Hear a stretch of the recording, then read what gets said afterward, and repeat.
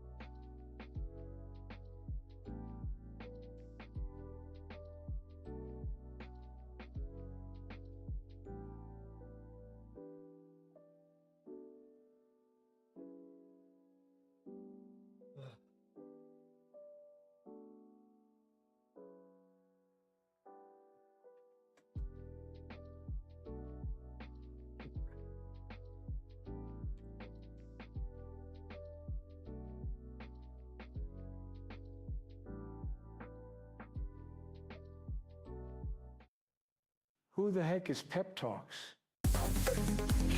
I'm not gay, but I fantasize about Marco Rubio. Pep talks. Pep talks. Pep talks. Let's eradicate the Kung Flu. I'm literally coming. Pep talks. Pep talks. Who the heck is Pep Talk? They want our women. They want our children. Pep talks. Sometimes no means yes. Grab them by the pep talk. Grab them by the Marco Rubio. Obama is a racist. Pep talks. I'm literally coming. I'm Pep literally coming. Pep talks. We found weapons of mass Pep talks. destruction. My fellow Americans, it has been confirmed today from Pep Talks that we are indeed all high on politics. Hello, good afternoon, and welcome to High on Politics. I am your host, Pep. Nice to meet you. Nice to see some returning faces here. I gotta stop saying that. The whole it makes absolutely no sense. No, it's always good to see you guys popping up in chat. Appreciate you guys stopping by. Oh man, Gotta be honest, guys. Having a little bit of a rough day today. Um, my dog is not doing well. I'm gonna. We're giving her a send off, and it's hitting me. It sucks. You know, even though she's an older gal, it's hitting me. So kind of kind of riding the day here, but it's also just, man, I have to say, I was kind of toying with taking taking the day off for like a mental health day, just from like the politics, because oh my god, it really, I have to admit, it's starting to wear on me a little bit. Just the news cycle is just constant, and my brain is starting to just give out because like there was a story that somebody had brought up in the Discord where I was like, oh no, what new breaking news is there? And it looks like that the White House took out certain articles of the Constitution on their website, and it's just, I had this moment where I barely reacted, and it scared the shit out of me because I was just like, that should be one of the biggest, like, again, this should be one of the biggest scandals. Like, this would, like, if this was a Democrat, this would be one of the biggest scandals. And it's just, nope, no, what are we doing? What are we doing? It's also kind of getting mentally taxing to just constantly just be like, oh my God, something else to be mad at right now. Woo! Um, but yeah, that's why I opened with telling you guys about, you know, my older dog situation, because yes, I'm already dealing with shit, and it's just like, really adding to it, man. Just really, really adding to it. But either way, we prevail. And this is something that I've always tried to do. I just try to kind of, you know, keep on keeping on. God, I hate that phrase. I really do. But yeah, it's also like I saw this breaking news alert pop up, and it's about the 5 people getting shot at the army base, right? Is it an army base? I don't know what Fort Stewart is. Yeah, army base. So yeah, I saw that, and immediately I was just like, oh, okay. What are we? Is there a broader conversation? Like, I'm getting kind of jaded to this again, man, because like the Republican structure of governance is just, they don't, they're not gonna do anything, and then on top of it, this gerrymandering thing is way more serious than people are giving it credit for. I have to say, like, not trying to be an alarmist, but man, we are at a very, very pivotal moment in history, and it's all being caused by a neurotic old fuck who's trying to bury his previous misdeeds. And he can't run from the Epstein stuff. It's just constant. Man, I got this weird clicking in my sinus today. I hate it. But either way, just so you guys know, I'm going to be popping upstairs from time to time just to go check on my dog because, again, want to give her treats and just keep her comfortable, man. Because it sucks. It sucks. It happens so fast too. Like, and I know some people that know my dog are gonna be like, "No, it didn't. We have seen this coming." It's like, no, no, no. I mean, like the literal turn where, like, yesterday she was fine, she was running around, but that's usually how it goes. Is like they have a really strong day, and then they just kind of decline from there. I've had this happen before. I've had dogs for better part of 20 years now, so it sucks. It really. It's the worst social contract that you sign, where you know eventually it's going to, well, I mean, some people don't. Some people, they do this thing where I've never understood this, is it like the keeping up with the Joneses thing? Sorry you are going through it at the moment. Yeah, man. Yeah, first my mom, then yeah. It You would think that with, because she's 16 and she's a yellow lab. So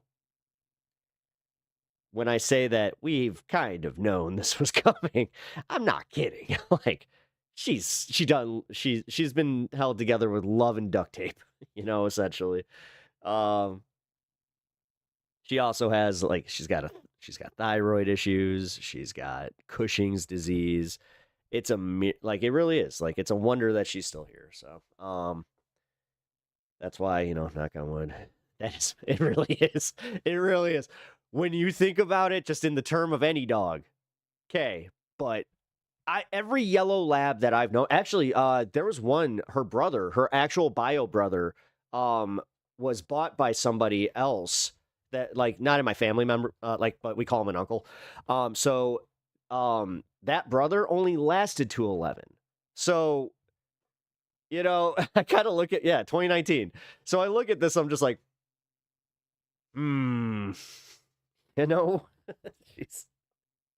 I don't know, man. It just sucks because, like, she's just so full of love. She's got, like, she's the best. She really is. She's the best fucking dog. Sorry, Stan. I'm sorry, buddy. Like, you're great. But she's the one that, sucks. I thought I'd be able to handle this a little bit better, knowing it was coming, but fuck. Yeah. As I said, worst social contract ever. And also what makes me really despise people that dump their animals and, like I was saying, I don't understand people that use animals as, like, a keeping up with the Joneses thing, where it's just like something that they do because it's like suburban. So it's like they'll get a cat because they think they have to get a cat, but then they don't take care of the cat. Same thing with the dogs. I hate to say it, like, I've watched that happen so much. Oh, what's going on here? Why is Twitch crashing? Twitch just crashed on my end. Oh, that's weird. The stream didn't crash, though. It was literally just Twitch crashed. Has that been happening to anybody? Like, I know that YouTube... Dude, I was experiencing that on YouTube the other day. I was watching Majority Report and it just crashed. That happened yesterday, though, so... Oh, God. Oh, God. Is it those attacks that they were talking about? He goes in and, sits with shelter dogs. Some of my favorite YouTube content. Oh, really? Yeah. I volunteer at one of my shelters, but I haven't been back there in a minute. Actually, since I started doing this. That's kind of sad to think about. I just realized that. Because you know what? If you can, though, always try to try to support your shelters. I do the thing where I just kind of give them like a little, I help with their budget as far as their paper towels and anytime they need a little extra dog food, that kind of stuff. Yeah, man. All right, so Rocky Kanaka. I need to watch that channel. I have a feeling I can't watch it right now. I will break the fuck down. I know me. Sorry, I'm not trying. I know how this goes. I went through this with my mom, where people were just like, "Yeah, Nova Rider, what up, dude?" I remember when I started the show, with like the few ones after that, and I warned everybody. I was like, "Guys, I know," because like a lot of people were just like, "You should really just be taking time off." I'm like, "Listen, I understand that this could be perceived as unhealthy, but it's like you guys need to understand that I need to get my mind off that." But, yo, Meta, what up? What up? I'm actually just kind of doing a thing where I want to talk nice about my pup. She's going through it. Unfortunately, we're probably gonna have to, shepherd her over the Rainbow Bridge, and I just want to say that she's been an amazing dog.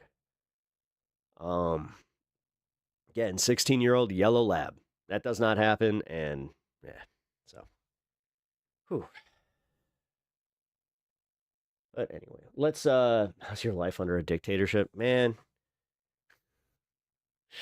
I gotta say, thank you for coming in with that. I actually need this little distraction. Yeah, it sucks. It just sucks. I mean, what the fuck else am I gonna say, man? I'm actually I have to be real with you guys, like, and I know it's partially because I do this as, like, this is what I do, but it's the constant news cycle with this guy. I finally had the moment that I had back in 2016, and I was surprised because I realized that when it happened, I was like, oh shit, I didn't have this, like, until now. Wow. Like, I went how many months of Trump being in office before I finally went, I'm just so sick of this motherfucker. Like, just hearing his voice, hearing his name, just the constant, like, it was like when he started fighting with that anchor yesterday. I was just like, you've got to be kidding me. Like, this is it. And there's nothing you can do. Like, his supporters are just, they're the shittiest they've ever been. America's turning into a really, really shitty place. I'm not exactly thrilled with the state of, social media right now. It's insane. It's fucking insane. Dude, within 2 weeks, we have two commercials talking about fucking superior genetics of white people. Yeah. And I didn't think I was that outraged about the Sydney Sweeney one until I saw the Dunkin' Donuts ad where I was just like, oh, we're doing this. Okay, so now we're doing outrage ads because because like this is it. I'm talking about it, and you guys are gonna go watch it. Then you might even buy a fucking then because I watch it and I'm mad at it, somebody's gonna be like, well, that Pep Talks guy is mad at this. I'm gonna show him by going and buying some Dunkin' Donuts that I never intended on buying. I'm gonna go shop at American Eagle, even though I haven't thought about American Eagle since I was fucking, I don't know. Jesus Christ, when's the last time I bought anything from that place? High school? Yeah, high school. Shit, I probably have a vintage American Eagle sweater. I should probably just fucking hawk it for thousands and thousands of dollars as a vintage piece of fucking race history. Sorry. My cat was 18 years old when he died. Rest in peace. I'm sorry to hear that, man. Yeah, I've had a rough few years, man. Starting in 2020, I lost my dog. He was 15 years old. Then after the year after that, I had my cat. She passed. She was, I think, 15 years old as well. Then her brother, a year after, not even a year after that. It was like a few months after that. He passed. He was around 15. As I said, man. And then yeah, we all know what happened in March. So it's been a lot. It's been a lot. But that's where I do look at her as 16 years old lab. Yeah, no. You want a hug? Virtual hugs are fine. It sucks. Yeah. Standing on the wait. Yeah, oh yeah, and that too. That too. Like he just went and stood on the like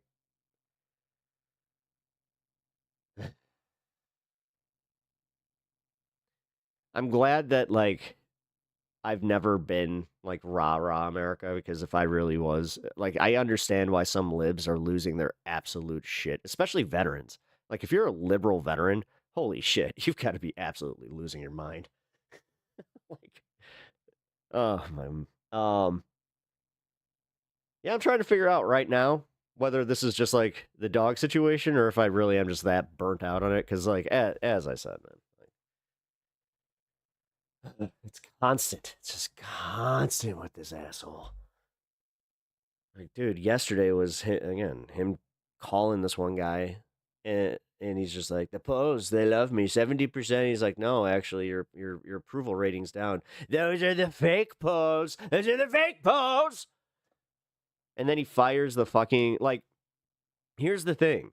We're already seeing corrections now, and there was a new report that AI has actually been overcorrecting the stock market to inflate how well it's been doing. So we're fucked. Like everything's fucked. And what's going to end up happening is nobody's really going to catch on until the very last moment, and we're not going to be able to do anything collectively because of it. Because unfortunately, we need these assholes to do collective actions in like the mass way that we like that need to be done. But you know what? These assholes are too fucking busy just being like, I gotta take my kid to soccer practice. Maybe I'll care when he's out of the house. Or they'll care when all of a sudden, there's a trans kid on their soccer team, even though it's a co-ed fucking soccer team. Dude, I really am I'm burnt the fuck out with this shit. I think after watching the Piers Morgan thing yesterday and just, man, like the way that he just constantly, like, it's just like, I'm an army brat who was raised in the ethos of military culture. It all seems like it was a lie, right? Because think about it, like, you guys, I know for a fact you guys go through like a little patriot training, and it's not so partisan. Like, you guys are actually taught, like, or were taught a pretty comprehensive breakdown of American history, because they also wanted you to understand military tactics behind the history of this.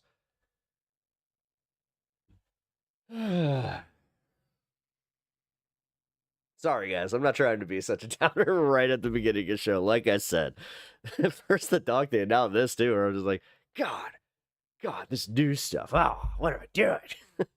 On a brighter note, guys, I have some pretty funny clips that were released by our friends over at This Space. I really appreciate the fact that they took the time to do that. I always think it's kind of cool where it's just like, oh, hey, look at that. So they actually said, I destroy Tim Dillon, which, arguable. You need to watch some clips of Carvel's sleep. Oh my God, yeah. Oh yeah. You know what? Maybe that's it. Maybe I just hit the. Oh my God, dude, that was so funny. You know what? Fuck it. I think that you actually, yeah, you win. I'll instantly be in a better mood if I see this. All right, so it's right near the. Oh my God, I forgot how fucking much this was the best thing on the planet. I don't think my series has gripped the entire world. Let's go. Great, give them all free housing, groceries. There it goes. Yes.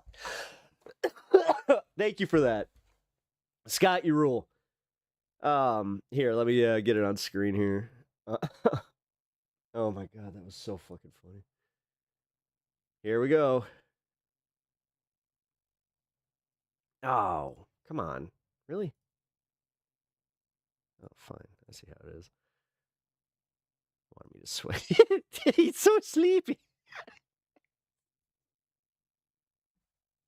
Thank you, Scott, for the win. Oh my God, this is the. Okay, so I think that we just found. I need to clip this. I need to remix and clip this because this is comedy gold. At the time. There I know, he you're going to goes. pay for it. Unfortunately, that's called socialism, which never works. But you could get Joe Rogan back if you're smart. Harry. Oh my God! I just realized that was also that was an earpiece one where they're like, James.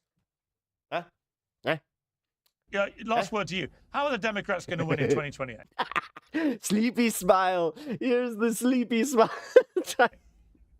I think it comes down to two things: authenticity and affordability. I really appreciate. Can we just here? We gotta zoom in on just him. Hold on. Let's see. There we go. Just here. Focus just on Carville. We need to just keep him front and center. Taking lessons from our enemies. Donald Trump in Night. 2024. Oh my God, we need some sleepy music here. Sleepy music. I mean, lo-fi sleepy. There we go. Here, James Carville to the lo-fi.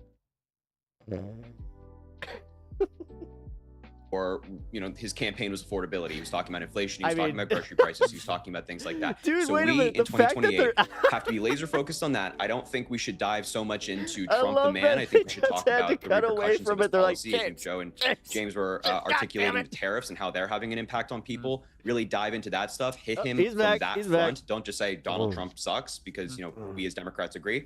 And then authenticity. Have someone who actually cares, actually believes in what they're saying. And I do like how he actually is still with it just enough to go, no. And has been fighting back against what they perceive to be Republican attacks in whatever office they happen to hold at that time. Goodbye, Jamesy. Yeah. And actually, maybe reserve calling people. Stare at the camera. He's doing the thing. He's like, nobody knows. Oh, I don't care. Nazis for when they're actual Nazis. That would Yeah, be let's my hold off little on that offering one. as well. Yeah, I'll hold off on that one. Thank you all to my panel. It's actually a really interesting debate for the life and soul and heart of the Democrat. This is really sleepy, groggy spot. Do you think Kat saw him I think America needs a good opposition. Because I know that half the time you can't actually see the panelists. Needs a strong Democratic Party. I don't like seeing the Democrats in such total disarray. But sometimes you've got to shake it all up to shake it all out and find out who the next hero is going to be. He's telling you what to do there, James. Maybe there you go. Shake it up. And it's going to be a fascinating thing to watch. I appreciate you all coming on. Thank you very much. That would have actually been kind of funny had he just been like, "Have a good nap, James." All right, cool. I'm glad that you brought the mood back up because holy shit, that was wonderful. Thank you for the reminder too, because I did kind of forget. So yeah, that one's going in the. Anytime that I need to feel a little bit better, we will just watch that clip of James Carville falling asleep on Piers Morgan. I hope that I'm doing this in 10 years, and that's a clip that I can pull out and just be like, guys, hey, I'm kind of feeling a little blue. Y'all want to watch some James Carville falling asleep? He'll probably be long gone, and it'll still be hilarious. Oh, man. Oh, that was fun.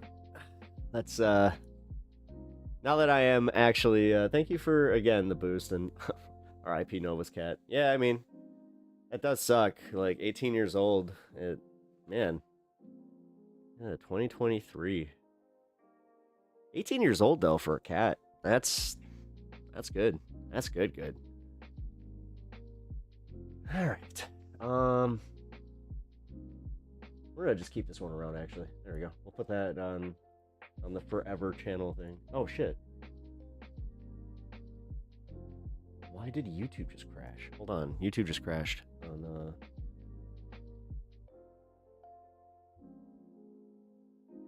Creator Studio. What the hell? Oh, that was weird. Everything just went black. Huh. That cat could legally drink. What? Where? Isn't the federal drinking age 21? I thought that, or wait. Is there a federal drinking age, or am I just that stupid that I always thought that there's a federal drinking age? I don't know anymore. I don't know anything anymore. My brain is pudding.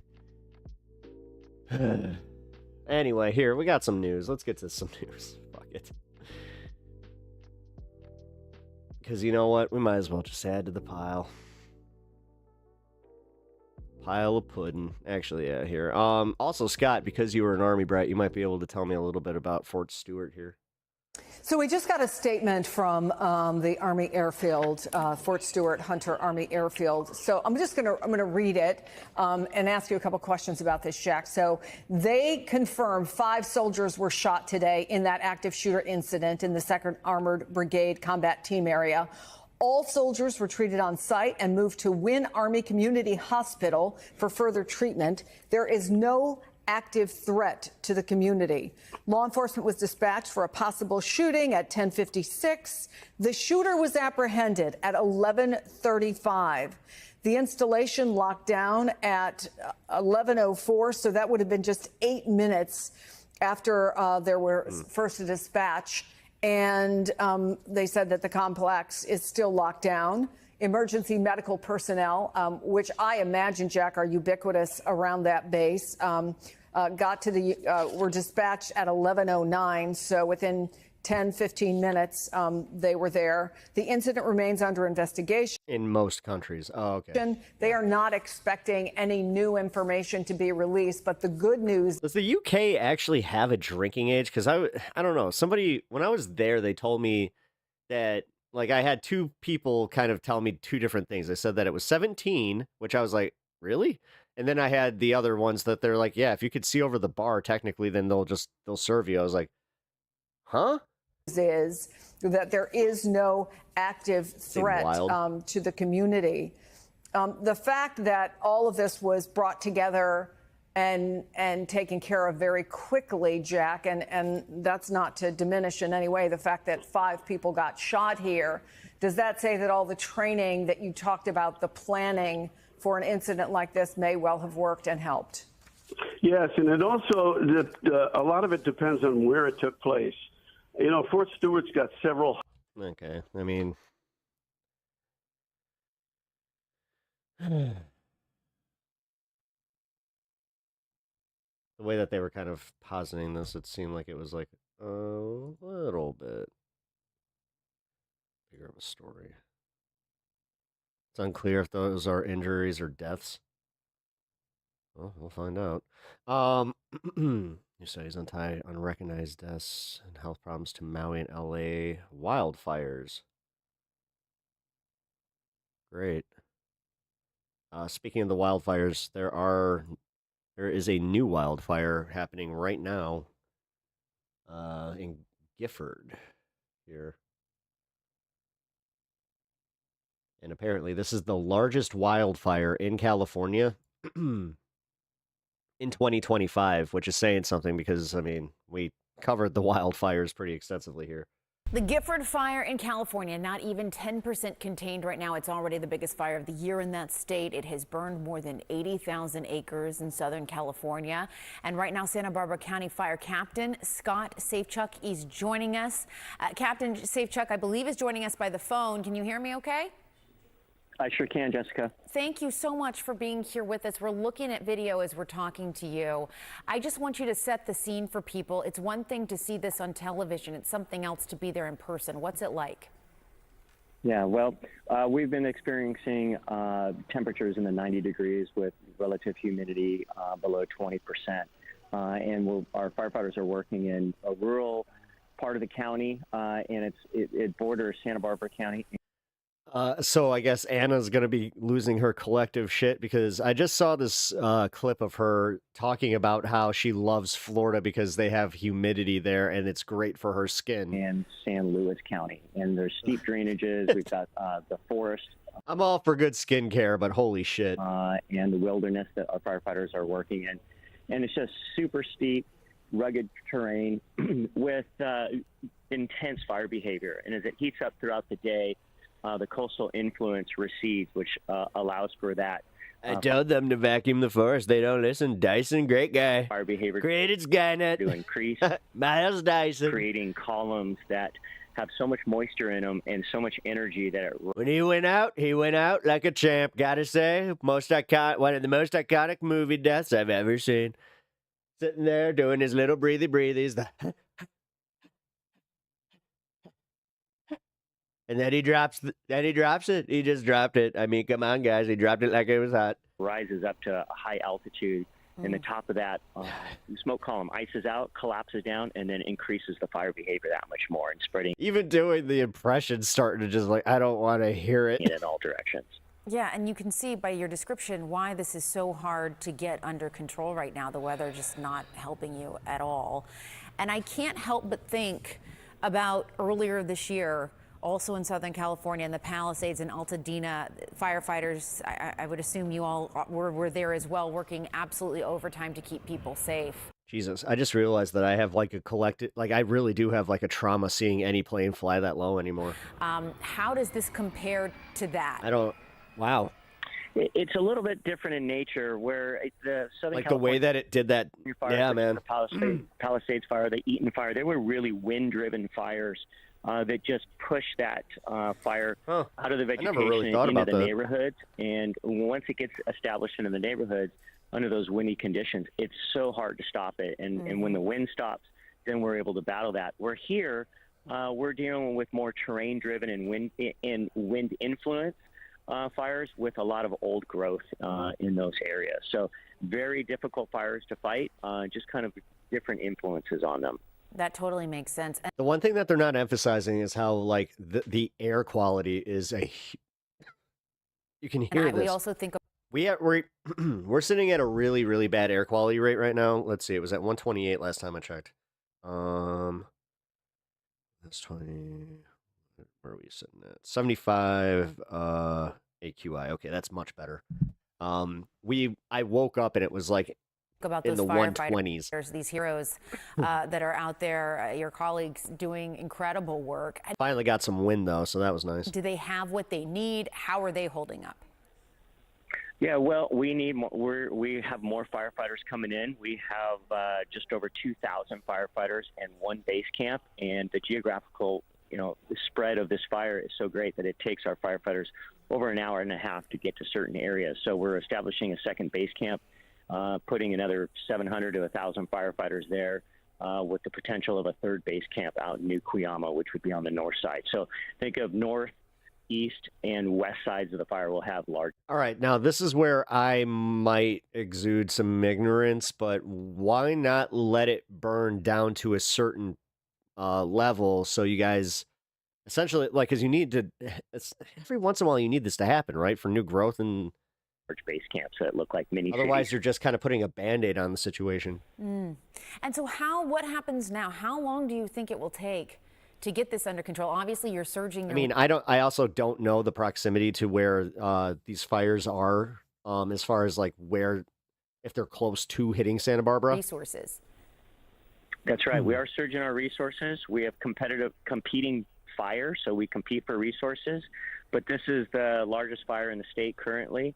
And it was just a month ago that we had the largest fire at 80,000 acres. So Yeah, I was about to say, it was only, Jesus, it feels like it was a year ago. Surpassed that. And oh no. That fire was just to the east of us. I wish I was kidding about that. It really does feel like I covered that at least months ago at this point, but geez. Our northeastern edge has hit that. Maybe it's risky to let it grow, maybe get too big or unpredictable winds. Edge of the Madre fire. So that allowed us. Oh, no, you're right. You're right. I should have known that. Yes, the winds, duh. Because they were anticipating up to 90, up to 70%, 90 to 70 mile per hour winds like they had last month. Holy crap. Some containment improvement. And we just keep working forward. We have more resources coming, and we'll just keep working hard on this fire. Thank you, Tri. I appreciate that. Also, what up, dude? Just quickly, do we know what started this? I know that Summer combat vet. Also good to see you. Can take Sorry, a while to figure as out. you guys filed in here, Yeah, it is under investigation with our law enforcement partners under a unified command with the Forest. This new update sucks, guys. Service, I hope Cal Fire, California Incident Management Team, which is a federal team, as well as the Sheriff's Department. And I've been having problems getting my YouTube comments from YouTube. So I'm not sure if you guys noticed that they did a little update over the weekend. Collectively, they are working to solve this. All right, Captain Scott Safechuck, thank you. Please stay safe out there. We really appreciate your time. Like I said, I really do. Yeah. And I want to bring in I have Derek a Van nervous Dam now feeling in our weather right here where center I'm to just walk us ooh. through the elements that they are fighting. Derek, as we were just talking to the captain there, he really laid out just how much they are up against the weather here. Yeah, 100%. So there's this recipe for hazardous fire weather, right? Low relative humidities, strong gusty winds, and we have increasing temperatures. And unfortunately, that's set to continue in the days to come. But I want to show you just how effective these firefighters are on the ground. This is some astounding video time-lapse of the Gifford fire as it approached this ridgeline. Here's the firefighters. They're creating what is known as a fire break. It's a natural break in the vegetation to help stop the forward progress of the fire as it travels over these steep mountainsides in Southern California, Santa Barbara, San Luis Obispo County. And then as we get into the darkness of night, you can see the flames still burning out of control out of what is now the largest fire in California so far this year. And of course, we're just getting into the meat of the season. So it is a challenging. Sorry. The way that he just walked into frame by accident was kind of funny. Situation, considering that it's always kind of fun to watch them experimenting with this new, camera technology and trying to be, hip. Over 80,000. We gotta keep up, guys. Acres that have been burned. Which is so weird because I've caught CNN using things like StreamYards. Far with 9% containment. But when we talk about the relative humidity levels, we want to see them upwards of 50 to even 90%. But right now they're ranging from 15 to 25%. That's a problem considering that That low relative humidity means we have such a dry atmosphere in place. Then you add the winds that increase, and then the temperatures that increase, and we have a recipe here for more explosive fire growth. So this is the Gifford fire. You're looking at the evacuations map. That shading of red is actually the mandatory evacuation orders. It is by law required to evacuate that area. The evacuation warning surrounding that. There's a lot of smoke associated. The fact that they had to do that with the system, because you had so many people that just were not going to leave their homes, and the one that happened last month, man, as well. They should be very happy that that law was there. And this is just incredible because you would have had a lot more people. Future forecast of the smoke has it billowing Holy crap. The Gifford. Yeah, Las Vegas is going to get pummeled with that. Fire moving eastward, impacting places like Las Vegas. This is what it looked like on the Strip yesterday. Just that hazy, smoky residue over the Las Vegas Strip is just really saying something. 400 miles away from the actual fire. So the heat not getting any better. Again, as somebody who's been dealing with that from Manitoba, this isn't like this week. In fact, I don't know, why do we do this? Where it's like this is kind of natural. This is how it works. The hazardous fire. I know the human brain is just like that's a lot of space. I've gone 400 miles, and that's a long drive. Other conditions will continue and get elevated. Just not understanding how the jet stream works as we go forward in time. Which, dude. Aren't you a meteor? Isn't he the meteorologist? Jessica. If he's the meteorologist, I'll say this. He's embarrassing. Yeah, just really telling to see how far that smoke has traveled. Derek Van Dam, thank you so much. Derek Van Dam. Oh. Welcome to Oakville is on. Which that is an awesome name.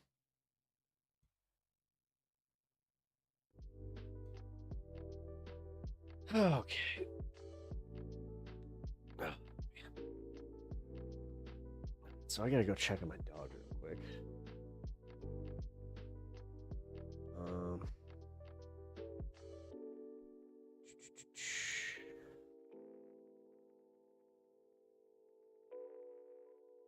Here.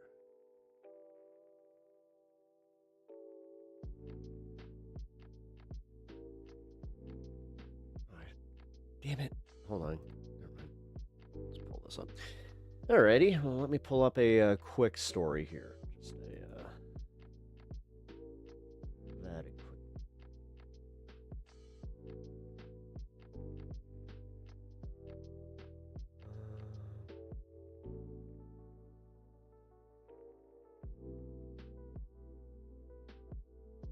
That is not quick. And we're following more breaking news. An immigration enforcement operation at the Home Depot in Westlake. It comes just days after a key court ruling preventing federal agents from detaining people here in L.A. based on their location, appearance, or language. NBC4's Camilla Rambaldi joins us live with what we know about this operation so far. Camilla, good morning. Hi, Annabelle. Good morning. We're here in the parking lot of that Home Depot off of Wilshire Boulevard. This is the area here where that latest immigration enforcement operation took place. Just on the other side of this parking lot, there are also a number of street vendors. I have reached out to both ICE and DHS to find out more about this operation. It is still unclear how many people were either detained or arrested here this morning. Let's get you straight to some videos shared with NBC4 from earlier this morning. Here in this video, you can see what appears to be several Border Patrol agents in tactical gear taking several people into custody in the parking lot here near several street vendors. You can also see what appears to be a white van with a number of federal agents inside. Again, this is the latest immigration enforcement operation that has been carried out. There have been several in June at other Home Depot locations and businesses across Southern California. Earlier this morning, I spoke with one worker who was here. He told me he was undocumented and that when the federal agents got here before 7 this morning, he says he started to run away. Here is more from him. NBC4 also spoke with the organizer of the Los Angeles Tenants Union that was also here this morning. How many agents did you see? Around 15 or 20, I think. This area, you know, where the people sell food every morning, they arrest 5 people in that area. But they arrest more downstairs. They came in unmarked Sprinter vans and trucks, and then a rental Penske brand moving van, or moving truck rather, like a box truck. And they, pulled in never over by used that Penske. Starbucks over there, and then ban Penske. Like, I mean, at this point, you guys know how I feel about boycotts, but if you guys need to use any moving company, fuck Penske. Up into this front part of the lot off of Wilshire Boulevard, and they grabbed whoever they could. And a statement from Penske Trucking Company to NBC4 today reads in part that they are aware of this morning's operation. The statement goes on to say, quote, Penske strictly prohibits the transportation of people in the cargo area of its vehicles under any circumstances. The company Oh, so they need to sue the crap out of the government for using their moving trucks. was not aware that its trucks would be used in today's operation and did not authorize this, end quote. U.S. Attorney Bill Assaley also... Sorry, guys. You're still getting some blame here until I see some actions here. It seems like you have some power there. I don't know. Get some lawyers. Posted on X earlier saying in part, quote, for those who thought immigration enforcement had stopped in Southern California, think again. MAGAs love these moving trucks. The enforcement of federal law is not negotiable, and there are no sanctuaries from the reach of the federal government, end quote. Again, didn't Elon use moving trucks for their political groundwork? I have reached out to both ICE and DHS to learn more about today's latest immigration operation. No, but he did pay $15 million to Trump as a mea culpa. Here in Westlake, and I am waiting to hear back. In Westlake, Camilla Rambaldi, NBC4 News. All right, Camilla, thank you so much for that. If anybody was expecting, Elon to keep going with his whole bringing down Trump and the elites thing, Ugh. You know what? We need to smoke. I just realized it. It's...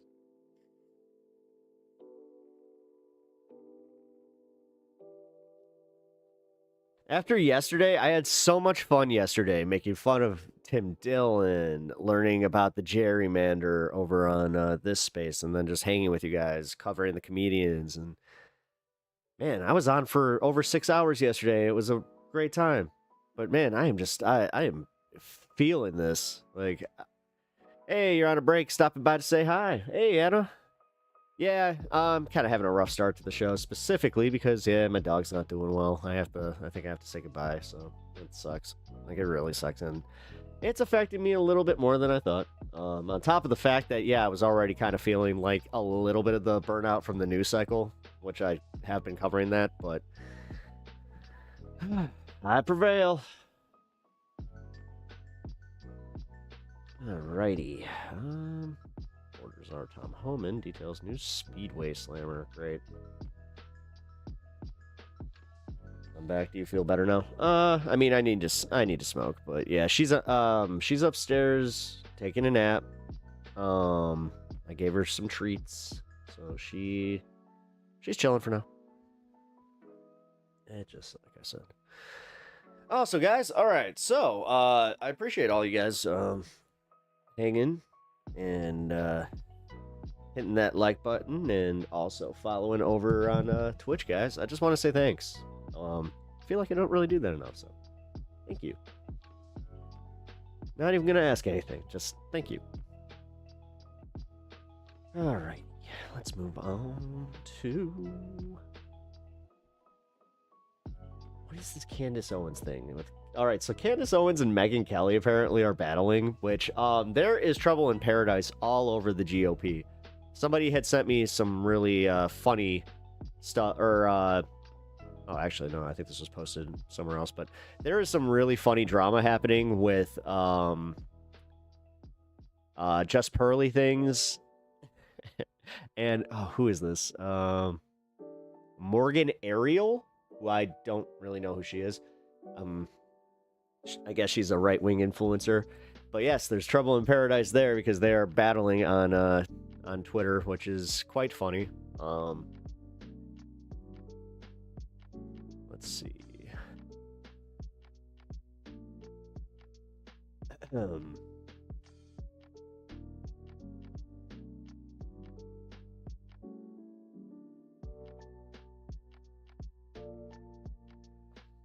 Tucker and the other guy and the other arse. Dude. Did you know that they're kind of going after videos for that, for using racist?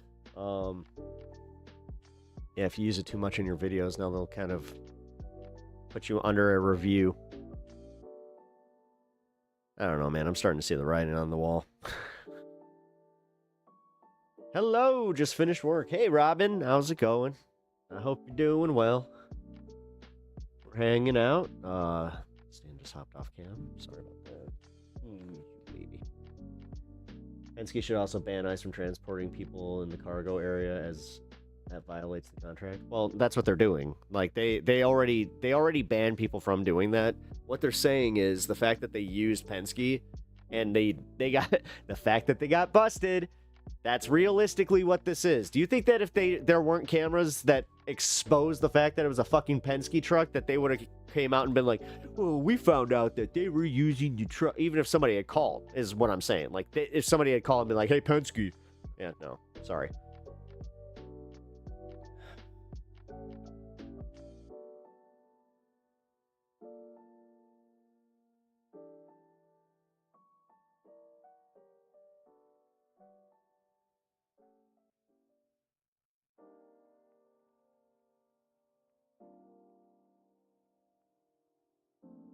What happened last night?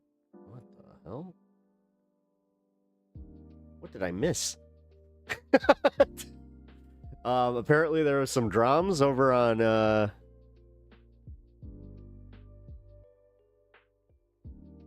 in one of the Discord space, or in the Discord spaces. Oh, I don't know.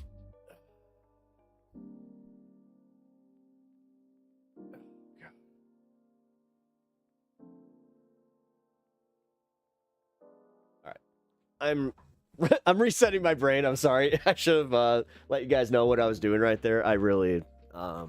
I go quiet, try to breathe for at least 5 seconds, close my eyes, or just kind of blink heavy, and then reset. God, I learned how to do that when I was a real little kid. So if you guys ever see me do that, that's what, yeah, that's what I'm doing. I don't think I've ever just, like, told you guys that, but yeah, I learned that as a stress coping mechanism when I was about 10. It works for me, so I'm not going to question what works for me. Other Hannity, dial-up dial-up noises.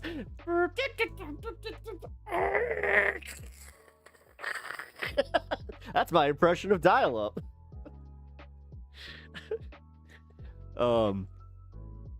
Okay, so I forgot I was going to talk about this a little bit. So when I did my little bit on Tim Dillon yesterday, the guys over at this space, they clipped it and they put it out there. So here, let me at least get that so I can share it and you guys can go watch that. I really appreciate if you do. But it's legit. Like, I had a moment, and I don't like admitting this because it sounds a little weird, but I had a moment where watching it, I legit bust out laughing. I was just like, okay, that was fucking hilarious. When I called him chubby. Holy shit.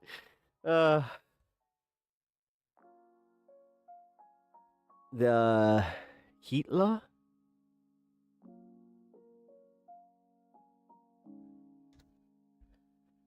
I don't know who you're talking about there, Try.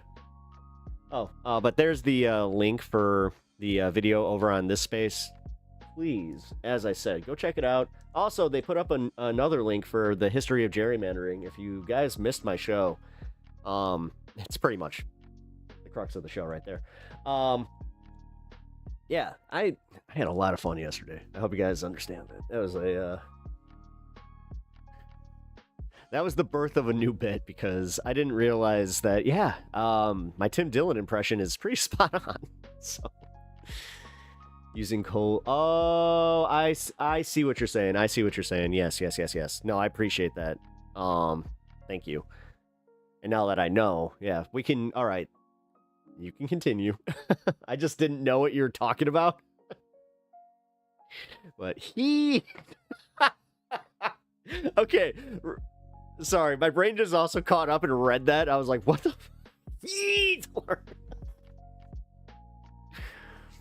oh, God. All right. Well, I defragged. We're good. We're good to go. Let's talk about this Candace Owens thing that I was just teasing here, because her and Megyn Kelly are going at it, which is kind of hilarious. So, here. All right. The gents. They actually do like straight. I'm not sure. Is it the gents? What is it? The gents place? I don't know what that is. I'm assuming it's like a more high-end sport clips. Candace Owens absolutely lost it on Megyn Kelly over her coverage of French President Emmanuel Macron's defamation lawsuit against Owens, which pertains to Owens' claim that Brigitte Macron was born a man. Kelly discussed the lawsuit on her show with lawyers Arthur Aidala and Mark Eaglelarch on Tuesday, noting that Candace Owens seemed gleeful over the lawsuit because she'd get to sit across from Brigitte Macron at a deposition and hear her asked about her penis. Eaglehart warned that Candace Owens was so close to the line, it's not over it, while Kelly confessed that she hadn't watched Owens' series about the allegations. Nevertheless, Kelly observed that her producers watched it and they did tell me, oh my God, why would you admit to that? Why would you continue this? No, Megyn, no. Sometimes you just say, I didn't watch it, I don't have an opinion, but my producers told me.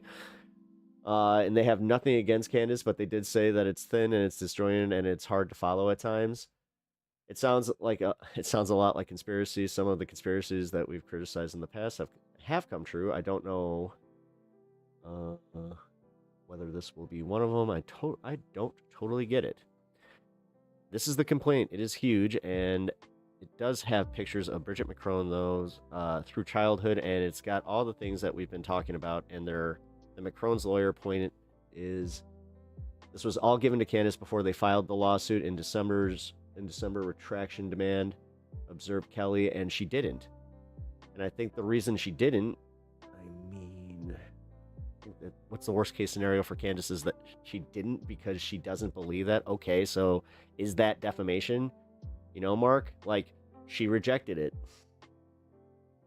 And let's go the nastiest possible interpretation of what she's done. She's a conspiracy theorist who got twisted up in the Macron thing, and it's not true, so she refuses to see reason. I'm not sure that's reckless disregard. That's the worst case scenario. The best case scenario for Candace is it's true and these people are lying about it because they don't want to be humiliated. Owen's response from the segment on X, writing, from transgenderism to COVID, Megyn Kelly has consistently been on the wrong side of every issue. She thinks she's smarter than her audience, but she isn't. She's being destroyed by her own comment section for trying to do a hit piece on me in defense of Brigitte Macron. Discussing a series while consciously choosing to not to show even 1 minute from that series, while also admitting that you never watched it, makes you a coward at best. I will admit that is a point. At worst, an unwitting defender of an orbit of pedophile. Sorry. There's the dyslexic part, and then there's also the I gotta keep this TOS part, and they really, God. Can you write this for YouTubers, please? Kelly didn't take the criticism lying down. Actually, the segment was very fair to @RealCandiceO with straight legal analysis from Macron's claims. If anything, I was skeptical about them arguing Candace Owens really seems to believe her statement, which may save her legally. She fired back, but some people spend their days looking for new enemies. Ooh, is that a threat? I mean, she could have followed up with, and she found one. Oh, the Nick Fuentes thing. We covered that, right? Yeah, no, we did. We watched that Kyle Kalinske thing. Okay. I was like, wait, we did cover that. Man, as I said, it has just been... It's kind of catching up to me where I'm like, holy shit, guys. Like, we have covered... Just in this week, we have covered a lot. And it's Wednesday! Ugh. All right. Here we go. Biden appointee could stymie Trump's effort to reshape Fed. President Donald Trump's coming nomination of a new member of the Federal Reserve Board of Governors will focus attention on the plans of 3 other appointed by his predecessor, as well as Fed Chair Jerome Powell himself, who combined could offer a powerful counterweight against any efforts to overhaul monetary policy of the central bank operations. I mean, if he keeps it up with the tariffs, we're going to be like... I said that we were going to be in a depression by 2030. If he keeps it up, it's actually going to be under his presidency, which I'm pretty sure that the Republicans don't want that. There is a reason that they had all these things sunset. Or not sunset. Sunset would imply that they're ending there. Start after the possibility of them losing any government control. Which, again, careful what you wish for, man. Because if they maintain as much control as they have, they're eventually, like, yes, they can blame the Democrats right now because for some reason there is this collective memory of just like, yeah, well, Biden, it was only like a year ago. But seriously, the more things get more things get expensive, especially energy. Trust me, that one, I just watched a segment about how the, actually, we should watch that. Wait a minute. It's almost like I was doing my homework. And I just kind of watched it as my own little entertainment while I was eating. All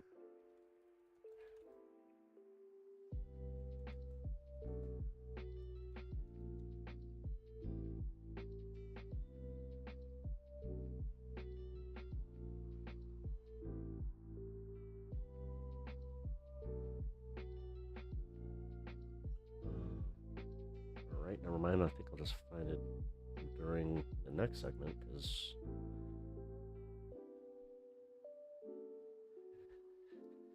what's going on with YouTube today? It's Wednesday, my dudes. It is. MAGA Wars seems like it could become a consistent news segment of the show. Oh. MAGA Wars. Where we just cover... Okay, actually, that's not a bad one. Yeah, so on today's edition of MAGA Wars... Sorry, I had to let the dog out. Like I said, it's going to be a lot today, so just give me a second.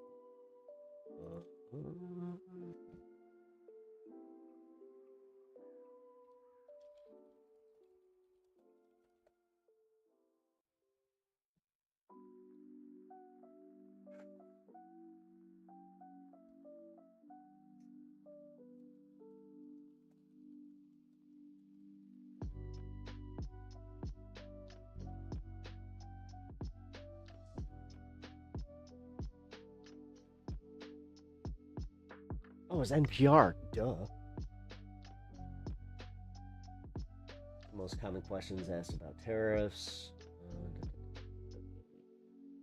Stockpiling.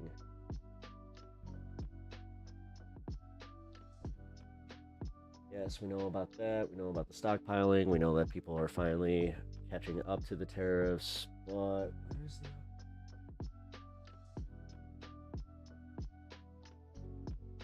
slow-rolled price hikes and hope that tariffs will blow over, but now the his new wave of uncertainty is also hitting the markets. I was wondering about that.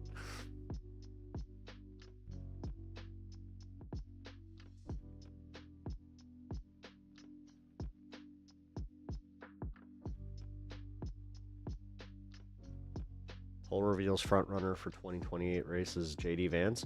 No, it's gonna be an incumbency thing with the vice president? You thought what? These guys can't even pretend to understand why they chose Kamala then. Like, stop it. Just thinking just the infighting.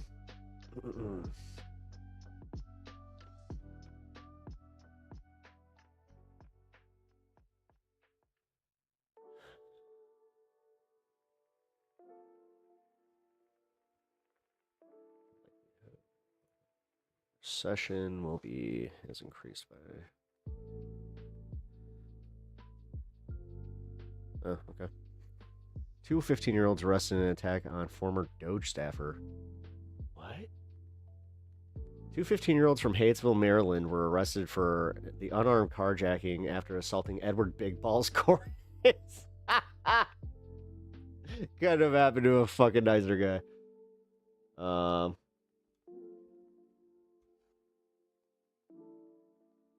And they were juveniles, so haha.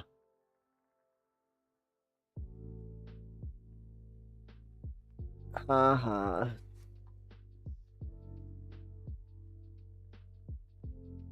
So let's see. Trying to federalize DC if crime by minors continues. Do you think that they did a false flag but didn't tell them that it was a false flag, so they just attacked Big Balls and they used Dude. No, see, he's already trying to, like, this is how desensitized, this is scary, because I'm getting desensitized to the threat of martial law. Because that's essentially what he's doing. He wants to declare martial law against minors. Did you see that? I mean, dude, how many kids did he fuck that he wants to go, like, seriously lock up every minor? Allegedly.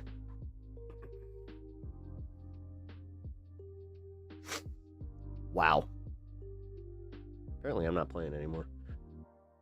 Scott, back to school stuff got expensive. I have one in college still. It's terrible. That sucks. Yeah, I'm not sure if you guys were here yesterday, but the the car that had over 300K, it looks like it is also on its way out, but yeah, thank God. Thank God I ran into a situation where I'm just like, okay, this might not be that bad. We'll see. But I can tell you right now, car parts are insane. Absolutely insane. I was looking at replacing just one rotor and brake pad, because also you can't do that. I keep forgetting that you have to buy them in pairs. Because, you know, whatever. Yeah, they're insane. Which, if the price of the... I couldn't imagine what places are charging for that. Man. Dude, I forgot about that, too. Never lend anybody your jack. Because then you can't jack off. I wish I was kidding. I wish I was kidding about the... yeah, don't lend your friends your car jack, because I did that, and the guy who I lent it to moved to Africa. So, don't think I'm getting that back. I'm in so much pain. Aw, buddy, are you... What's up? Like, physical? What'd you do? Also, Ryan, hey, buddy. How you doing? Car parts are insane, too. Actually, I had one kid come back from the automatic store with only one rotor. How? And I clicked on stream, and the first thing I hear is, you can't jerk. You can't jack off. Yeah, I was talking about how I lent my my good car jack to a friend who not only he kind of just like disappeared with it. Like, I literally, next thing I heard from him, he's like, I'm moving to Africa, and I remember asking him about that. I'm like, hey, can I come get my stuff? He's just like, oh, I already moved. And I'm like, why would you say you're moving and you're already there? Wait a minute, that's not how that works. I guess it is, though, because I guess he was visiting and then decided he was moving and just staying, which, sus. Yeah, I'm sorry to hear that, man. Yeah,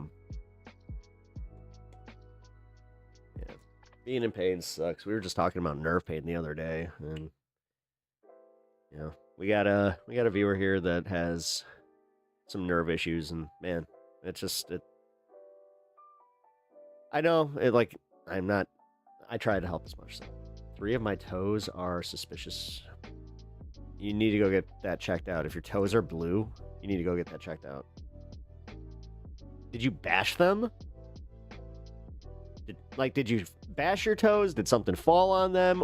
Or is this like a, like, you could have a blood sugar issue and that could be much, much deeper, like, like, that could be a huge problem, dude. Like, have you been tested for, like, type 1, type 2 diabetes? Like, that sounds, now I'm alarmed.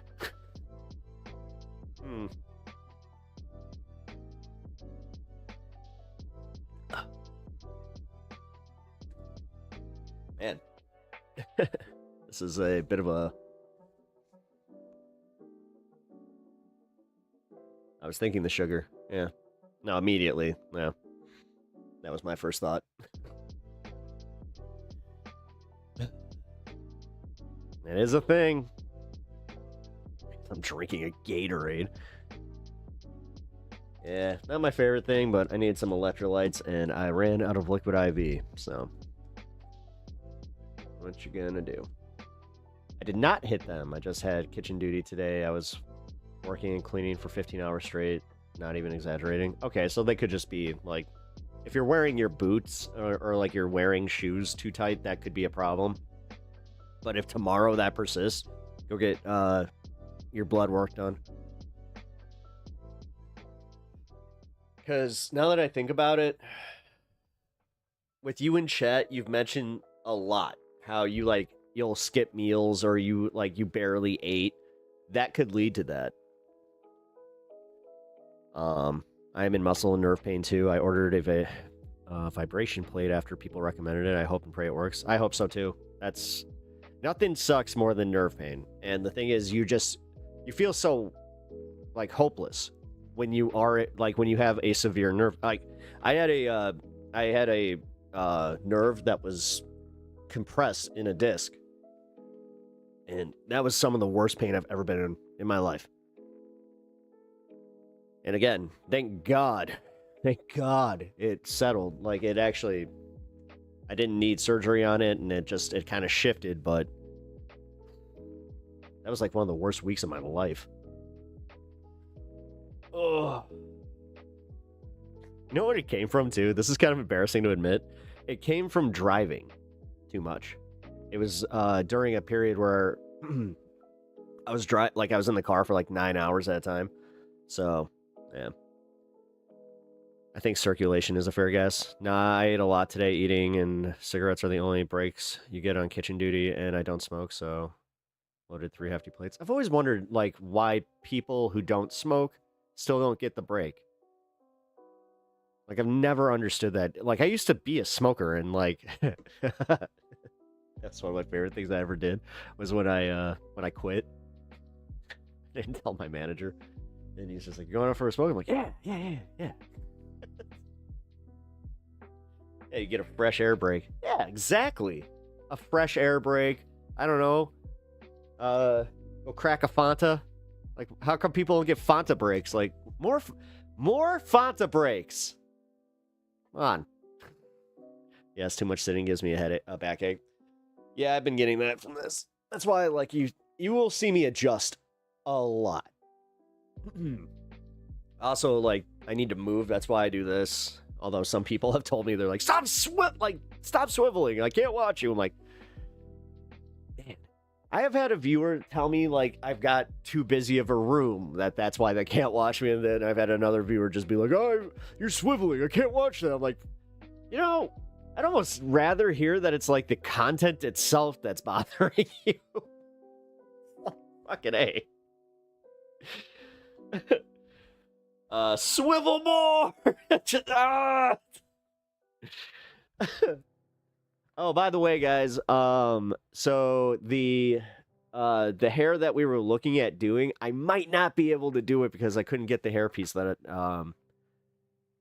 that is required to do, like, the big top piece. So we're definitely doing, like, this, we're gonna work, like, with all the sides here and try to, like, do a pullback and kind of, we're going to mesh some of the designs together. So, but yes, Friday will be the day. It's going to be a little bit of a later stream. I'm probably going to start a little bit later because of it. I'm thinking what we'll do is we'll move over to Twitch, and it'll It'll be a Twitch exclusive where you guys get to watch me get my hair done. And we'll watch something fun, so, because if I push it over to Twitch, then I don't have to worry. That'd be kind of cool. Okay. Oh, by the way, Christina June, welcome. I haven't really seen you in chat before, so if this is your first time, hi. Nice to meet you. Either that, or you may have changed your name, because I know that's a thing. So if I do know you, hi. Either way. But I hope you're enjoying the content. Hope you're already subbed to the channel, and if you've left a like, then I really, really appreciate it. If you don't, I also just appreciate you being here, so. Aggressive chairs 360s. So aggressive. Thank you. First time. Awesome. Well, welcome to the show. I'm Pep. My show's usually a little bit more, jovial, upbeat. It's just, I don't know, man. The last 2 days have just been so much that it just kind of caught up to me where I'm like, holy shit. The news cycle's a lot. Yeah, nice to meet you, Christina. Yeah, most of the people here are regs. I have been on YouTube since November, so, 9 months? Jeez. 10 months? No, 9 months. Still. You guys are awesome for hanging. All right, let's that was pretty funny to see that Big Balls got attacked. Although not funny to see the martial law implications that could possibly come from that. But Christina, yeah. Just out of sheer curiosity, did you find the channel just from recommends and just kind of pop on in and just feel the vibe? Is it 420 yet? Thank you. Thank you, Scott. Do that more. Give me, say it like a minute, from it. Oh, that's perfect. Because that just got me to go, oh, yeah. Could have been more deserving, or happened to him more deserving. That's what I said. I literally said that. I think I said it couldn't have happened to happened to a nicer guy, but you know what I mean. Pretty much same implication, but yes. But yeah, Christina, we like to cheers here. We do a little 420. No, just randomly came in my feed. Hey, cool. That's really cool.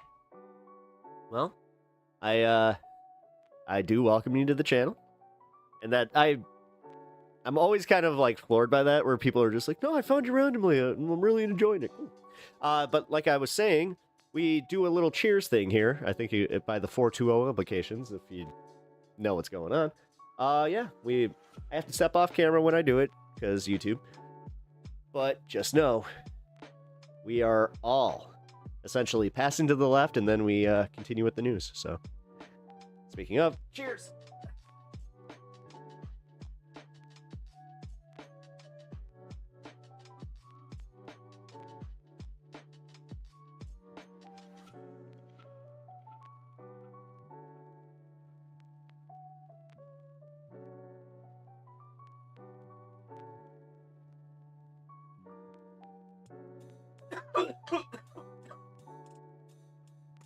All right, that was a good one.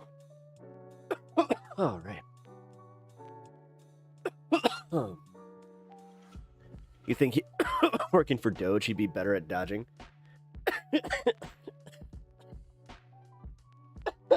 I almost did the zing, but that was legit funny, so I don't want to. I don't want to take away from that.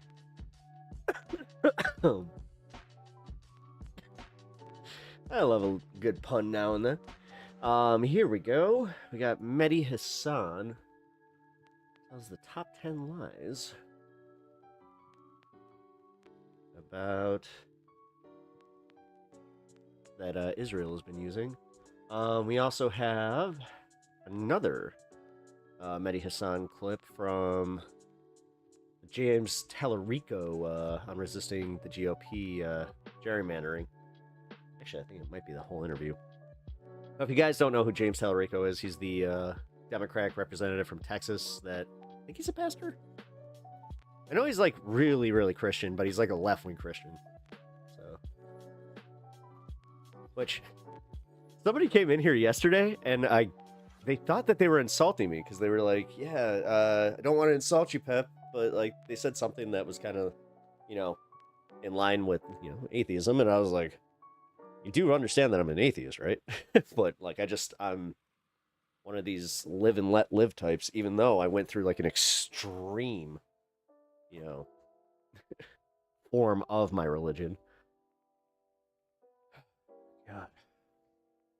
Oh yeah, Adam Friedland also reacts to Chris Cuomo calling him a self-loathing Jew.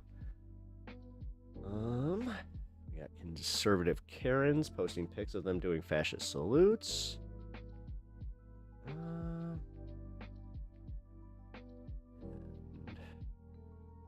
Hamas is... Whoa, and then we have a heated debate that broke out on Piers Morgan that I don't know, man. After yesterday, I really did start kind of like coming to terms with the fact that, yes, I like some of our Piers Morgan content that we watch here it's fine, but man, that really got me where I was just like, oh, he sucks, and honestly, giving him this attention, now I'm starting to kind of get to that point where I'm like, maybe I shouldn't be doing that. Who's the Adam Friedland. He's a Jewish comedian.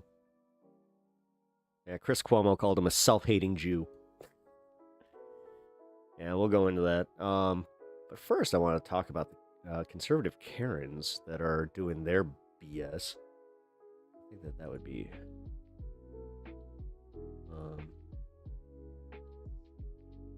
be a good way to start with this.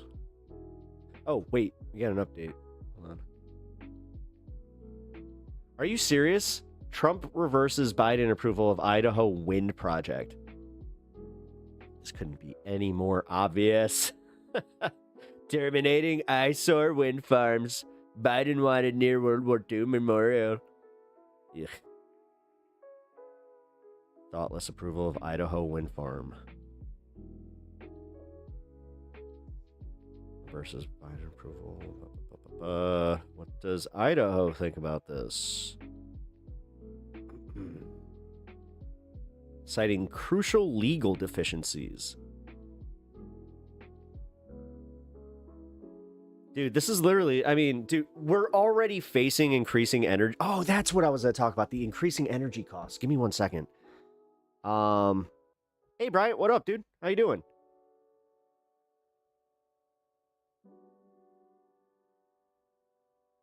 Idaho has no thoughts, only potatoes.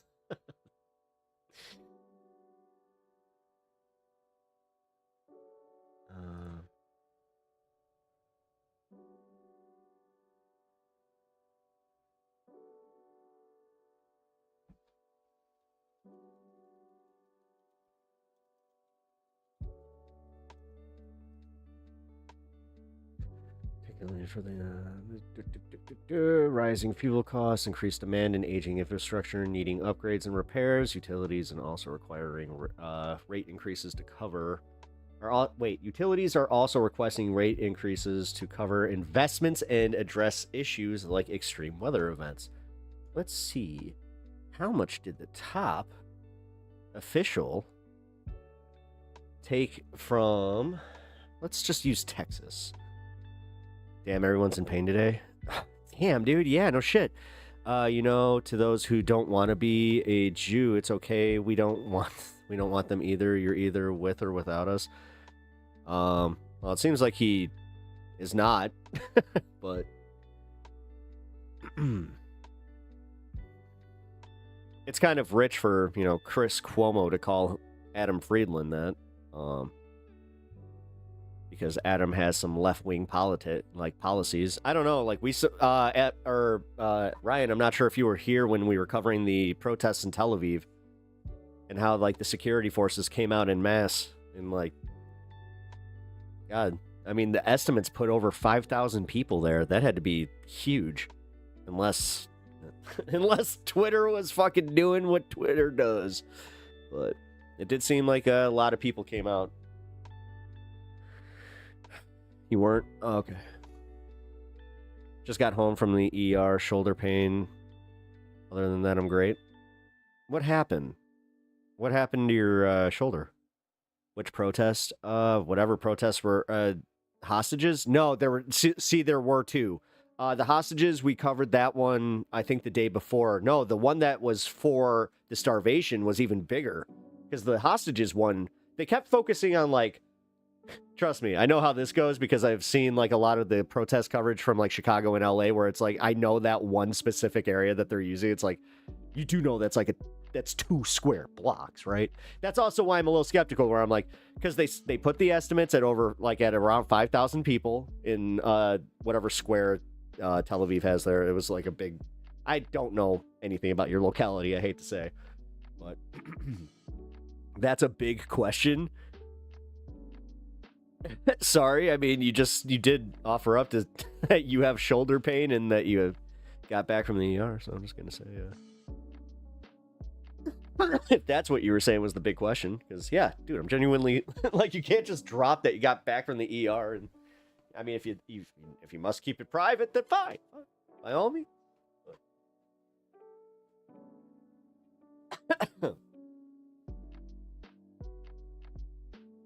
What I mean is, it's a mystery. Oh, you actually don't know? You're just like, oh, you have massive shoulder pain and you have no idea why? Oh, that sucks. Yeah, man, what is up with all these pinched nerves going on? Because that seems to be a common one. Yeah, Ryan, it's not just pain, it's like specifically like nerve damage. What the hell? Man, you guys got me on like edge now. Now I'm like, oh, I gotta make sure that I don't sleep wrong. All right, so let's see.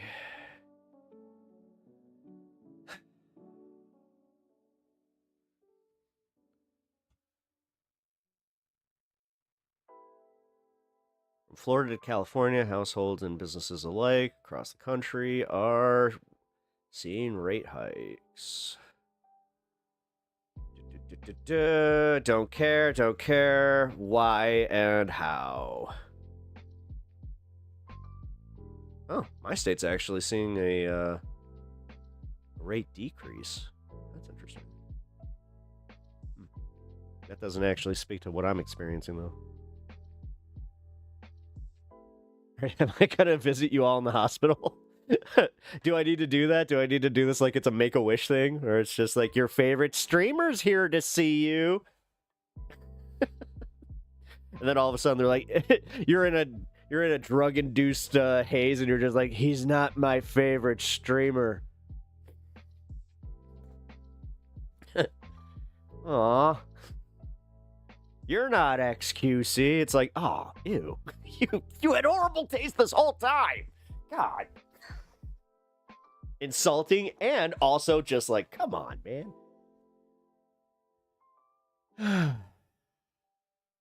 OMG, can you imagine Make-A-Wish calling in like PewDiePie?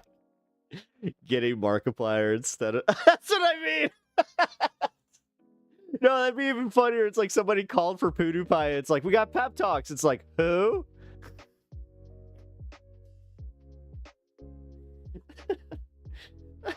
Oh my god, that would be so awkward. Only 5K protesting the starvation of children in Tel Aviv. In Tel Aviv. Yeah, I mean, 5K at any protest is a lot, man. I have to say.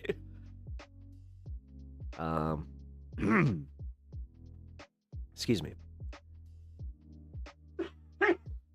Wow.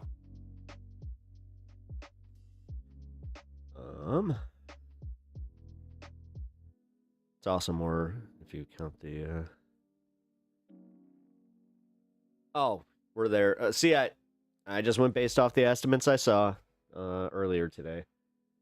And then you had the Israeli press coming out and saying that it wasn't that many people, that they were using... like, that's why I'm doing the thing where I'm just trying to report. God. You want disappointment? You ask for Markiplier and they bring you Logan Paul or something? Oh, man.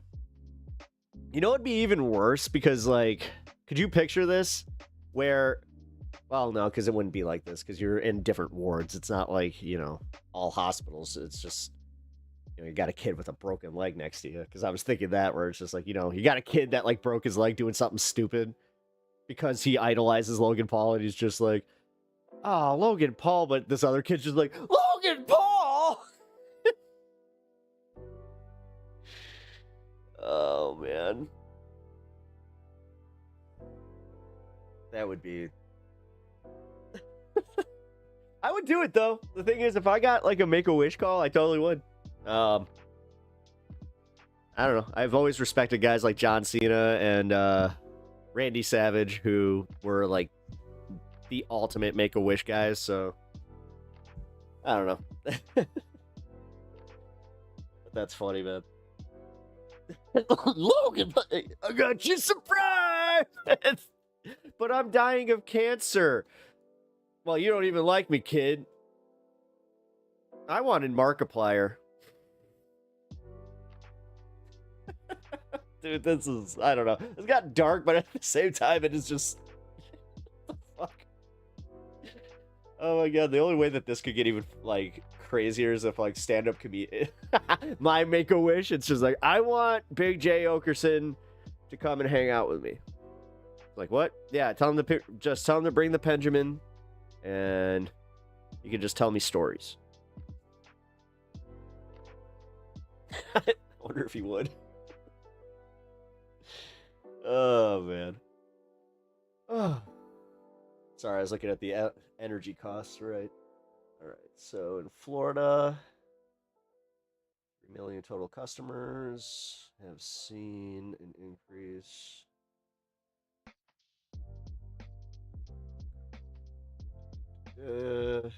Oh shit, they're also saying climate change. That's a big one.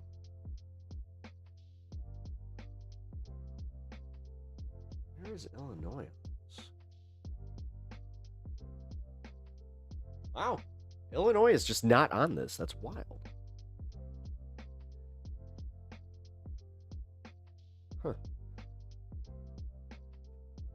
Yeah, because we're definitely going to be seeing an increase in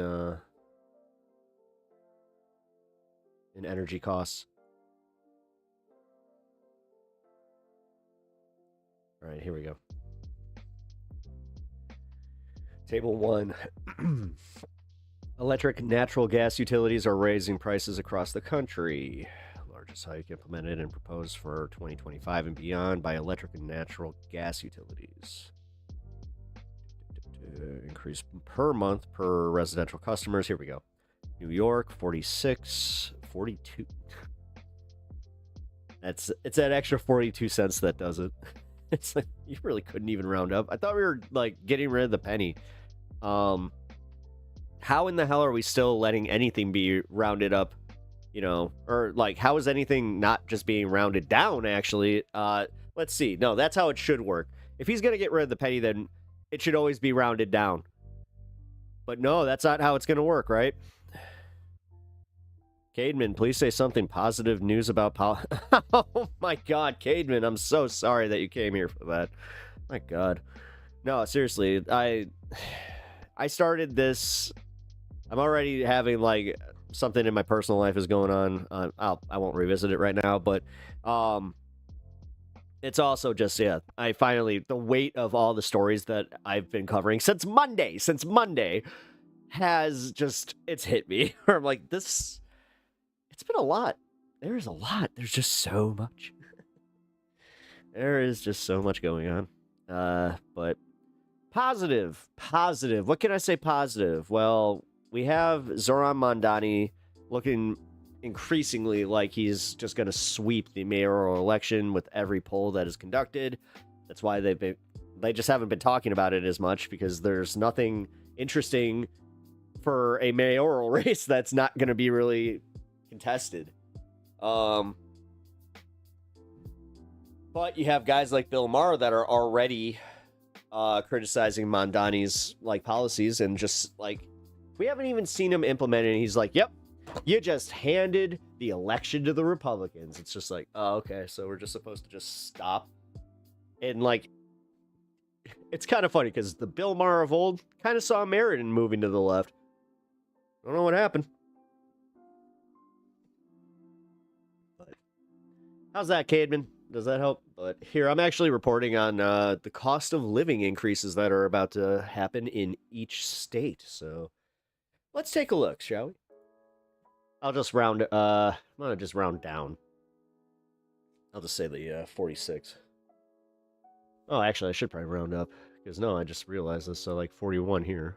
So, 46, 41, 33, 32, 30. 28, 28. Oh, this is Pennsylvania. 28 exactly. They're just like, you know what? We might as well just give them an even number. 27,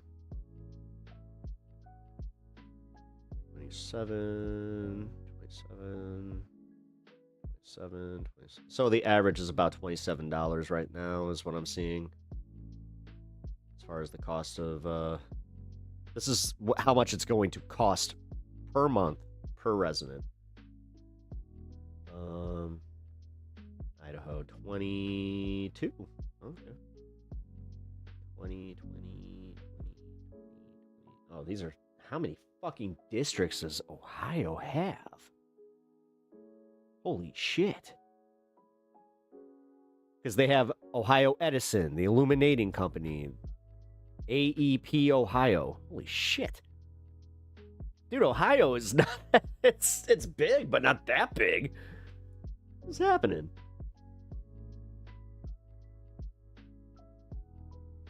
Uh, 20, or 19, 18. Okay, so the average is between 17 and then the lowest is 8. Oh shit, here's Illinois. We're right at the bottom. $10. Oh, $9. That makes sense. Yeah, American. Yeah, there we go. That makes more sense. And then ComEd. Here we go. ComEd. 10-6. Oh, fuck off. I guess I wasn't out of the out of the clear. Or I wasn't in the clear. Okay, so number one, if you guys have any questions about how much your energy might be spiking, feel free to ask, because I'm gonna keep this handy for now. Because I'm not sure if you see where I'm going with this, but I'm trying to keep up with letting people know just the objective realities that are happening. And this is something that speaks to the working class, where energy bills are a big one. Because, again, I'm not sure if you grew up with a dad like mine, where he was legitimately like the meme, where if you screwed with the thermostat, he was coming for you. He was coming for you. Also, leaving lights on. Is it spiking in Texas? I believe that was in the top here. No, it wasn't. Okay, that was New York. Wow. Wasn't even trying to be a dick. Where is Texas? Oh, it might be at the bottom.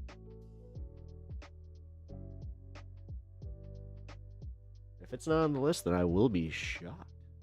It doesn't look like it's on the list. So, hey, big win for Texas, which, weird. Because I heard there were rolling blackouts in Texas. I mean, you got comedians literally talking about how they charge you more, so that's weird. Oh, but does that count? Because technically, that's not like an annual increase. That's... it's technically a circumstantial increase. Which we don't have those. Like, we don't... Even if they, like, have a brownout or something... Like, we actually get, like, rebates. Like, from ComEd. They will have rebates available for you if you go through that stuff. You just have you do have to call for it. Section 9 and 10 are no longer on the website. Right of habeas corpus has also been removed.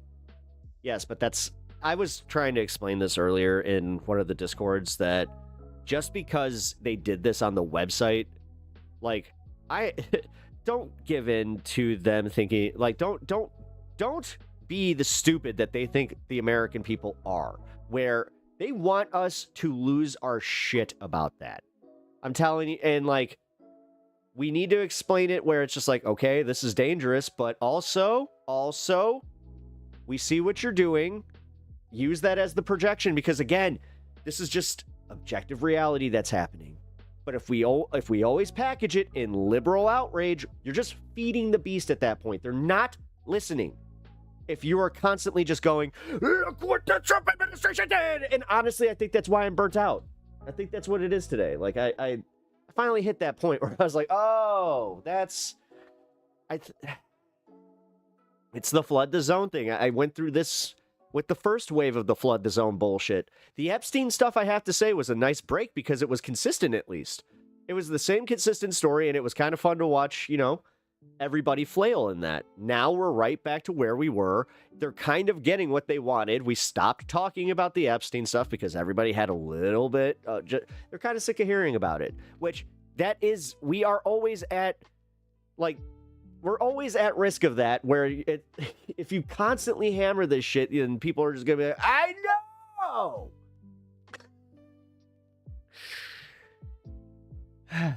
What sucks is the fact that nothing's happening. His own supporters are just like, nah, I still support the fucking guy. After that, honestly, it hit me. There's no winning against these assholes. And honestly, this is why I don't think I ever want to debate a Trumper ever. Like, on the internet. I don't care. Because I don't care about their positions. They're never going to move. They just want to fucking use me as, like, troll bait. And fuck you. Like, collectively, I hope that this gets clipped, where it's like, if you intend on using me as a creator, as a leftist content creator, to just kind of fulfill a need for you to kind of prove that, oh, look at the weak left, go fuck yourself. There's my weakness. I see what you're doing. You're a piece of shit. Stop grifting and actually offer your audience some, you know, real substance. I don't know. Maybe tell them why everything's actually so fucking expensive instead of just being like, oh, Democrats and you're so strong, do push-ups. I mean, look at him. Look at him. He doesn't even lift. Look at him. His little baby muscles. He's the baby muscles. God. That was a fun little rant. I'll be honest. That was kind of nice. Need to get that off my chest because I've had a few people just be like, debate me. No. No, come on my channel and debate me. The thing is, it's always them wanting me to go on their channel. They never offer up to, like, I want to debate you on your channel, or like they don't even try to call into Discord. It's always got to be on their terms, which wonder why that is. Cowards.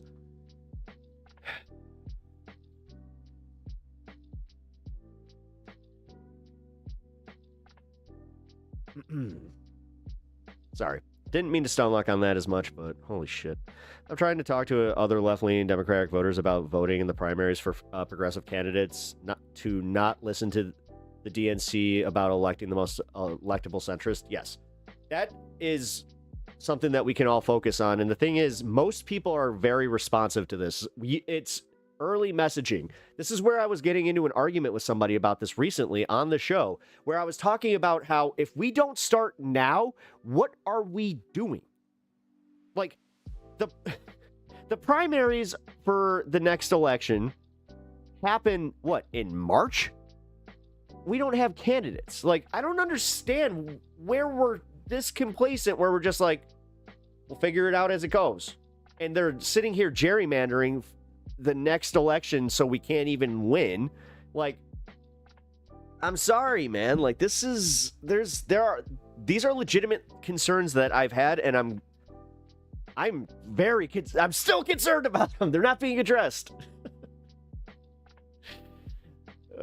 I love how I get frustrated halfway through a point where I'm just like, I can't remember what. Ron Base, hey, is the eugenics AI from the 41st millennia still here? Holy shit, yeah, I forgot about that. Man, that became a little bit at the end of the show. That was wild. That was wild. I've never had anybody just roll in here just like, boom. I mean, dude, you literally, like, he was just like, this is Sparta!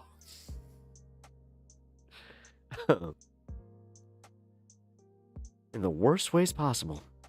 In Michigan, we have a senior senator retiring and talking now is best. It's the repeated well, and that's what's happening with Kat Abu-Ghazaleh, and that's why I've been focusing on her and this race so much, is because after I found out that Jan was retiring and not being targeted because of her age, that automatically kind of shifted my perception of this. And even though I don't agree with her moving from Texas because she saw an opportunity here, I welcome this. Her politics are good. I just hope that I don't know. I just hope that it doesn't lead to putting a Republican in my district, because that could be even more detrimental. Like, I couldn't imagine what would happen. Like, dude, this blue bastion state automatically just fucking falls to the wayside.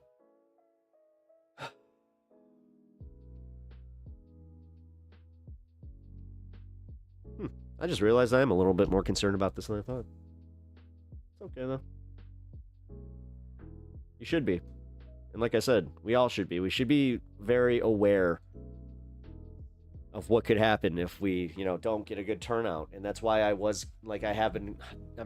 not revisiting it, but that's why I have had the arguments I have had about, PSL, DSA tactics and all of this stuff, where we're doing a lot of online, like, arguing, or just even in, like, IRL arguing, where, again, I'm not seeing any coalescing. Like, I'm not seeing anybody, like, building, a movement behind any candidates for just, again, outside of Mondani. Even Kat here doesn't have a strong support system locally. When I talk to a lot of people, that, obviously live in this district, they've never heard of her. And I've been asking more and more people, just like, hey, by the way, have you heard of this Kat Abu-Ghazaleh? They're like, who?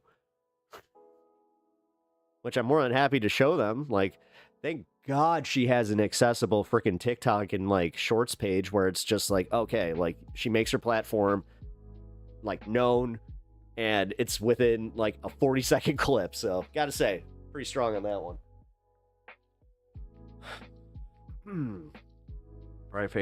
Frankfurt. Is Gloria Johnson one of the Tennessee 3 considering?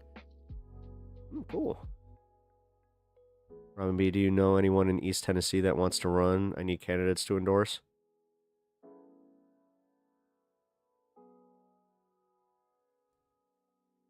I mean, do you not want to run yourself because you don't think you have the experience?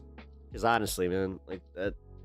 I've been talking to more people about that too, where they're just like, yeah, I don't really have the experience. I don't have I really don't have much of a platform. It's like, okay, well, that's fair. I mean, I like Gloria, but I don't know. I don't know. The problem with Tennessee is, like, I don't see that shifting blue anytime soon, outside of, like, city councils and unelected. Like, seriously, unelected positions getting filled by people on the left is kind of the first wave that we really need to work on here, is just figuring out where we can get that little bit of power and then kind of, like, build on it. But you are going purple as hard as we can. No, I know you are. No, I know. It's the same with Texas. Like, you know what? I shouldn't play into this. Thank you for doing that, and I caught myself. I shouldn't be doing this blue state, red state bullshit, because, like, we're in a pretty purple state too. Like, the thing is, we're doing the opposite, where we think we're too safe. And I really have been talking that way myself, where I'm just like, oh yeah, I live in a blue state, I got JB Pritzker, blah, blah, blah. That could all go away tomorrow. So I have, you know what? No. Being optimistic and hopeful is great in these scenarios, but also, like, being realistic and just aware of what could happen if you get complacent. Also, yeah. You know what? Okay. I'm readjusting.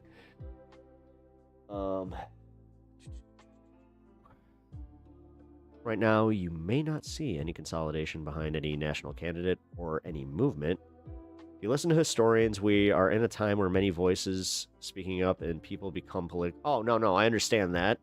Like, we are. And you see that in the growth. Like, look at, I hate to do this, but like Midas Touch and like even me, like actually, this is a good example. From the Midas Touch down to like my channel, like political content is growing, and on the left, it is growing. People are waking up to this, and they are listening to voices that, this is why this space is so important, is because it's literally posited as the working class speaking for the working class, because that's what this is. I am working class.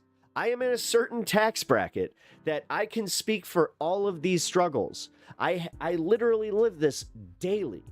So, you know, when you have these people like the Megyn Kellys and like even the fucking the biggest streamers that they like, I hate to do this to Hassan, but guys like Hassan, they just don't know. Like, they can sit there speaking like they know, but they really don't. Whoa. Ooh, that felt good. Maybe that's what I needed. All right, we're gonna be coming up to the 420 soon, and today is gonna be, yeah, you know what? I'm gonna do the 420 fun half, I think, after the 420 today, and we'll watch the Adam Friedland thing after that. As much as talking about the utility increases was great. Also, we will talk about the. Oh, we got the Benny Johnson scandal here. This isn't even fun half stuff. This is like, this is pretty good. But remember when Batman gave up his riches and Batman Begins to gain perspective? That's what those guys lack. Yes. God, he's done that so many times. You traded in the Wayne Manor for a brownstone? Dude. Meanwhile, his brownstone transforms into a frickin', you know, its own Batcave. Nah, I gotta be fair. In the last run of the Batman comic, he did, like, have a hostile takeover happen where he lost all of his money legit. So, he had to be Batman on a shoestring budget. It was pretty funny. But also didn't last long, so. You were seeing more scientists on YouTube, too, because they realized they have become a voice at the table, like an opinion, not the truth. Well, hey, they do have to get out there. You talking about where the Riddler took over? That's year 0. But, no. This was recently. God, how did he? I forgot exactly how he lost his money. Oh, man.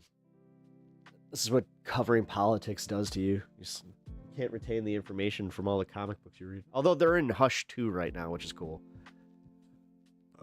Hush is back, and he is actually, like, his plan, the fact that he's, like, out front this time with it, now it's, I hate to say, it's probably going to be, well, let's hope that it's better than Hush 1, because Hush is one of the best drawn and written Batman stories ever, but the ending sucks.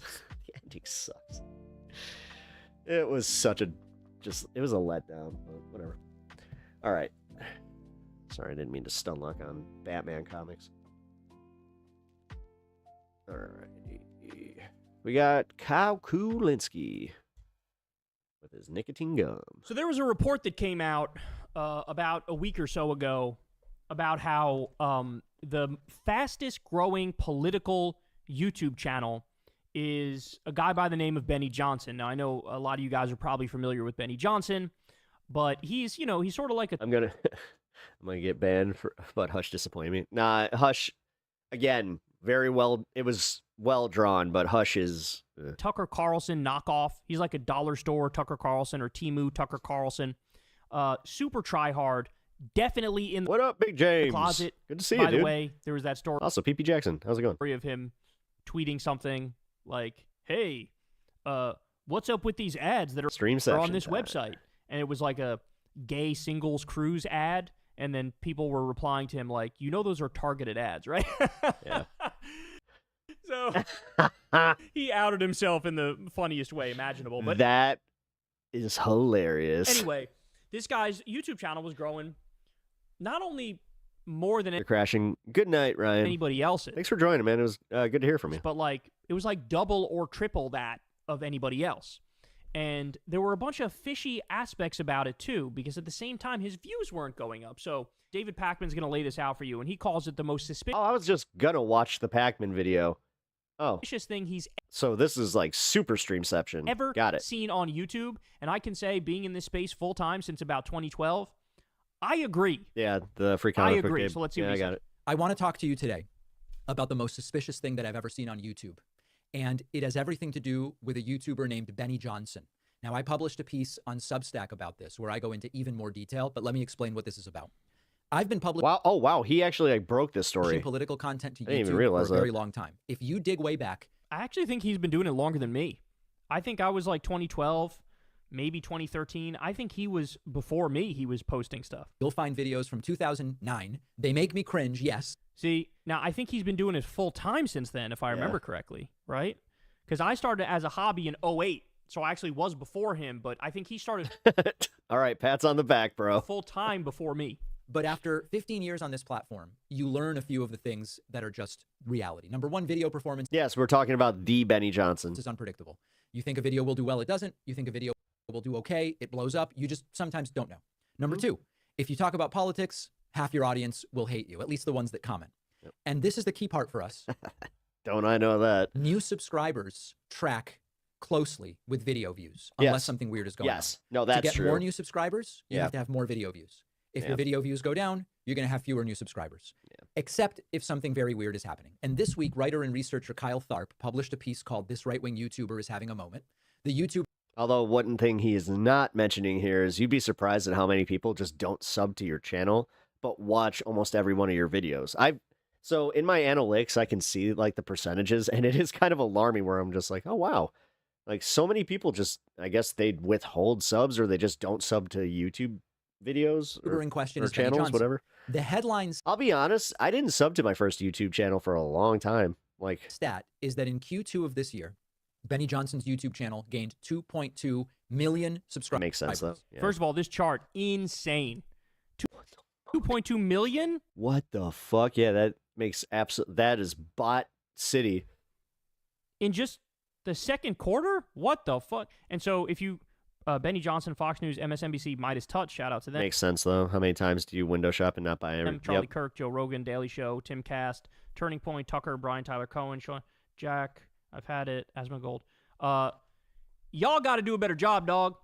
Look, I love you. Well, I'll be honest. The algorithm always kind of, I don't know, man. I also kind of, I was one of those assholes that I was just like, I don't watch, because anytime they're like and subscribe, I'm like, no. Love you guys. Because I don't know, I'm to death, but let's keep it real. Apparently so immature. We're not even on the list. We're not even on the list. Come on, y'all. Click that sub button. I don't know what more it's going to take. Who cares? We're not even, I want to be number one.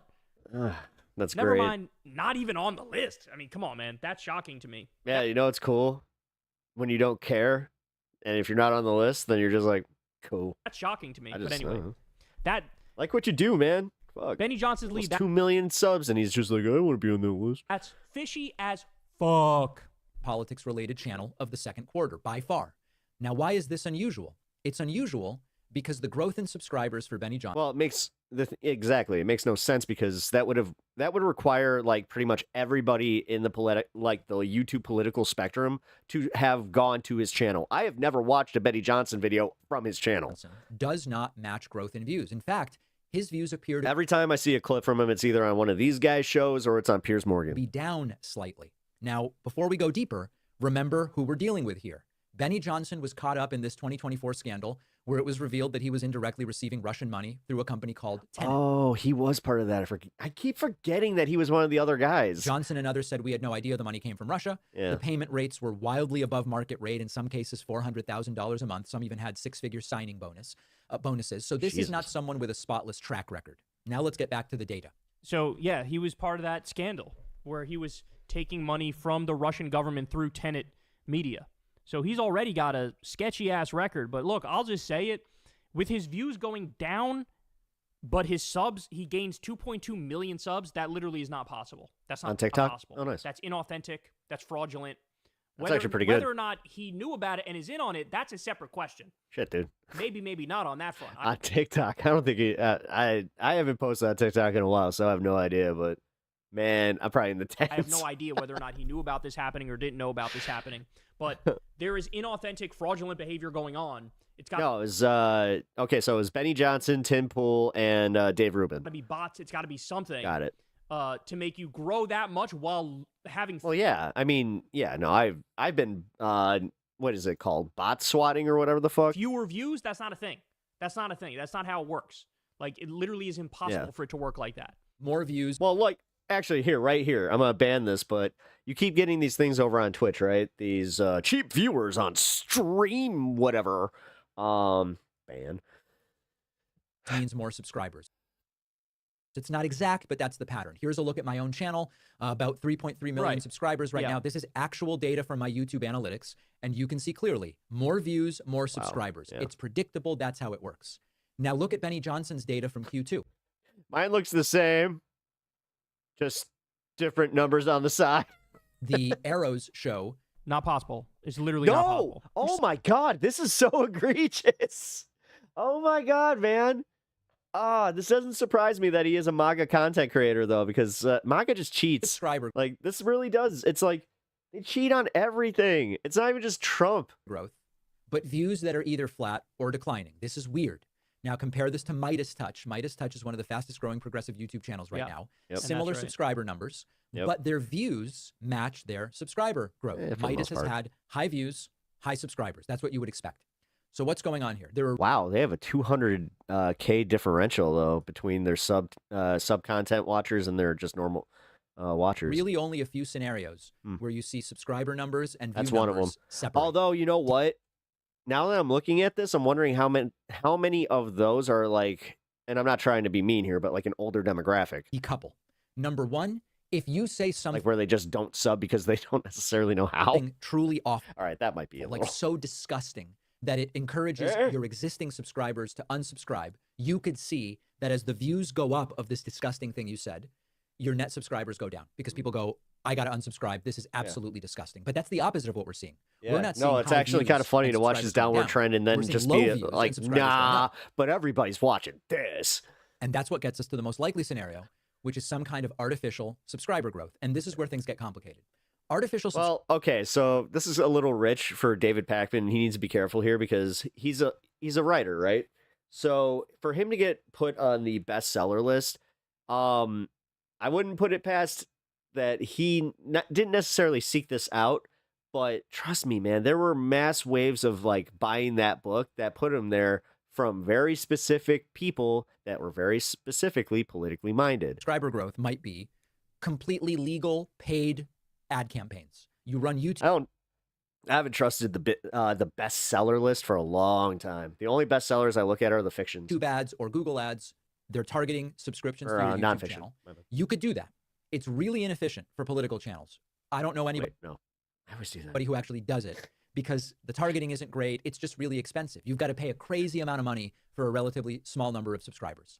A lot of older people do watch Midas, I agree, but I think their numbers are honest. However... Oh, no. I'm not saying that their numbers are dishonest. I'm literally just saying, like, when you look at the differential between the 200K, that makes more sense, is that they have an older demographic, whereas Pakman's analytics there, I think his age demographic is about the same and, like, consistent, whereas Midas might, like, vary from, like, literally 20s to 70s. However... I mean, I kind of have that a little bit, but like my average, I think, was 25 to 35. Someone else is paying for that. If you had a super PAC, a foreign government, some propaganda agency, a wealthy ally, the logic changes. They're not worried about profit. They're after influence. So they might just pour money into inflating your channel subscribers through paid campaigns just to boost your reach. Now, there's other scenarios like maybe... What is the end goal of this, though, to getting YouTube to ban the channel? Maybe you're using some kind of technical... I don't know. What is I mean, exposing him for being a fraud, that's good enough for me. Like, because now there's enough, like, for Kyle Kulinski or anybody that goes up against Benny Johnson on Piers Morgan, per se. Now you have ammunition. Now you can just be like, well, You know, that's rich coming from somebody that, you know, had to bot their channel in order to get to where they are. Like, trust me, those little insults will sting. Technical trick, some auto subscribe pop up somewhere, or embedded subscriber links or stuff like that. YouTube's terms of. But is this proven? Because right here, this is still speculative from my view. Service don't allow that, and that stuff tends to get shut down. And finally, you could do what's called subscriber farming. This is, and I'm not saying like it is something. I hope you guys understand what I'm saying. Like, it's obvious what's happening, but it's like from the court opinion, it would be like, no, it's just kind of speculative. Probably the most concerned. You're like, this is hearsay. You're just kind of speculating. There's a sort of black market for YouTube subscribers. You can buy them through click farms, hacked accounts, and in other ways. Yeah. It's classic. Yeah, literally. Like, I just had to ban one over on Twitch. Manipulation. These are like the tactics that Russia's Internet Research Agency does. You fake the numbers to make it seem as though you have a lot more influence. Yep. The fake subscribers are low quality. The thing is, there is TOS literally against that. That's why, in my case, that's why I'm vigilant against it, because I do not want any of that shit on my channel. Number one, I like my organic growth. I do not want any of these fucking, numbers padded. Fuck that. The time they tend to get purged. But also, I don't want to break TOS with that. But in the short term, they can really boost your clout by showing a really high subscriber number. So what is Benny Johnson actually doing? I have no idea. I want to be clear. I don't have evidence that any of the things I mentioned I get sussed on some channels. On this channel. Especially when you see like the growth happen in like the 20, like, I'm not going to say what channel it is, but I saw one channel go from like, they were sitting consistently at like the 450s. All of a sudden, they not only broke that 500, they got to a point, but then plateaued again. After 15 years of being I on don't YouTube, know, man. I've never seen subscriber growth like this without a spike in views. I've talked to other creators. None of them have ever seen it. Realistically, I don't give a shit. Whatever is going on, the implications are big, and it's bigger than YouTube. I'm just happy to see Benny Johnson get taken down a peg because of it. It is funny. If this is a coordinated third-party campaign, it raises really serious questions about influence operations. Well, yeah, no, but that's exactly it. And also where'd the money come from? Like who pumped that up? Manipulating platform metrics. Yeah, I mean, the fact that it's YouTube's that's Google's own metrics. So that's true. That isn't just somebody like doing a number go up, in Photoshop. Basically, like, if he gets away with it, you've now opened the door to having YouTube completely inauthentic numbers on YouTube, which leads to inauthentic influence in the culture, which leads... Yes, but that's the thing. YouTube, per their TOS, has been trying to avoid that entirely. This is the bigger story here is how YouTube might be two-facing this. To, coverage of certain viewpoints over other viewpoints. Sorry, YouTube daddy. And it's incredibly misleading, and it steers the national dialogue and the conversation. It basically makes our entire political landscape completely and utterly fraudulent. And so this is something they gotta crack down. They gotta fix this. You cannot let this stand. This is an algorithmic exploit. It would mean YouTube's defenses are weaker than we thought. That impacts everybody. And if this is paid acquisition for political gain, even legally... Okay, now I see where he's coming from. Okay, so now he is, like, it's a genuine curiosity of, like, did he pay for it, or was this bots, and was, like, do you need better TOS and security? It could trigger a new arms... You know what? No, I'm going to give Pacman credit here. I'm glad he's doing this. Race for artificial growth, and that will warp I may not like Pacman's opinions on a lot of things, small creators, and those who don't have the pockets to generate artificial growth. That's another great point. So, like, if he can do it, others are going to do it too, and that'll drown out the real people with real views. And it's just, it's like, it becomes like a race to the bottom. Because then what? In order to stay relevant, everybody's got to start buying subscribers? That's like, I mean, they're look at the way that they forced them to do this with the packing the house. What are we talking about? I hate to say it, but same tactic. Out here. Now, if this is straight up fraud, bots purchase subscribers, that would mean it's still pretty easy to game the system, and the fallout isn't just views or clout. It's media coverage. It's, look at the growth of this channel. Yeah, and that's... that explains how we got to... Oh, my God. It does coincide with his Piers Morgan bookings. The thing, right? Like, fuck the dude who wrote that article. And it's like... Like, nah. Before he was booked. You can't reward that sort of inauthentic bullshit from this guy. Because now, okay, what's to stop Ben Shapiro or Steven Crowder, whoever the fuck, from doing the same shit?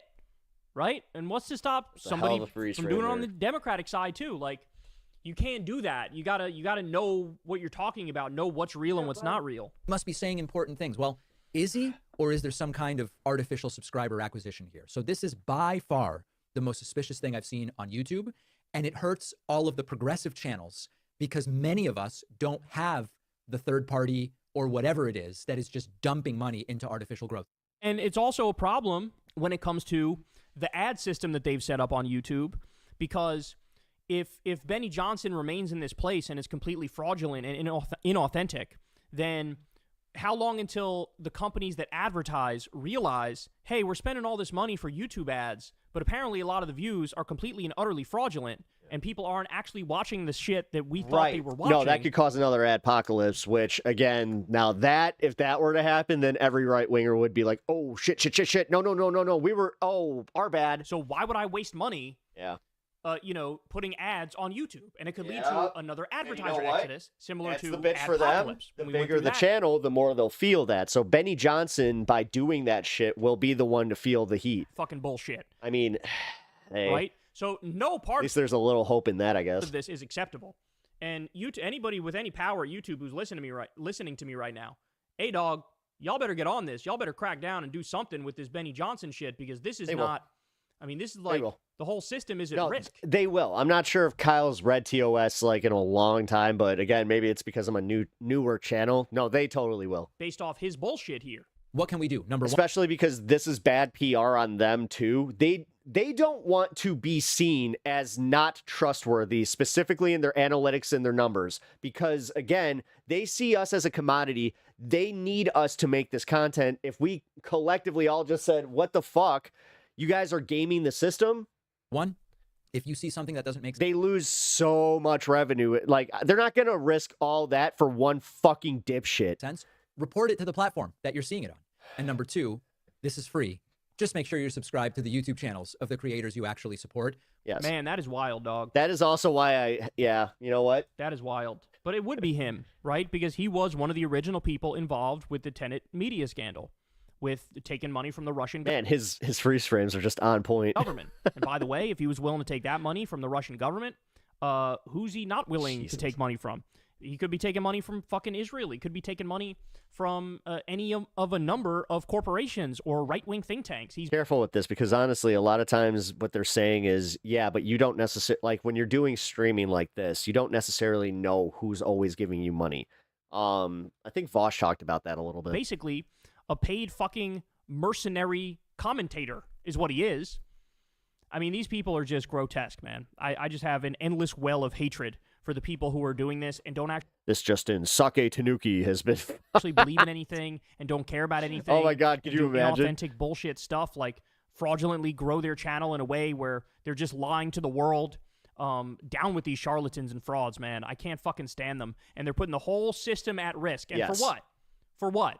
A quick gain. Hey, y'all, do me a quick game. And like the thing is, again, this needs to be called out by every like Tim Pool. Anybody that has a YouTube channel needs to call out Benny Johnson on that. Because why protect him? You know?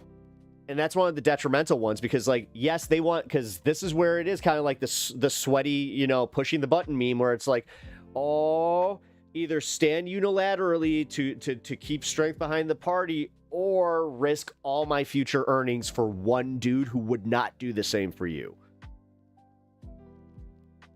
That's the big thing. All right, so I have to piss really, really bad. I will be right back.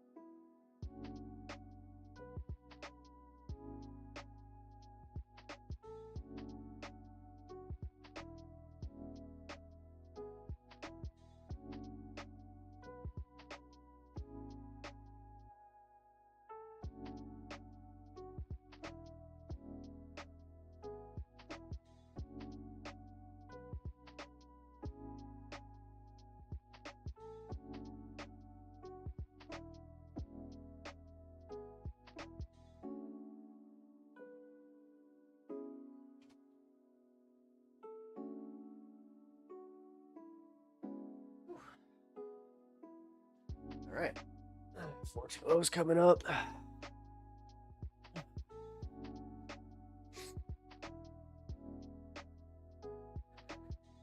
I like Pac-Man unique sense of humor. He's an interesting cat. I put some videos and suggestions. Ooh, here we go. Thank you. When I watch it, when I need to pick me up, AI, nearly naked giant, sleeping pyramids are really funny. Have to step away. We'll be back. Oh, cool. Care stream. Hell yeah. No. We're gonna be smoking here in a minute. No, sorry guys, it hit me. I was like, oh shit, I have not used the restroom in a moment, so needed to do that. Because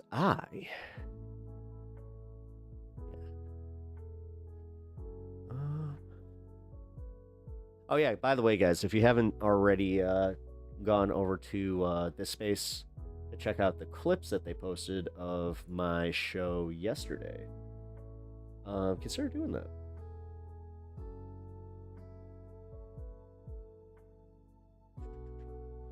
You're actually still at work, and then my bro's B-day, so you'll be in and out. Oh, it's okay. No, I appreciate it, Bloodstone. Thanks for letting me know. I'll be here till about 7, so we got time to hang. I am just waiting for the 420 to hit, though, before I just start talking about, because listen, I know me. If I start talking about anything right now, whether it be from a stun lock, from an opinion on anything political or newsworthy, I will miss that 420, and I'm not doing that. I'm not going to do it. I did that yesterday, and I was kind of regretful, because you ever have that where you were looking forward to it, and you're just like, everything was packed up, ready to go, you're ready to board that plane, and then, oh shit, I forgot my airline ticket. Double feature Wednesday. Mike. What day is it? Hey, Mike. Dude, didn't I say that yesterday about how, Geico. There we go. All right, wait.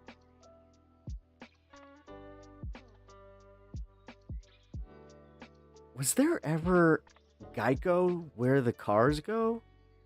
Or...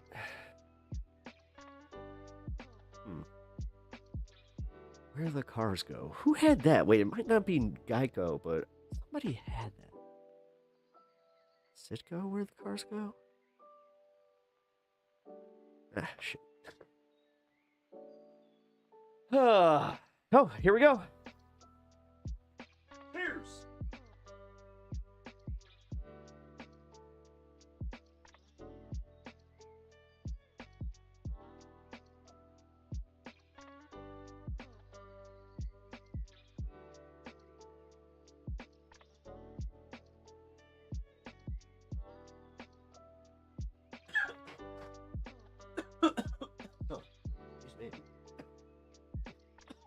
Hey, got cold on me.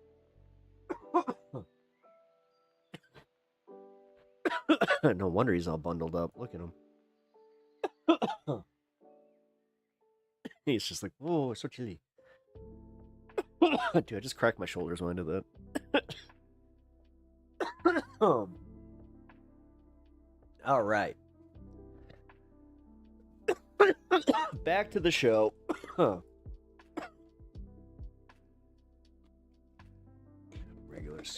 Regularly scheduled programming.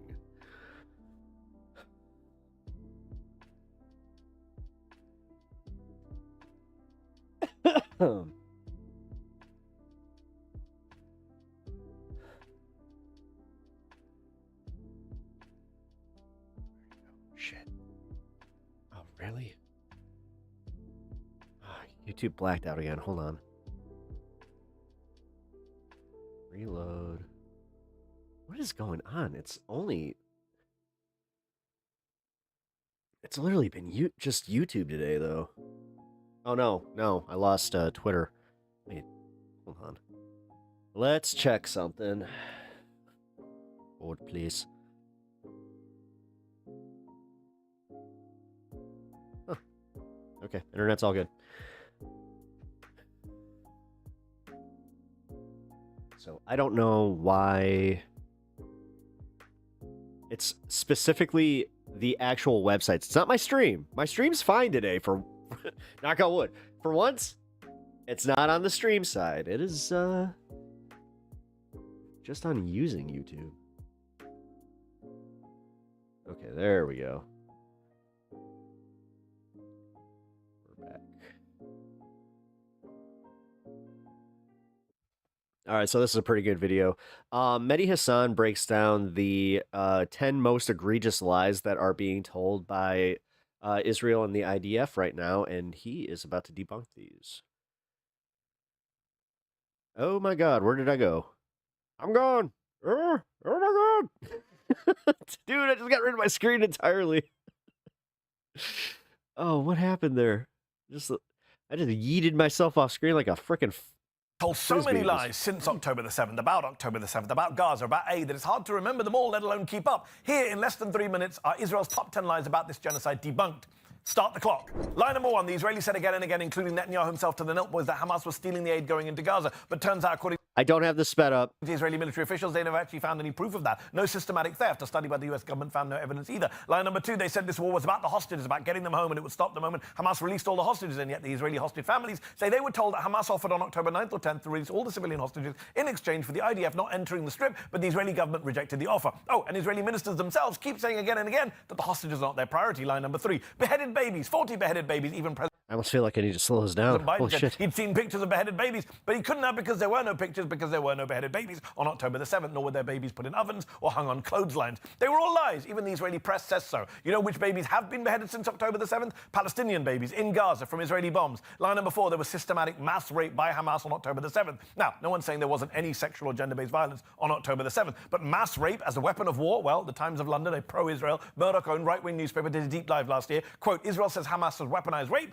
but investigators say the evidence does not stand up to scrutiny. The UN Commission of Inquiry said last year that it had not been able to independently verify allegations of rape because of obstruction by the Israeli authorities, and the main Israeli prosecutor on the case has said, in the end, we don't have any complainants. Lie number 5, there is a Hamas command and control center under Al-Shifa Hospital. They even put out this video showing what looks like a Bond villain lair under Al-Shifa, but it's been nearly 2 years and we've still seen no evidence whatsoever of that vast structure under Al-Shifa. But we have seen evidence there of mass graves filled with Palestinian corpses. Lie number 6, the Rantisi Hospital was used to hide Israeli hostages, and we know this because here, unveiled by an Israeli military spokesman on camera, is a schedule used by the Hamas kidnappers, the Hamas guards, in the basement of the hospital, except it wasn't a guard schedule. It didn't have any names on it. It was just a calendar with the days of the week on it in Arabic. Line number 7, UNRWA is a front for Hamas, which was a claim Israel made and led to the US and other countries getting funding. Did they not? Okay, that...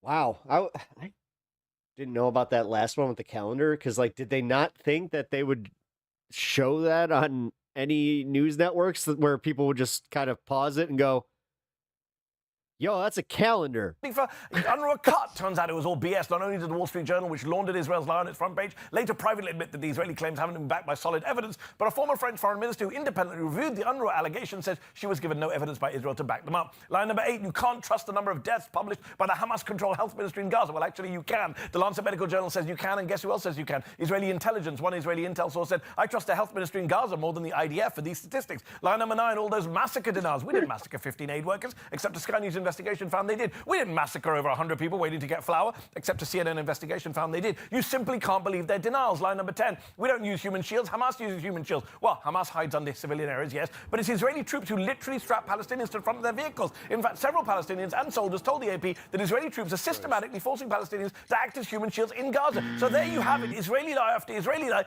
debunked in less than 3 minutes. You're welcome. Wow. We saw 27 seconds. Holy shit. The Israeli government has told so many lies since... Didn't know I had this on replay.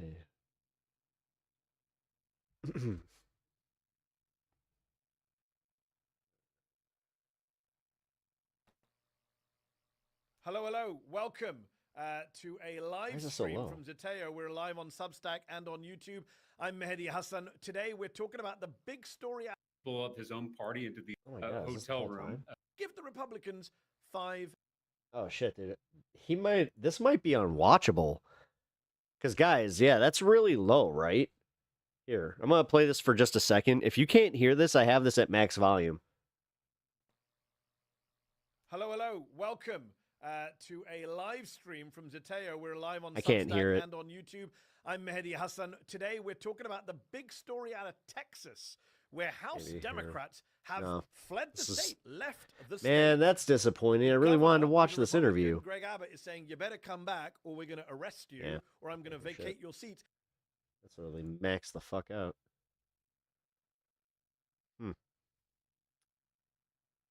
All right. Does he know that the audio is that bad? I mean, nobody's mentioning it in the comments. That's really weird. Maybe. Oh, it's none of my settings. What the? Never mind. All right. Well, there goes that. Hopefully he re-releases that so we can watch it because, yeah. James Talarico is an interesting cat. Here. Maybe I can find the Joe Rogan clip.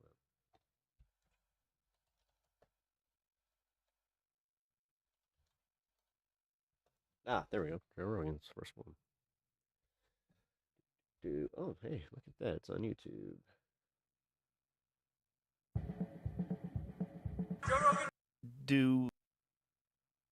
They don't have anything freaking marked. Oh, come on. Never mind. So much. Yeah, ain't happening. Sorry, guys. Guess no James Talarico content today. Yeah. Well, if you guys don't know who he is, he's a man. I can tell you right now, I would have loved that guy as a teenage left-wing Christian, somebody that literally spoke about Jesus, just about Jesus, and then just being like, oh yeah, he was kind of like what you would consider left-wing now, which is insane. It's like, you guys, you politicized empathy. It's so wild that they did that, but I guess that's it's because we didn't live through it that we figured that we would never see it. And I know that, like, yeah, I'm saying, never thought I'd see the fascism rise in my country, but I really didn't. Man, just like it hit fast. It hit really fast.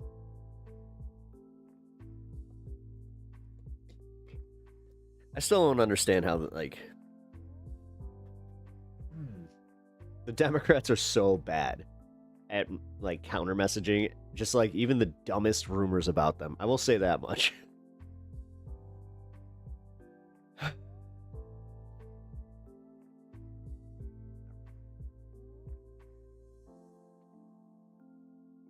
Oh, hey, here we go.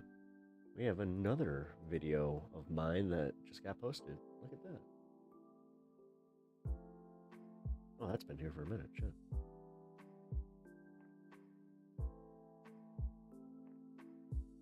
Here.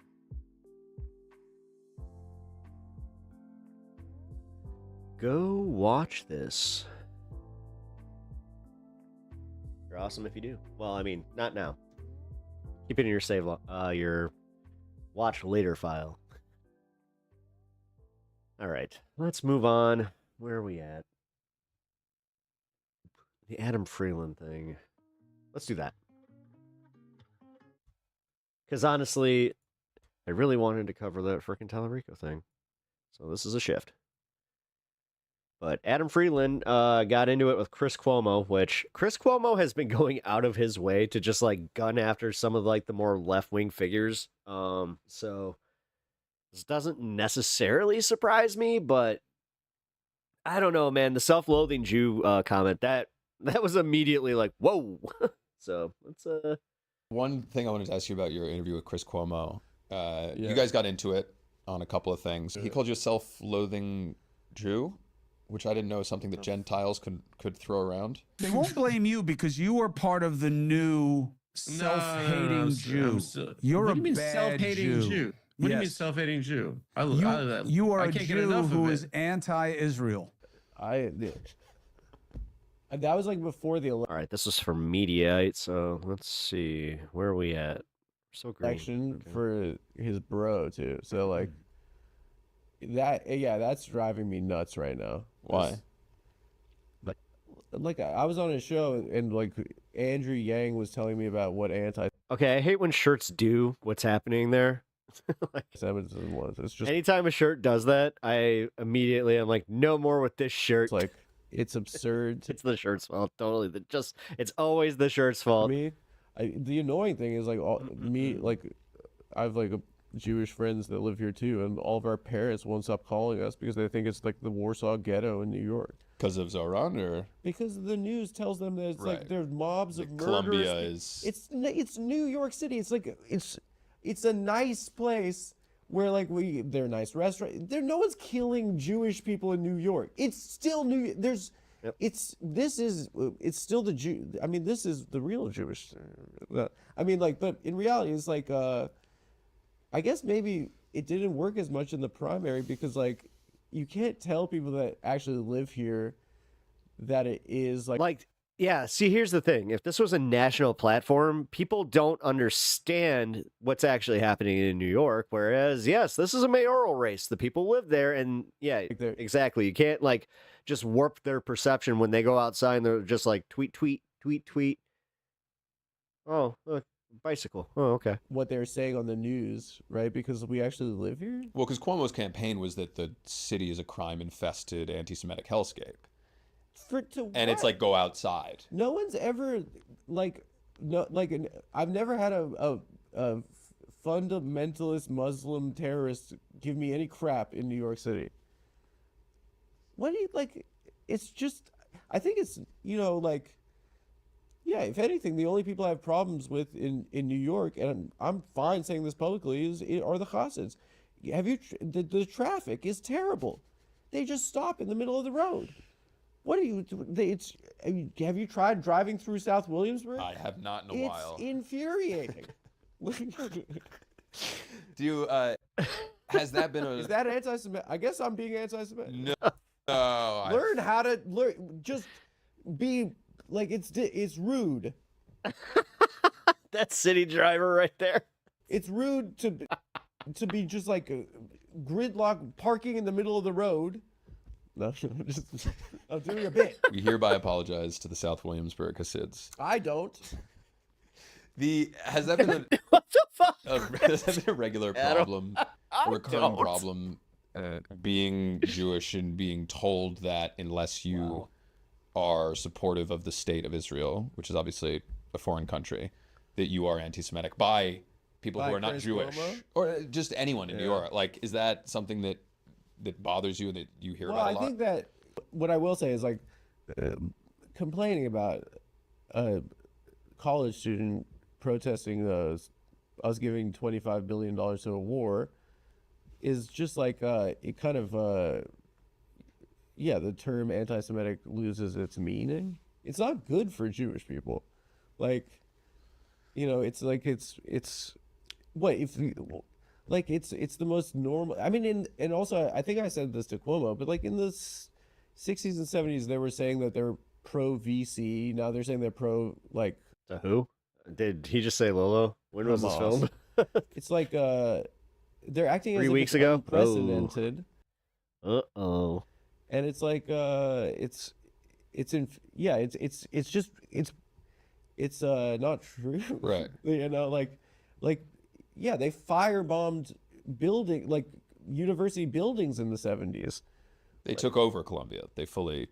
Yeah, I mean, it's just like they're acting as if Hamas is sending like 19-year-old. By the way, this is Mediaite, so I'm not sure if this is like a regular anchor situation, but I got lost here and I'm like, what comedian is this? And I'm just like, oh, this is just a Mediaite interview. So kids to be like the sleeper cells. It's just like, it makes no sense.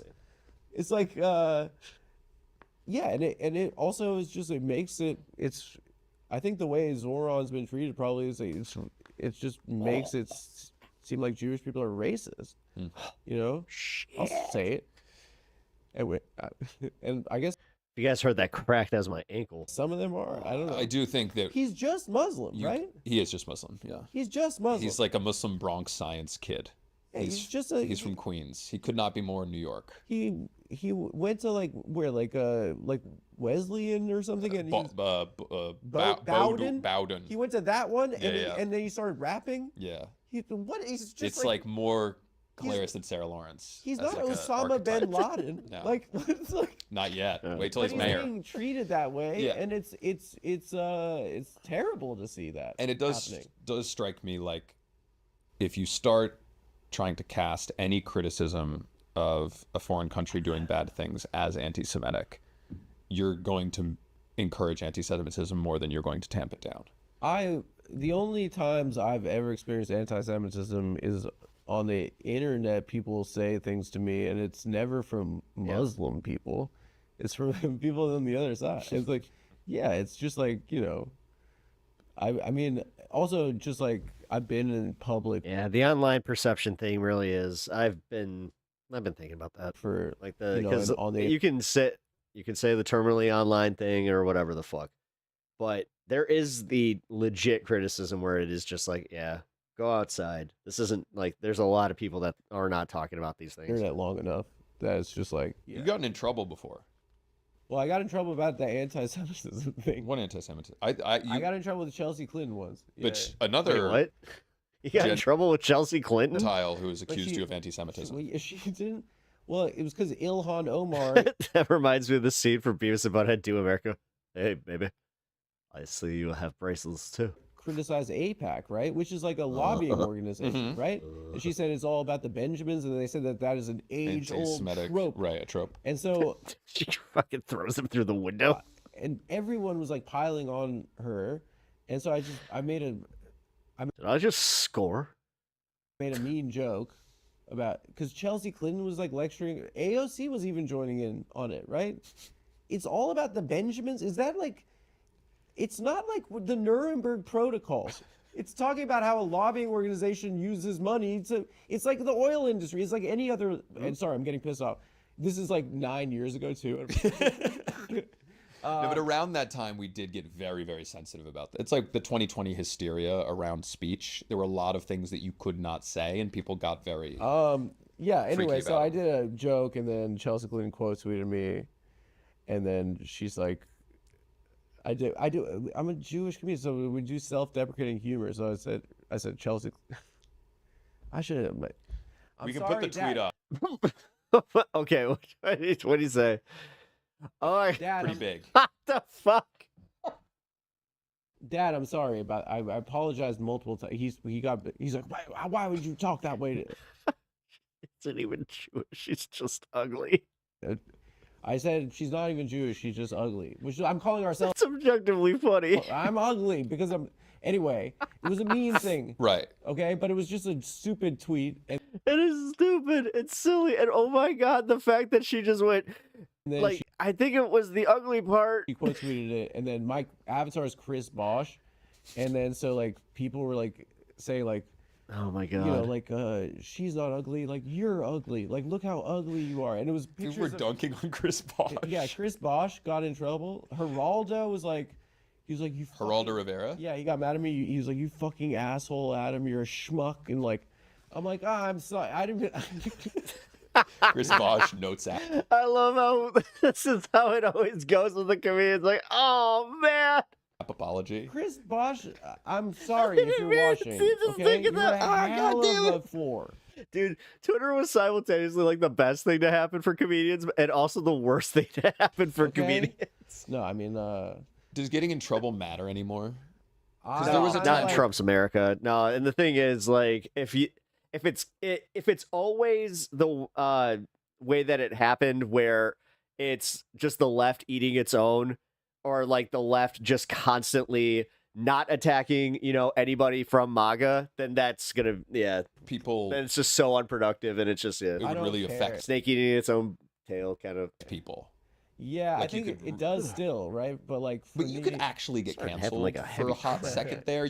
I don't think you can anymore. Yeah, but I think that there is like, the internet is just people like just trying to destroy one another, right? So like Earl Grey but I've gotten but that kind of thing happens, then I realized it was like it's just fake. Like it's just Twitter. What was that Tyler the Creator tweet that was like, Just how is turn off- cyberbullying real? Just turn off the Yeah, computer. just like I mean, like I don't know. Yeah, I just have too much work to. Oh, so are you offline? I look at like stuff now, but Twitter's scary. Twitter post, it's gotten a little bit better, but there was a time where it was just, for me, it was just like it's the videos Holocaust of didn't migrants. Is this guy trying to be Anthony Jeselnik? And then murder. Migrant murder for me was you a can while. see people getting killed. Yeah. And then just Straight penis Nazi. going in, just like hardcore unedited pornography. I never gotten that. That might be your algorithm. It's on there. And I'm like, it's Sodom and Gomorrah. I got a lot of Nazis. Yeah. Like straight up. Anne Frank wrote the diary in ballpoint pen. I saw that. Is that a conspiracy theory that went around? I guess they didn't have ballpoint pens. Okay. Maybe she invented the ballpoint pen. He was just about to like neck that frickin' that seltzer water. Just screw it. Hey, you guys stand pell, man. That's the money shit right there. Oh my god, I'd be so funny in those types of interviews where it's just like, because you know how like they always put out like the cakes and stuff, or like they'll put out, especially like morning shows. Just be sitting there, oh, I'm sorry, free food. Just make that my thing where it's just like your catering is amazing. Your craft services are to die for. What's going on with this? Oh. Wonder. Hold on. Okay, that was a good update. Sweet. Alright, here.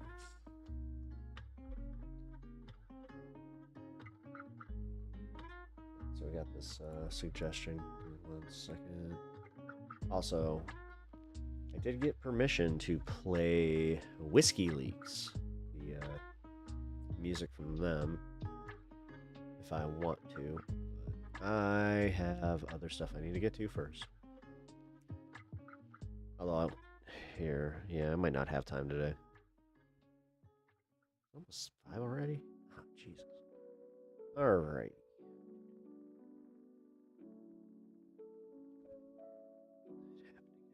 Oh my god, YouTube. Are you guys experiencing this on your end? Because I keep getting this thing where it's just blacks out and then buffers. And then when I reset, yep, and it comes back. Okay. Not today.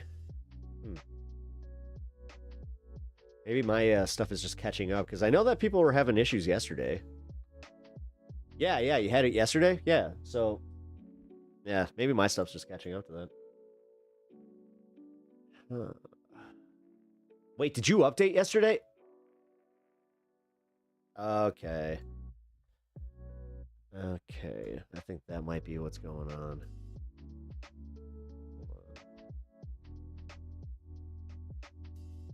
Screw it. I'm gonna just clear this and just reload it.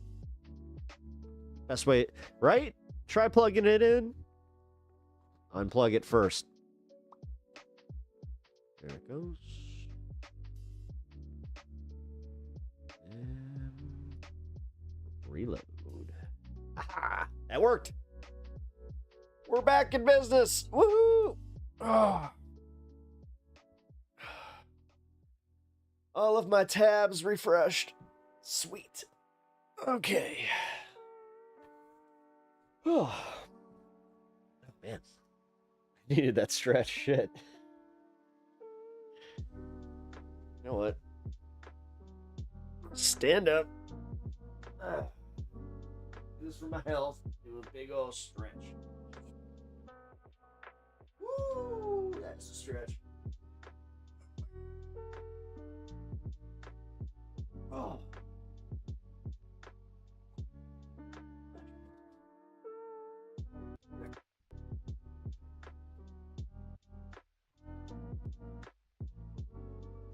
Thank you for bearing with me while I had another hard reset. Wow. Okay, so I had like stars for a minute there where like I did that like reach for the sky stretch, and then as I was kind of like, you know, coming back down, I was just like, whoa. Okay. Yeah, really needed that. Okay. So we got the Humanist Report, who also, I just found out, is also featured on this space. I didn't know that, which is cool. It is very exciting. I've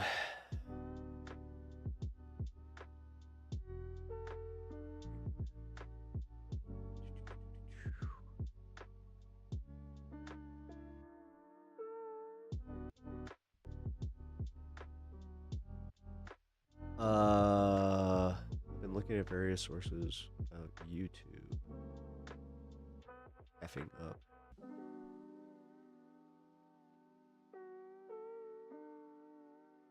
Wait, an AI YouTube's new AI age restrictions and bans. What this means?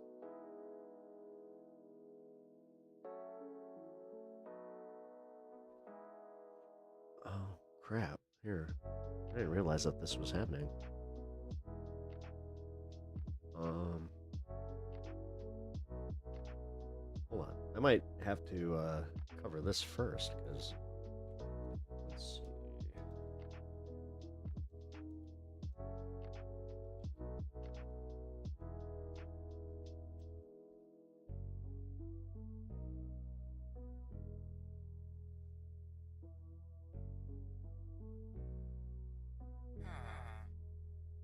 This is not going to be a Minecraft video.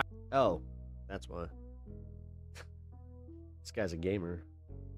I only just have Minecraft here. You may have seen this set of news floating around on the internet. So I wanted to enlighten you guys on this because a large majority of my viewer base is in the UK, US, and Australia. Like top 3. And this is going to affect all of you. So the gist of it is going to be...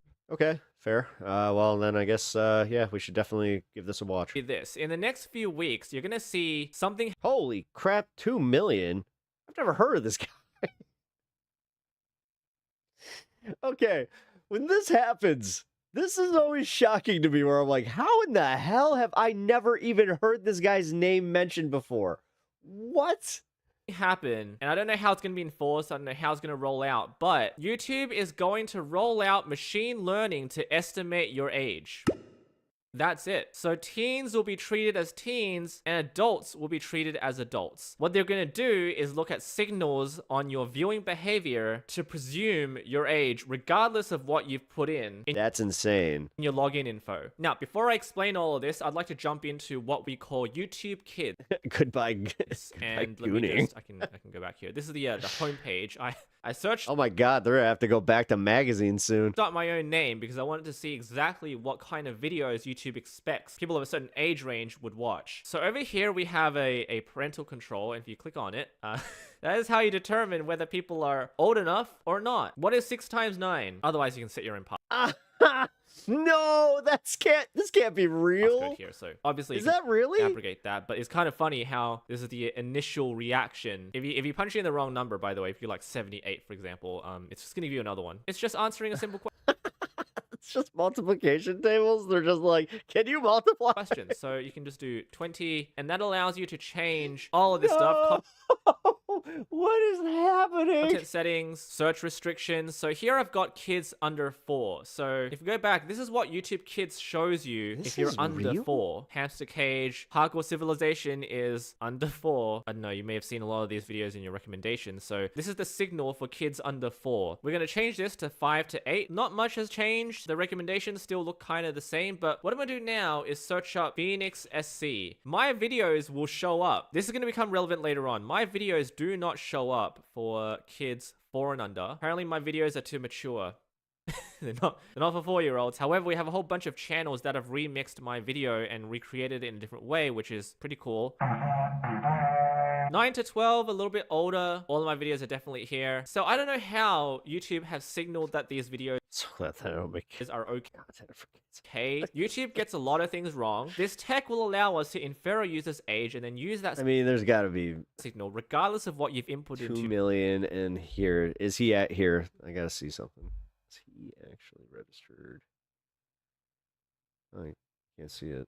Usually it Your gives account them like to a little deliver thing. age-appropriate there it product is. experiences and protections. We've used Yeah, this approach in other markets where it is working well. Now, I'd like to see how the heck you've decided this. Where is it working well? In what parts of the market is this working well? How are you delivering this? There are not many other platforms out there that do this, or at this scale, like YouTube. We're now bringing it to the US, and as we make progress, we'll roll it out in other markets. We'll closely So is this what just went into effect in the UK? monitor the user experience and partner with creators to ensure that the entire ecosystem benefits from this update. So this will inevitably harm creators. It will inevitably harm users. It may even hinder the parental experience, especially if they use YouTube in the way that they educate their kids. Especially someone who lives in Australia. This is something that I already knew was going to happen about a year ago. The federal government of Australia amended our legislation to require that social media platforms like YouTube prevent people under 16 from creating accounts. As you can see right here, this is serious, citing that delaying access to social media, including YouTube, until the age of 16 will protect young Australians at a critical age of their development, giving them 3 more years to build real-world connections and online resilience. Another backbone for this is the UK and the Online Safety Act. The purposes are roughly the same, trying to protect children from online harm on the internet. So this clearly casts a very wide net, and to a point where it can become very restrictive. How is the information being used? Who is using it? What are they looking at? Why is the internet being the parent?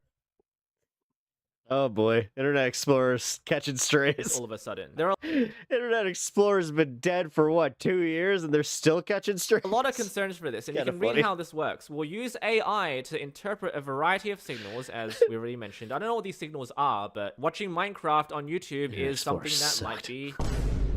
These include the types of videos you watch, the categories of videos that they've watched, and longevity of the account. So maybe if your account is 18 years old, or is that non-conclusive evidence? I mean, as someone who uses the internet... That's insane. Wait a minute. Yeah, what if you're... Dude, obviously, yeah, I'm pretty sure my account goes back to like 09. You know everything you do is being tracked. When the system identifies a teen user, we'll automatically apply our age-appropriate experiences and... Might even be older than that. Shit.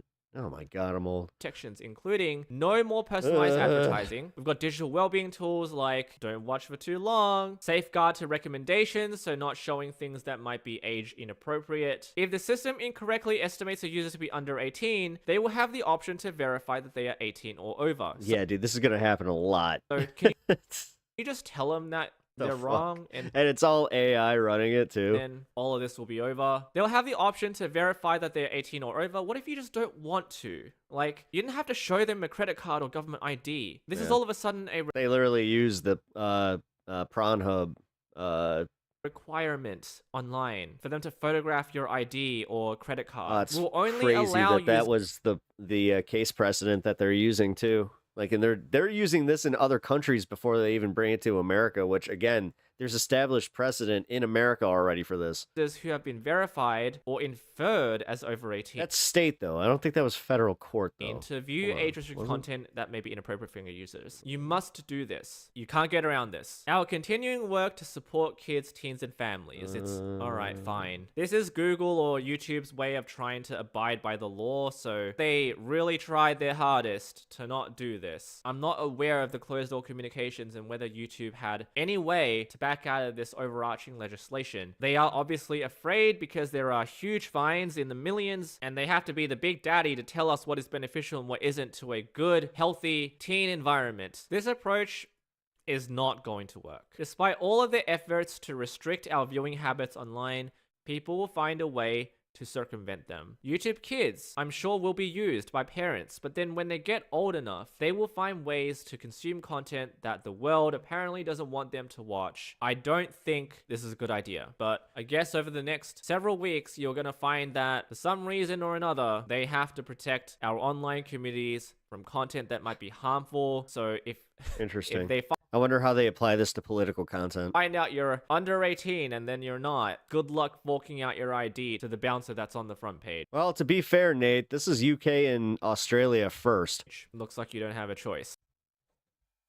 That's an interesting video. From a non-political source. Hey, look at that. We don't get to do that here very often.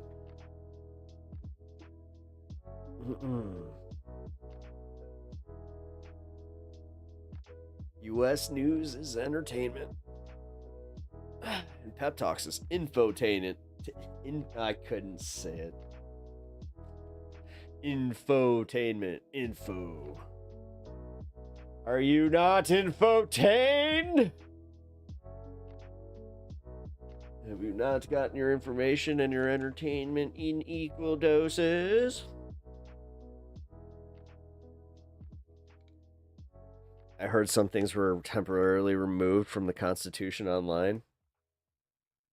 Well, I mean, whatever, temporarily removed. Either way, like, they removed the information. Like, that's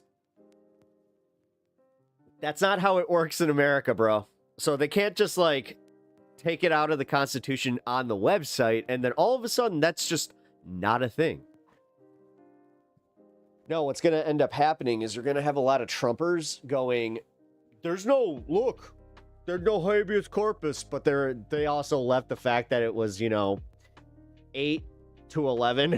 It's like, what's missing there? Now, the thing that's kind of funny to watch is just how bad they are at this. It's all a distraction. It's all a distraction from the Epstein stuff and the fact that he was this close. Literally this close. But people are already trying to forget it. I mean, it seems like people are actively trying to forget about this stuff. Here, actually, you know what? Fuck that. Going to do this Epstein update. Ooh, after the racist Karens getting called out. Okay, this is actually kind of funny. So you know how that one lady like made almost $1 million? Like literally, she became a millionaire for being a racist to an autistic child. Like, that's where we're living. We're literally living in an era where they made her rich. They gave her generational wealth because she's a reprehensible human being, and they wanted to support that. I'm 1020% convinced that that's money laundering, though. When that shit happens, I think that people just see it as like, oh, they'll buy that. Because, yeah, I mean, I don't know. Maybe that's my brain having the last vestige of just like, no, we can't be that bad. I don't know, guys. I think I don't know. Humanity's cooked. Humanity's just so cooked. Let's, oh, yeah. The Humanist Report. Mike Figueredo. If you guys do not already follow him. Oh, shit. Huh? To white supremacists. I'm looking at you, American Eagle. Donald Trump's victory in 2024, along with the now infamous Roman salute from Elon Musk at his inauguration, signaled a significant shift in American culture, and a lot of far-right wingers saw that as a repudiation of the so-called woke era. And now the era of fascism is here. And when I say the era, the fact that they were being cheeky about that, like the fact that we're doing cheeky Nazi stuff to just make good people upset. Trolling the libs. No, dude, you're trolling people that like have feelings, and actually care. And that's your dunk, is it's like I'm weaponizing your feelings. You got that little bad feeling in your tum-tum? Well, good. Of fascism. And then you do this, then you mention one thing that gives them that same bad feeling, and they're just like, I'm a victim.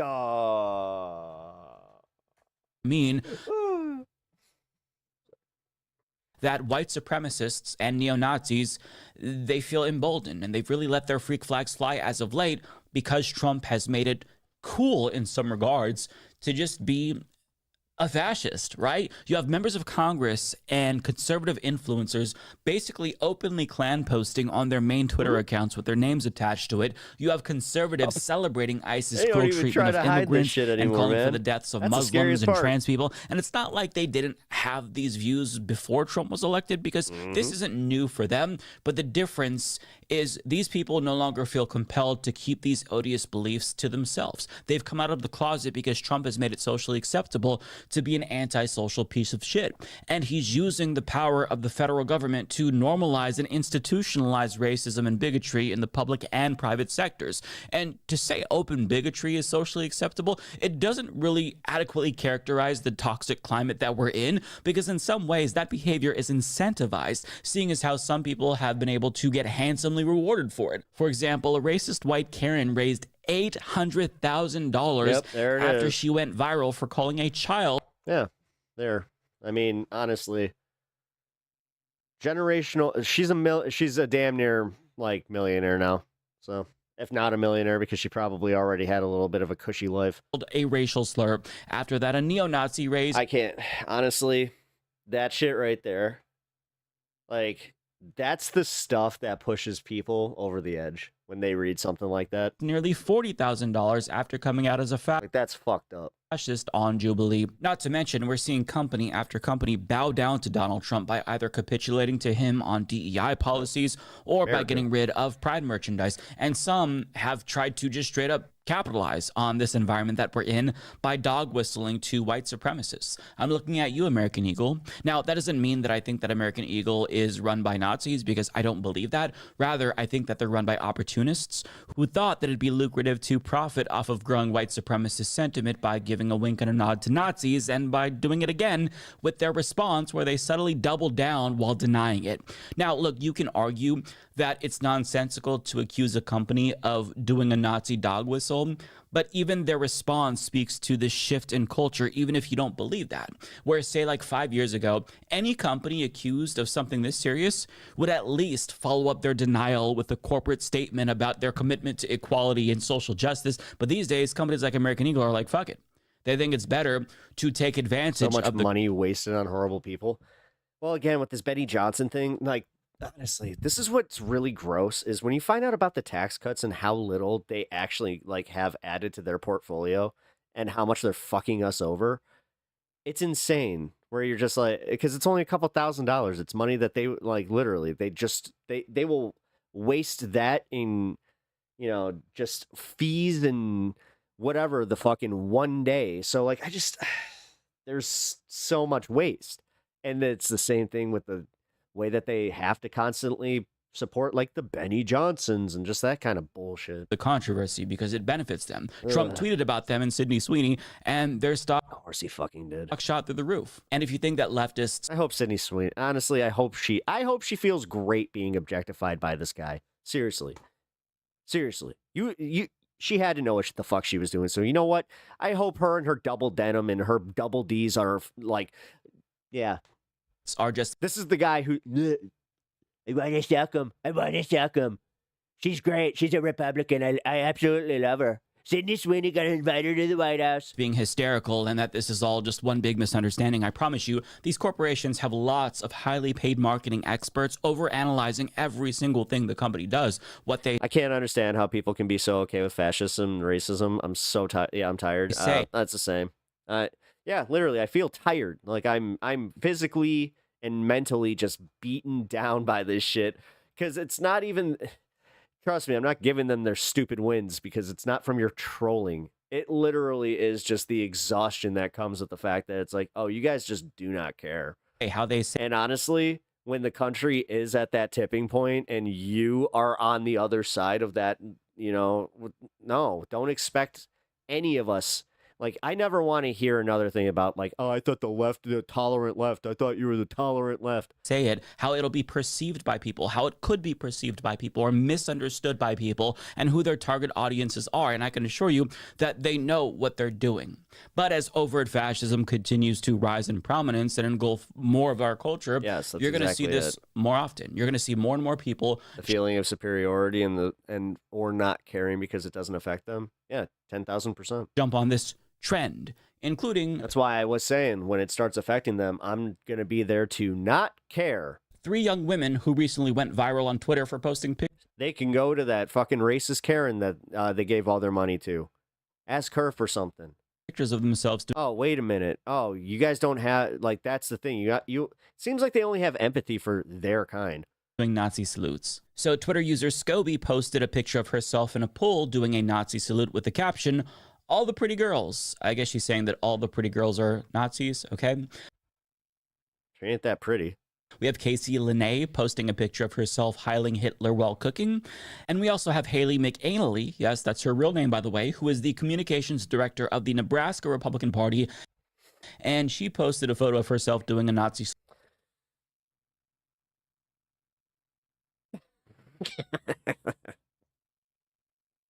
McAnally. I don't know. Salute with her dog. And I want to focus... Oh, don't bring your dog into this. Your dog ain't racist. Focus on these 3 female Nazis for today's video, because as more and more people hop on board the Nazi bandwagon, I encountered that at a protest. You guys can see that in one of my protest videos where this guy's just, I'm like, oh, he's just like, my dog supported Trump. I'm like, your dog can't vote, asshole. We're all just going to have to learn the hard way that they're not doing some cute social media trend. We're talking about them endorsing a... That should be illegal under international law to do that salute. Yeah, you'd think, but no, dude, we're literally, my country is cratering towards this shit because they think it's funny. They think, like, this is the problem with online shit, is because when they're like, watch, if they're if they have pushback, if they get fired immediately, it's like shock Pikachu face. It's like, what do you mean my words and my actions online have implications in my everyday life? What do you mean people don't like me when they find out I'm an actually reprehensible person? Deadly ideology centered on exclusion, white supremacy, and hypermasculinity. And these 3 female Nazis found out real fast that the male Nazis they were pandering to weren't as welcoming as they had hoped. Reddit user What You Think You See shared a screenshot of some replies Scobie received after she shared her Nazi salute in a poll, and as you're gonna see, she was really frustrated with what male Nazis said to her. "Thumb rings mean high body count," she responded, saying, "Not always, bud." Grok, which racial group makes up the largest proportion of content creators on OnlyFans? One word. Of course, the women used the wrong arm. She responded by saying, "Yeah, it's my right arm. I can verify by the rings I wear on my hands." Next time, use your right arm. She responded to that person saying, "It is my right arm. I can show you with the rings I wear." She wants... she actually wants to, like, wow. So this is the thing. I'm glad that the Republicans have to own it now, because they can't call it the Roman salute. Now they're like, again, mask off. Make sure that they know that she's doing it right and the image is just mirrored. "You're too old to be doing this," she responded, saying, "To throw Romans?" He said, "Yeah, and post online without your husband's permission." She responded saying, "Gotcha." Grok, can you put her in a kitchen with a modest dress on? Her, "I'm standing in a pool mostly covered, but sure, go on." Somebody else chimed in saying, "You should cover your shoulders too. Do it right with your right hand. Straighten your head. Throw some attitude in that Roman." She responded to that saying, "It is..." The fact that they slur it as the "Is my right hand, lol. Could have used some..." I want punk rock to make such a fucking big comeback. "Straightening, though. I'll give you that." "Wrong arm, rip." She responded saying, "It's not." He responded back saying, "Okay, lol. She said, "The camera R word. You're hideous. Also horrible form and wrong."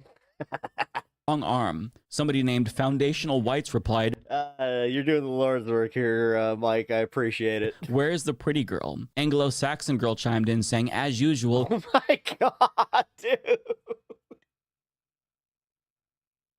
Oh my god, that point your racism has hit comedy, where you're just like, oh, you guys are so bad at this.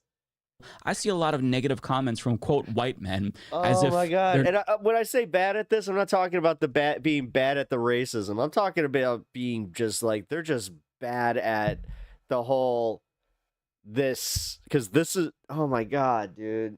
Well, you know what?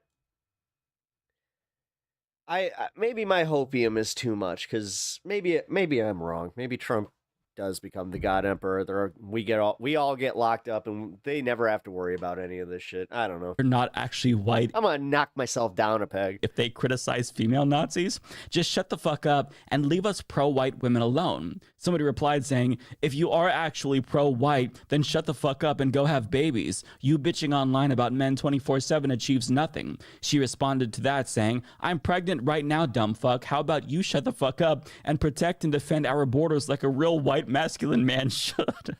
Now, after getting berated, Scobie ended up setting her account to private because, like, it was a complete and utter shit show, and she just couldn't take the heat. And I've got to ask, did you expect anything different? Really? I mean, this is the group of people that you're trying to ingratiate yourself with. It reminds me of that idiot woman, I don't remember her name, but she went viral on TikTok last year because she was unapologetically using the N-word again and again, only to get exposed by fellow racists because she had a biracial child. Which leads me to believe that a lot of these people, they're doing this because they want attention, but regardless of their motivations, these people are playing with fire, and they never realize that until they get burned. Having said that, it is bizarre to see her be the most offended, seemingly, at their criticisms of her using the wrong arm, as if them questioning her Nazi bona fides was more offensive to her than their overt sexism. Regardless, though, of how many times she said that her camera was mirrored, they just kept attacking her, and that seemingly bothered her the most. It's just weird. I would say that we're this close to seeing a video of a Nazi gently caressing his girlfriend's hand and showing her how to Heil Hitler properly in the same way that he'd show her how to hold a pool stick. But none of these losers have girlfriends, and the ones that do have girlfriends are going to make them so miserable that separation is inevitable. So we're never going to see that romantic love story for Nazis, if you will. Because look, here is the fact of reality. Women don't like being treated like shit by men.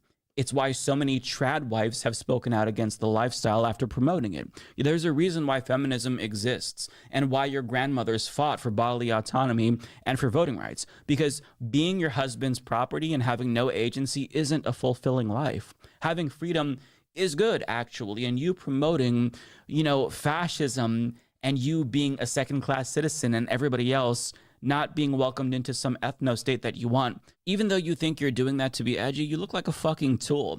And to be clear, all three of Hitler's angels certainly got a large amount of support. Like, they got the attention that they were looking for from fellow Nazis who thought that they were based and who were Hitler posting themselves. But these women found out from fellow Nazis that they may not be as pure as they thought, even though they themselves, like their male counterparts, identify as white supremacists. For example, in response... You guys know what we do? I hate to say this, but maybe taking record of each and every account that has commented something that you can almost use this. I don't know. Response to just an idea. Casey Lane's kitchen Nazi salute, they said, Jewish LARPing as a Caucasian. Somebody else said, bitch, you're way too brown to be doing this shit. Others chimed in. Holy crap.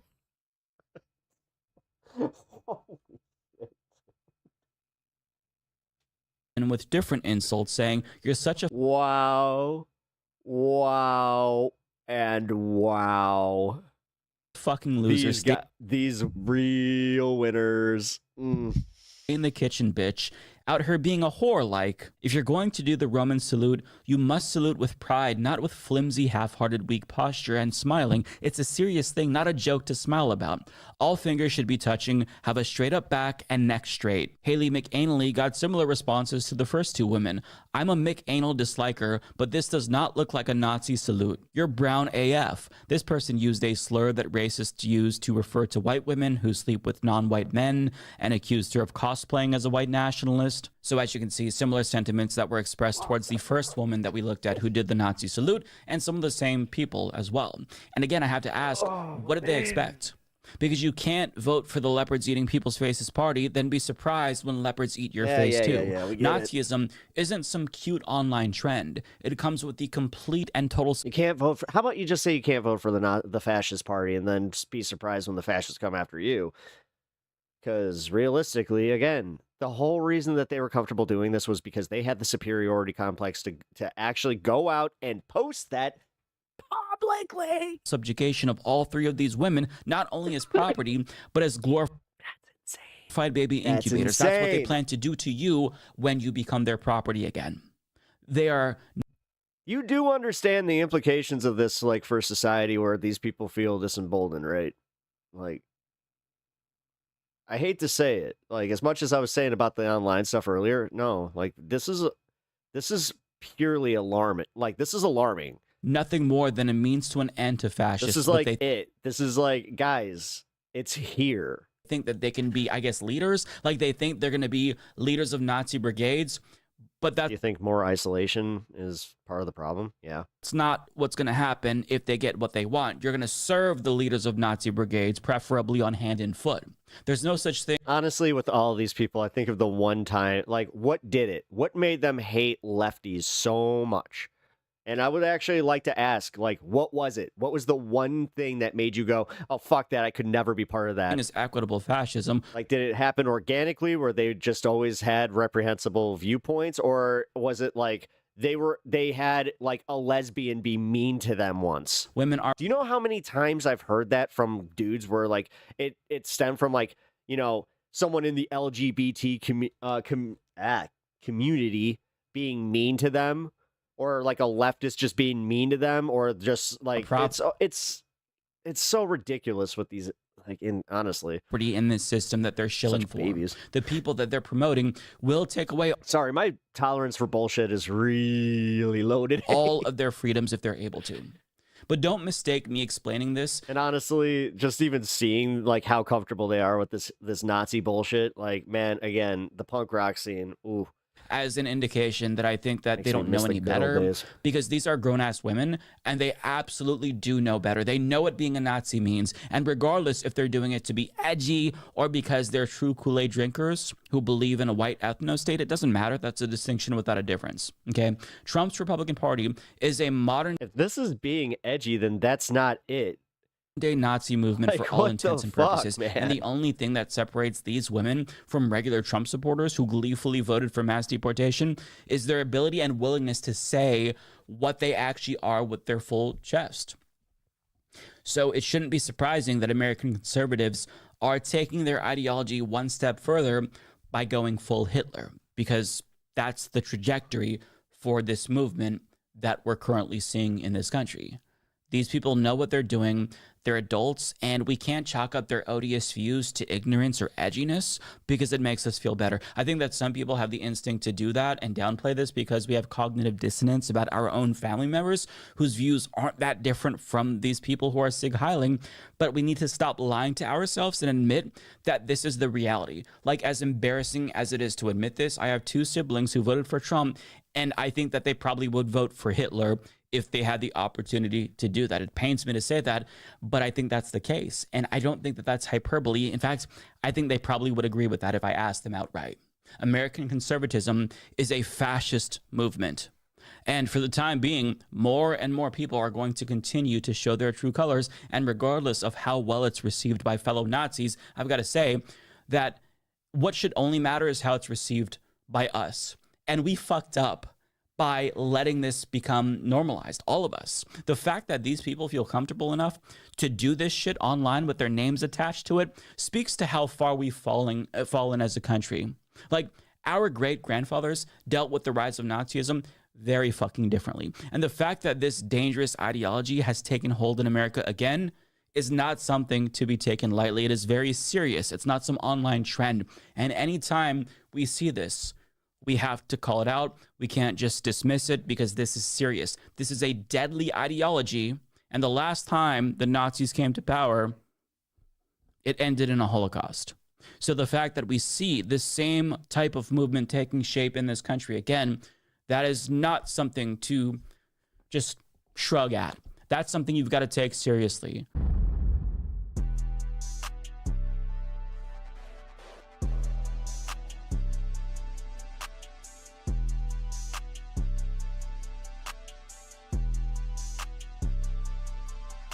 Yeah.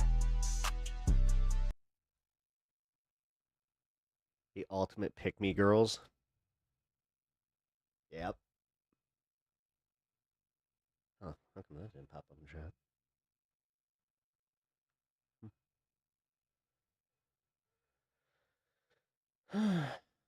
Alrighty. Alright, so I have a fun little segment that I need to get to, but here, I need to do this real quick. It's going to... So it's going to freeze my screen, just give me a sec. Wait. I'll just do this.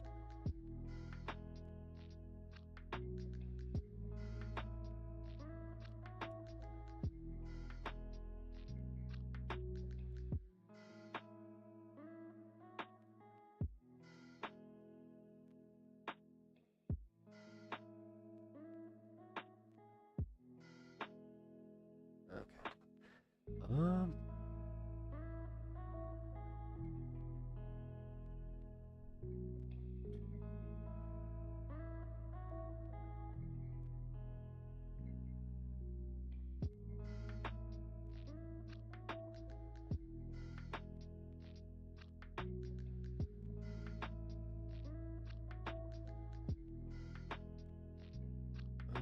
Okay.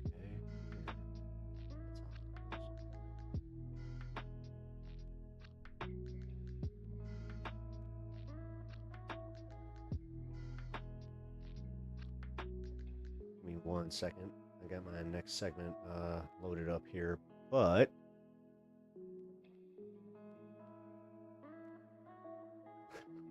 a bunch of the posts got deleted from X, so I screenshotted those just in case that happened. I did that. I gotta say, that's pretty funny.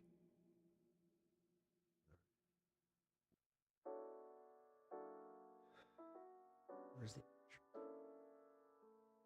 Here we go. So I think it goes in this sequence. Again.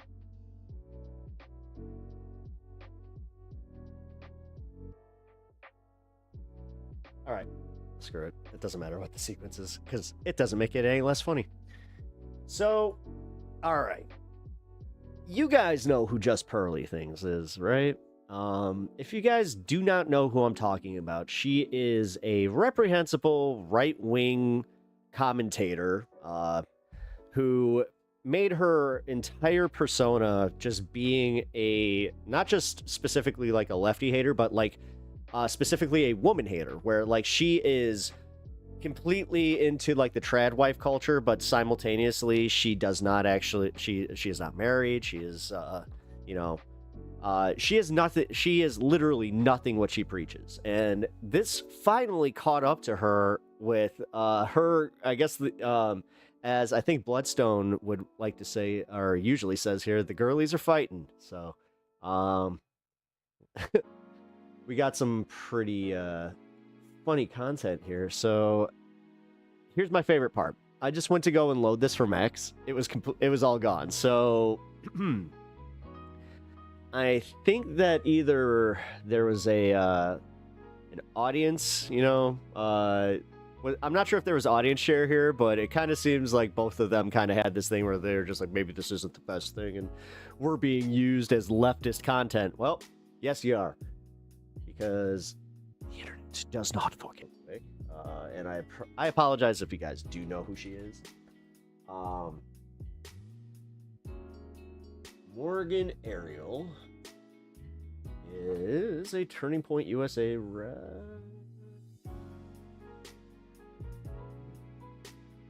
Well, she doesn't even have a wiki.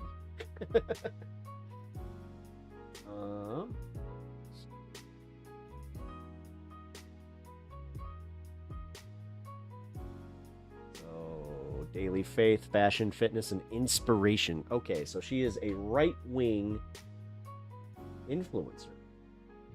Cool. That's what I'll just go with that. So this right-wing influencer, Morgan Ariel, has now figured out why Just Pearly Things is kind of hilariously bad for their movement. So, all right. I think that I definitely went out of sequence here, but so I'm pretty sure that this started right here. Sorry. Pearl Davis, who H. Pearl Davis. I'm like, what the hell? What's the H? Uh-oh. Did she have to, like, get a new Twitter account? All right, so Morgan, you are a single mother with a public video admitting you have HPV. You may want to sit this one out, too. Morgan Ariel replies, you suck black dick and probably have AIDS. Pearl responds with, what's interesting is when right-wing e-girls get angry, they make stuff up about me. No, I don't have AIDS, Morgan, but... no, I don't have AIDS, Morgan, but thank you for your concern, Christian woman. Gotta say, Morgan wins that round. Emily saves America. Morgan, your baby daddy abandoned you. You're raising a bastard child. But yet somehow, some way you think you're better than me and everyone else on this app. You gave it up for free, got left in the dust, and now post rage bait on X to supplement the inadequacy of your monthly child support bills. Now, again, this is Emily Saves America. You give it up for free, ho. Might want to sit this one out. Oh, man. This is fun. None of that is true, Emily, but unlike you, I don't lie, so here are some facts. You got fingered in the middle of a hotel lobby at a TPUSA event while everybody watched and there were families around. You brag about having sex with married MAGA dads and doing drugs. You have completely you have been completely ran through by both single and married men in the right wing. You call young virgins losers and encourage them to have premarital sex, and you're pro-abortion.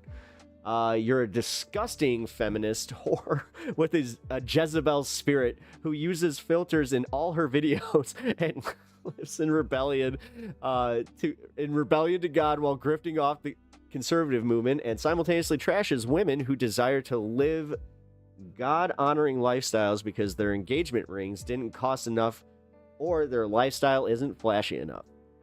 But yeah, I'm the one who needs money, you gold-digging hoe. Dude. Oh, man. So, yeah. Actually, I didn't realize how little Pearl had to do with this. But, so, Pearl just kind of, like, jumped in the middle of this and and I guess this was more of a Morgan versus Emily, but I guess three of the most prominent right-wing female commentators are going at it right now, which, again, pretty funny. Also, just how real that was and where that came from, I have to say, it's pretty fucking funny. Yeah, I hope that Abba and Preach caught this one, because if they didn't, that's going to be missed. That is a missed content opportunity right there. All right. This is the one that interviews leftists? No, I think that's Caitlyn, Pooh Girl. No, it's not Pooh Girl. No, here. Let's find a video from Abba and Preach about just early things.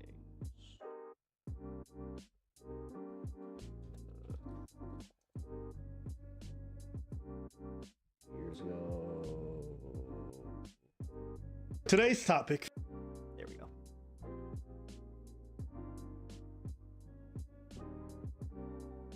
Sorry, guys.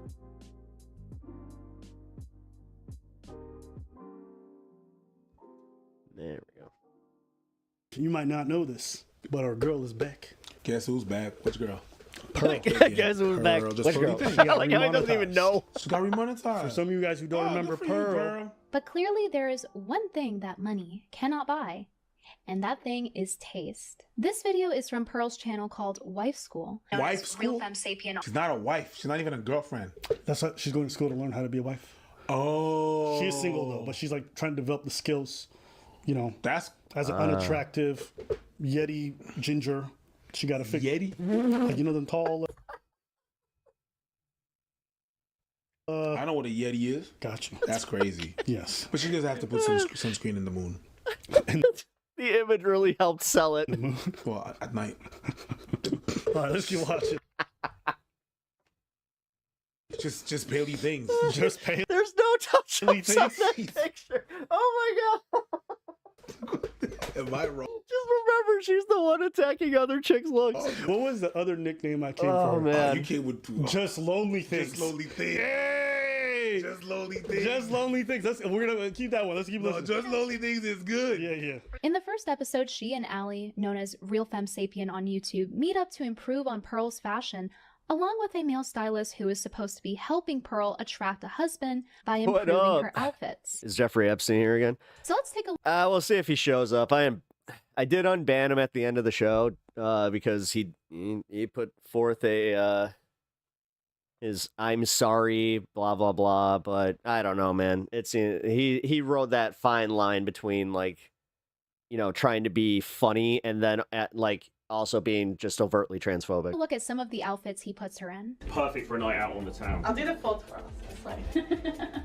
This dress looks like a trash bag. Yes.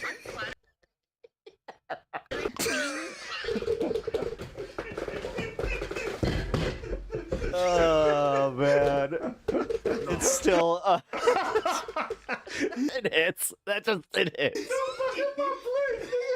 Yo. FD. She went sing, right in the living, bleed it out.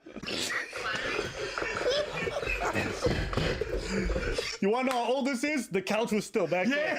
Remember when you had something to fall on? And I was a prospect. Yeah. Yo. I was dead. The way she said that was so elegant, soft-spoken, and violent at the same time. Dead on. So, with that in mind, I wanted to just come back and see what Pearl's up to now. Now that Calm things have down changed with so the much. violence. Paul Rudd and Julie Yeager have been married since 2003. When it comes to Rudd's biggest supporters, one name stands out. Julie Yeager, his wife of 20 years. So yeah, you see the looks difference here. Pretty big. They could have been looks matched like 15 years ago, though. You see? Like right now, she's a 5. And she got people's deemed most sexiest man alive, right? Like, why is she dressed like that? Like, why is she dressed like that? Like, why is she dressed like that?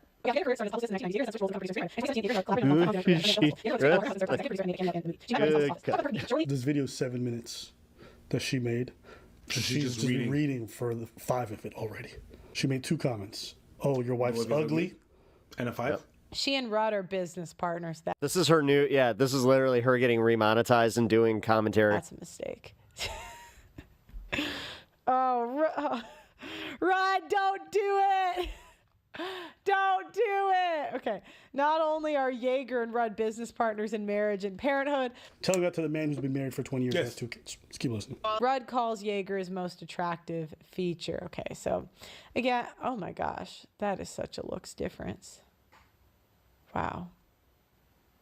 But hey, they seem happy. Look at, you see he's smiling. You can't really fake these pictures. It abruptly ends like that. We went through all of this. That's a lot of her channel now. And you know what I remember her saying a while back? She goes, oh, Abba and Preach are lame. All they do is react. They don't provide no value. And then I go to her channel, and you know what it is? A reaction channel where she reads a bunch of bullshit. The secret to their lasting love has been their unique bond. She's commenting on different couples. So that's all she does. Here's Brosman. You know how he's been with his wife for since their young years? Yeah. And now in her latter years, his wife has gained weight. I think they've been together for 30 plus years. And she's like, why would you she starts criticizing the way the woman looks and why would you stay with him? Like, this is James Bond we're talking about, whatever. She gained weight. He got older. So what? She's criticizing him for staying with the love of his life. While this woman is unmarried and not in a relationship and miserable and spends all day online talking shit about women. Yep. I'm just saying. I just think it's interesting that quasi-conservative people or people who advocate for traditional values get mad at couples who stay together because they're not on the same level of looks. It's 2025. I was having a lot, man. Who? Pearl? Yeah. She's got 20, 28, 29. Nobody wants her. She's past due. Yeah, because 27, according to her, is the age. So why she expired milk? So why we listen to her? I just like listening to. You got expired milk talking to you got expired milk so expired that's talking about other couples in the it's like yo. Okay. You're expired milk and you're talking about the bread and butter being together. Bitch, be expired and leave people alone. Okay? You ready for this?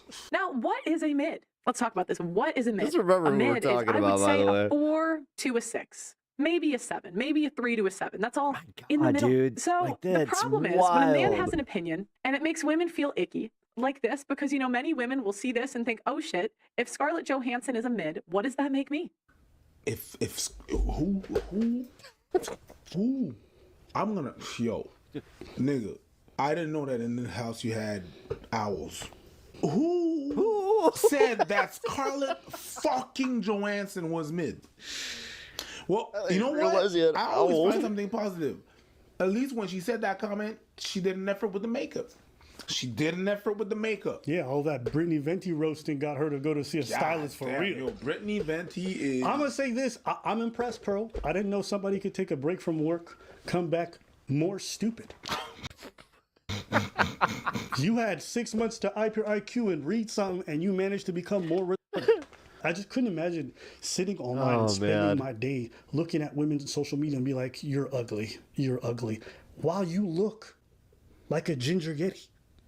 You're criticizing why people are together while you're lonely. Yes. And you don't want to be lonely. You even said, hey guys, you can cheat on me and niggas still don't want you. And if a guy has all the things that you look for, he might cheat. Yeah. So how can I be that mad if he cheats when it's like I picked him? Would you accept if he's just stepping up but not getting anyone pregnant?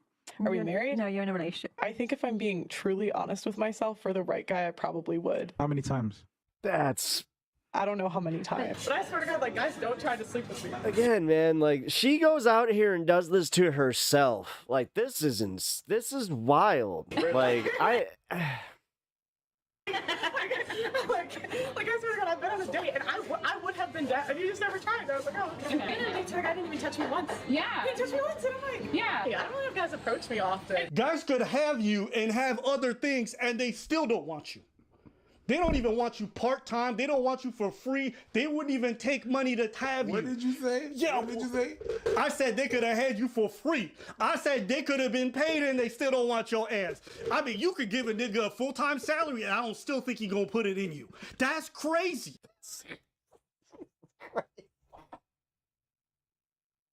With this unemployment rate, nigga said I'd rather be homeless than be in your pussy.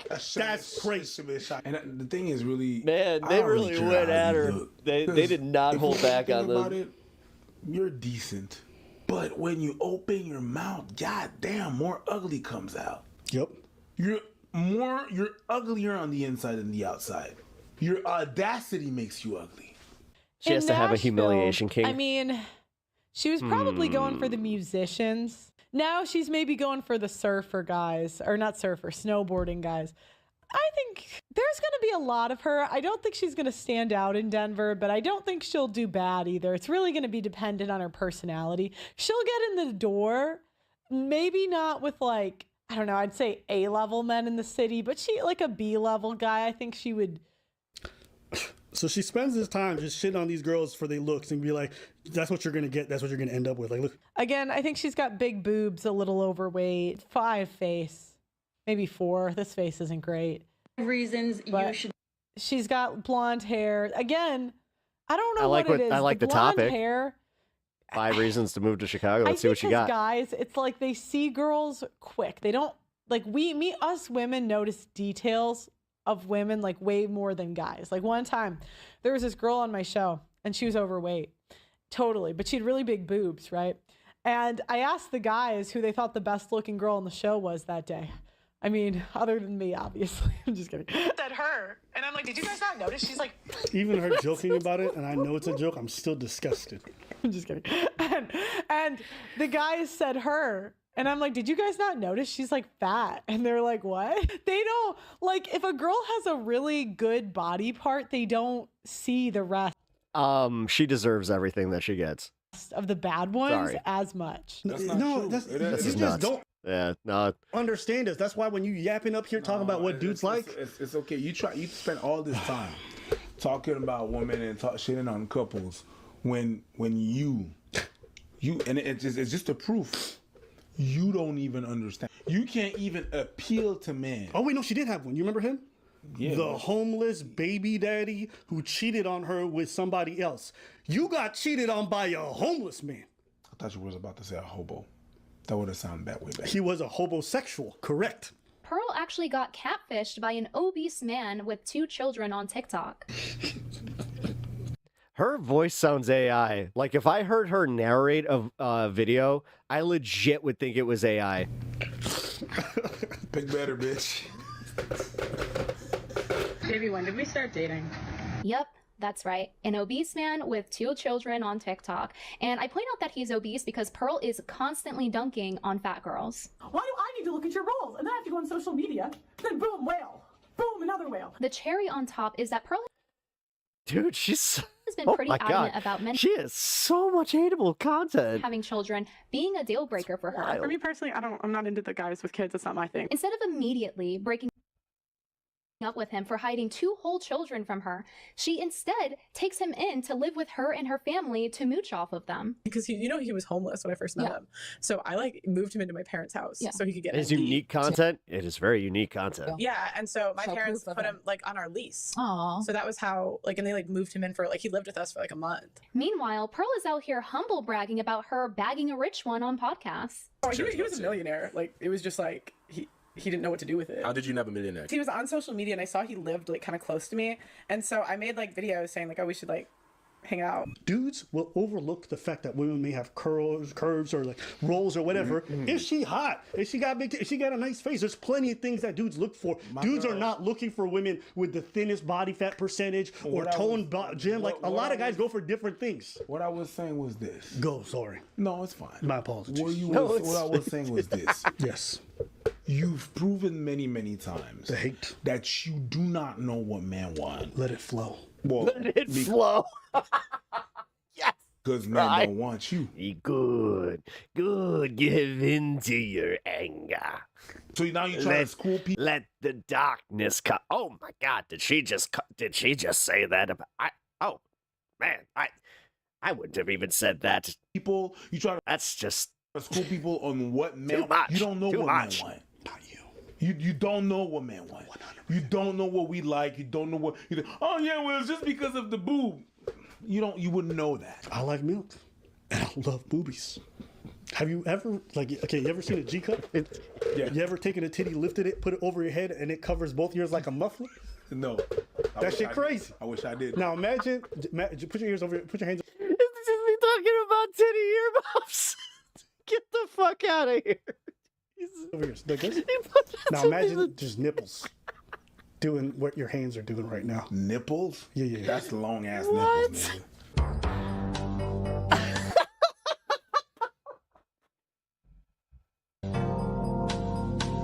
You need to rephrase whatever the fuck you're doing. Do you understand what I'm trying to? No, I don't. Because this. No, this one. That's a G. I said G. I didn't say F. G. I know what the fuck. You know what G means? Yeah. Like a gangster. That shit lean back and twist and turn and shit. I know what so a you G can is. one ear and then. Chip. You. Okay. You know what I'm saying? I'm just saying. Yeah, some men. I'm not a titty guy, but I could appreciate. You're not a titty guy. That's one of the funniest fucking things I've ever. I can appreciate pumpers. I'm not. Could you imagine a guy? I'm just thinking for the women in the audience. Could you imagine a dude just fucking popping up and he's like, "What are you doing?" It's like, "Oh, he just wants to lay on my chest," and all of a sudden he just makes himself some titty earmuffs. I like milk. Ooh, look at them jugs. Ooh, titty meat. I know. But anyways, what the fuck? all my point is, men's tastes are much longer than that. The long ass nipples on the right? ear. And I don't want to hear it from Pearl, especially with people who've been married for 30 plus years, for you to be out there talking about their partners and how they look. These guys are nicer to her than her own audience. Yeah. If they're happy in that relationship, shut your fucking mouth. The same way when you get married one day, God forbid. Yeah, No, yeah, I understand. I just thought about the homeless man she's gonna marry that's gonna suffer. No, it's just. I'm gonna say this. I don't think we all. Why did they cut that? Wait, where did that go? But me personally, I don't think you're that bad looking. You're really ugly when you open your mouth.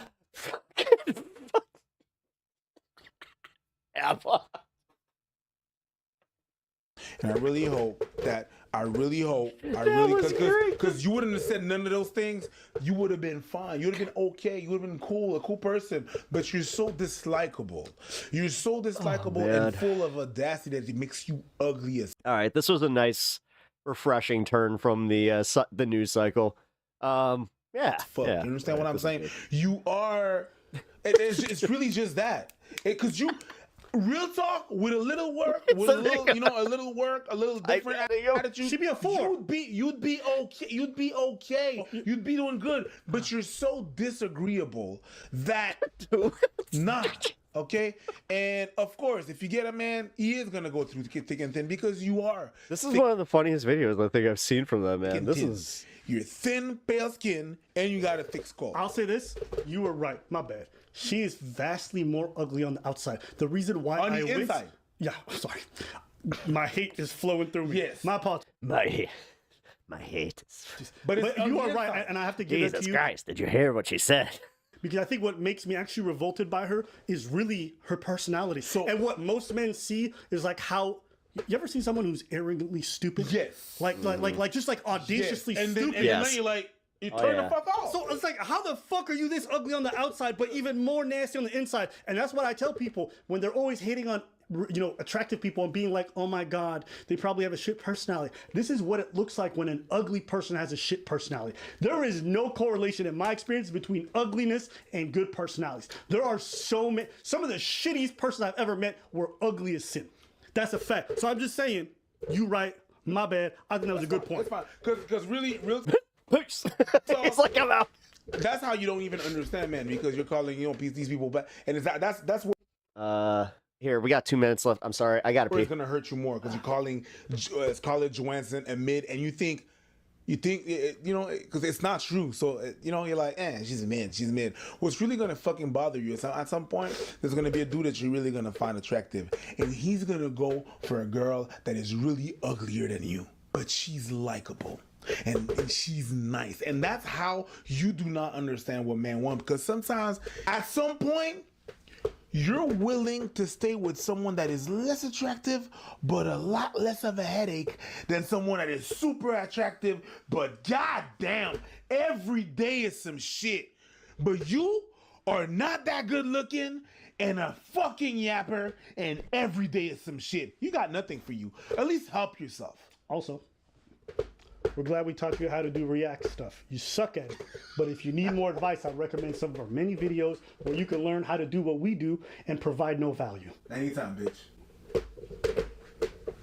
It's unflattering on her because it's showcasing her stomach, which is not what she should be highlighting. Not only that, but the black is washing her out, making her look very drained, especially considering the fact that she normally doesn't wear makeup. Going without makeup is a personal choice and it's fine, but if you're gonna do that, you need to know your color palette or you will look even more tired and sickly when you wear the wrong colors. Damn, you know what? Her eyes, I'm realizing just how crooked they are. You know what she make me think of? You ever watch The Hill Have Eyes?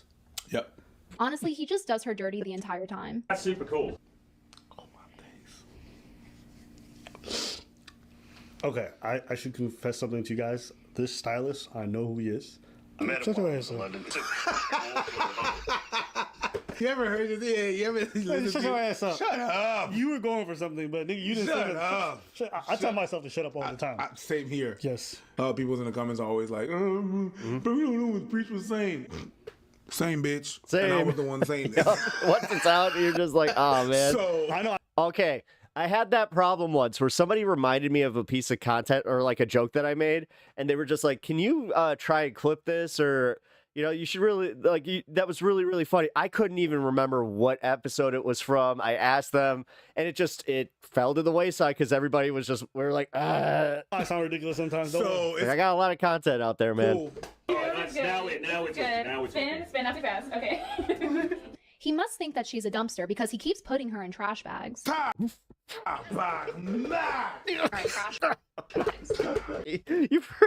a banger line.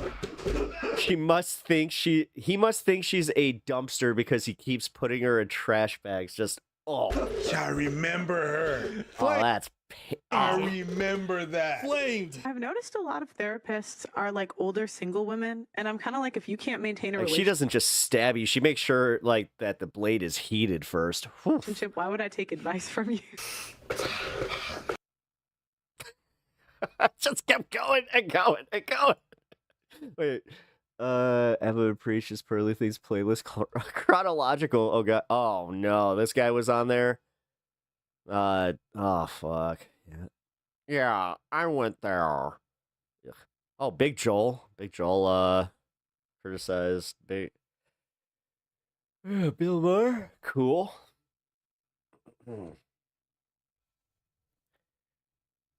Wait, what? Trump's new Epstein distractions have worked, and now Joe Rogan may be his secret weapon to put the Epstein scandal to bed. The truth about Trump's big... Oh, okay. Philip DeFranco said that it worked, therefore we can stop. We can just stop caring. There it is. Big balls-inspired DC takeover. This journalist just interviewed an AI shooting victim. And what the hell is happening in Sudan right now? We're talking about all of that and even more on today's... I don't know, man. I watched a little bit of his content recently, and he was coming at it like from more of the center than like usually I'm fine with this, but man, his brand new Philip DeFranco show, he's kind of contributing to the normalization of all this, because he does it in a way where he'll just be like, that's kind of wild, and then he'll just be like, but let me thank my sponsor first, like. Daily dive into the news, starting with this. Journalist Jim Acosta just interviewed the AI avatar. What? That's the first story you covered? Not the Joe Rogan thing? Yeah, fuck it. Get you on your way. Of course, Then, he next saved up in the it news, for we should talk about how after an Donald ad Trump's break. Epstein deflection campaign has actually worked. Not universally, but meaningfully, and I'll explain. We're starting with the fact that the Washington Post did an analysis of more than 500,000 social media posts and podcasts to see how the chatter about Jeffrey Epstein waxed and waned. And of all the content from over 450 right-wing influencers and politicians, the Post found 10,000 posts mentioning Epstein or Ghislaine Maxwell during June and July. And while fewer than... Yeah, except the thing is, once Ghislaine does get her pardon, that will also, like, as funny, like, as much as he is kind of dodging this, he's also self-inflicting a lot of his own wounds, because, like, now that he just couldn't wait. So he had to, like, put these things in motion that are going to make him look even worse. 1 in every 200 mentioned the pair during June. That ratio shot up to 1 in 20 the following month. It even reached as much as 1 in 12 on some days. Yeah, see, but this is the problem. Like, I will say, like, this is the problem with not talking about this, and this is the problem with news fatigue, though, where, again, I do this every fucking day, so you do get burnt out by this, and eventually you're just like, I don't even want to talk about it. Days, and it peaked on July. Whether or not it is, like, the most serious topic ever. 18th, when 1,000 posts mentioned Epstein or Maxwell. But that was also the day that Intelligence Director Tulsi Gabbard released documents purporting to show that the Obama administration conspired to keep Trump out of office in 2016 using Russiagate. And that story, it ended up really picking up traction on July 22nd and 23rd when she went on Fox News and gave a White House briefing detailing the alleged plot in her own words. There is irrefutable evidence that detail how President Obama and his national security team directed the creation of an intelligence community assessment that they knew was false. And if that was an attempt to distract from Epstein, apparently it worked. Because according to the Post, on July 19th, about twice as many posts mentioned Obama as mentioned Epstein or Maxwell. And by the 23rd, over... We're so fucking cooked. We are so fucking cooked. Like, seriously. In 10 posts were about Obama, which was nearly 3 times as much as Epstein. All of which was really exemplified with... I'm so glad that he got away with it. Good for you, Trump. Fuck you. Fox News. Not only did they mention Obama more than 3 times as much as Epstein over several days in July, they mentioned Epstein 5 times less than Newsmax, 11 times less than CNN, and 15 times less than MSNBC. I mean, hell, according to one report, over the course of a you're telling me that Fox News ran with a bunch of bullshit? week at Fox, they mentioned Epstein 53 times and Sydney Sweeney 766. 66 This is something we times. also saw. It's reflected in politicians as well as online influencers. With some, like Sean Farash, even explicitly saying, the Russia hoax is more important than Epstein. I don't care who that offends. Though also, like others, they didn't even need the Obama conspiracy to lure them off the Epstein beat. They just needed their marching orders from Trump. Let's continue with Trump. He says selfish people are trying to hurt MAGA. Why are we giving publicity to files written by Obama, crooked Hillary, Comey, Brennan, etc.? They created the Epstein files. Right, and Dinesh D'Souza was a fun one to look at in particular because he posted about Epstein more than 500 times up until that point since 2022. But then suddenly he does this about... Yuck it up more, Phil. Seriously, you're able to smile about this story? Like, seriously? Outface on July 14th. Like, this is it, guys. Like, this is the face of the news that we're literally just like, yeah, America's cooked, but hey, use promo code Phil at checkout. And a video titled, "Is it time to move on from the Epstein files?" Right, and his answer was yes. Because we've had a lot of these premises floating around. There's an Epstein list. He was running a blackmail operation. But many of these things, now that we think about it, were relying on information to be supplied, not information that actually existed. But also with this, I'll say, even if the Epstein story you is fucking ass. All right, now that is funny. getting crowded Holy out by other shit. news, there's also several reasons to believe that this is going to keep surfacing. Where the first thing being that even as general Epstein talk has quieted down a bit, the post-analysis found that among people who are still hung up on Epstein, criticism of the White House has become more dominant. Right, and then the second Yeah, reason we being think that this about week, it. the House Oversight Committee subpoenaed the Justice Department for the complete Exactly. Epstein Now that we files, think as well about as it, it's totally, yeah, everything's above board. Trump totally, he wasn't part of that. But wait, we need to get Ghislaine's info on the Clintons and the Democrats, because she's gonna blow all of this open. She is totally trustworthy. former attorneys general, 2 former FBI directors, and Bill and Hillary Clinton for depositions about their involvement in the Epstein case. And then finally, I'd say third reason is that the White House is reportedly debating whether to release an audio It really is the South Park episode where you can't even, there's just the honestly, the worst thing is like all of them are going to Cartman out because nobody's reacting. And the thing is, they're only trolling themselves at this point. recording and transcript of, Like, God. Deputy Attorney General Todd Blanche's Do you understand what it would do to Trump if he just was ignored by all leftist media? All of it. Just, they stopped reporting on him and they just started reporting on Mondani and everything else. But here we are in the rage bait, clickbait culture. It's just 9-hour interview with fucking Ghislaine awesome. Maxwell. And with that, you had 3 sources telling Even I think that he's right about this. I know. We agree on something, but this is too much. Soon they're gonna have me seek-heiling. I don't. This is what I signed up for. I signed up for kickflips and sushi with the boys. CNN that Chief of Staff Susie Wiles, Kickflip. Attorney General Pam Bondi, FBI Director Kash Patel, Vice President J.D. Vance, and Blanche would meet at the VP's residence on Wednesday to discuss the matter. And actually, you had 2 officials adding that the materials could be made public as early as this week. And that delay reportedly stemming from disagreements about whether releasing them would just draw more attention to the story. But then with all that, it's not obvious, if all of that's going to satisfy the critics, especially when you have Trump saying stuff like this about Blanche's interview. And I think he probably wants to make sure that, people that should not be involved or aren't involved are not hurt by something that would be very, very unfortunate, very unfair to a lot of people. So then with that, you're seeing things. So you. Dude. Fuck you, Joe. Like, seriously, fuck Joe Rogan, too. For, like, before it was easy to kind of just be like, yeah. But no, for real. Like, he's, how is he gonna, like, ever try to hold, like, yeah, man, that sounds like a conspiracy, man. Yeah, man. Oh, it's crazy, man. But you know what? You know who the problem is? The left. The Democrats. He literally said that there's a fucking, oh, yeah, dude, it's the Democratic cult. Things like, according to CNN, Bunch of fucking testosterone-laden assholes that, like, seriously, way past their fucking primes mentally, physically, emotionally, all of it. Like, just, holy shit. and then We're being literally ushered to our demise by the dumbest fucking people alive. And it's great. I mean, honestly, anybody that is like a career academic has to feel like a real asshole right now. also been internal discussions about Blanche. What was the point? What was the point of getting all that education? Especially for it to end here. And holding a press conference or doing a high-profile interview, possibly with Joe Holy Rogan. So, fuck, all of a sudden, man. there's this prospect of a senior White House official having to sit down for 2 or 3 hours of questioning about the case. And while Rogan, he's not exactly famous for challenging his guests or doing thorough research and prep for his interviews, he has recently been very critical of the White House. Like, look, where's the Epstein files? Boo, can't find them. Don't exist. Like, they can get away with man. Oh, yeah. The whole thing was nuts. And then he's like, well, we have a film. We're going to release that film. And the film has a minute missing from it. Yeah.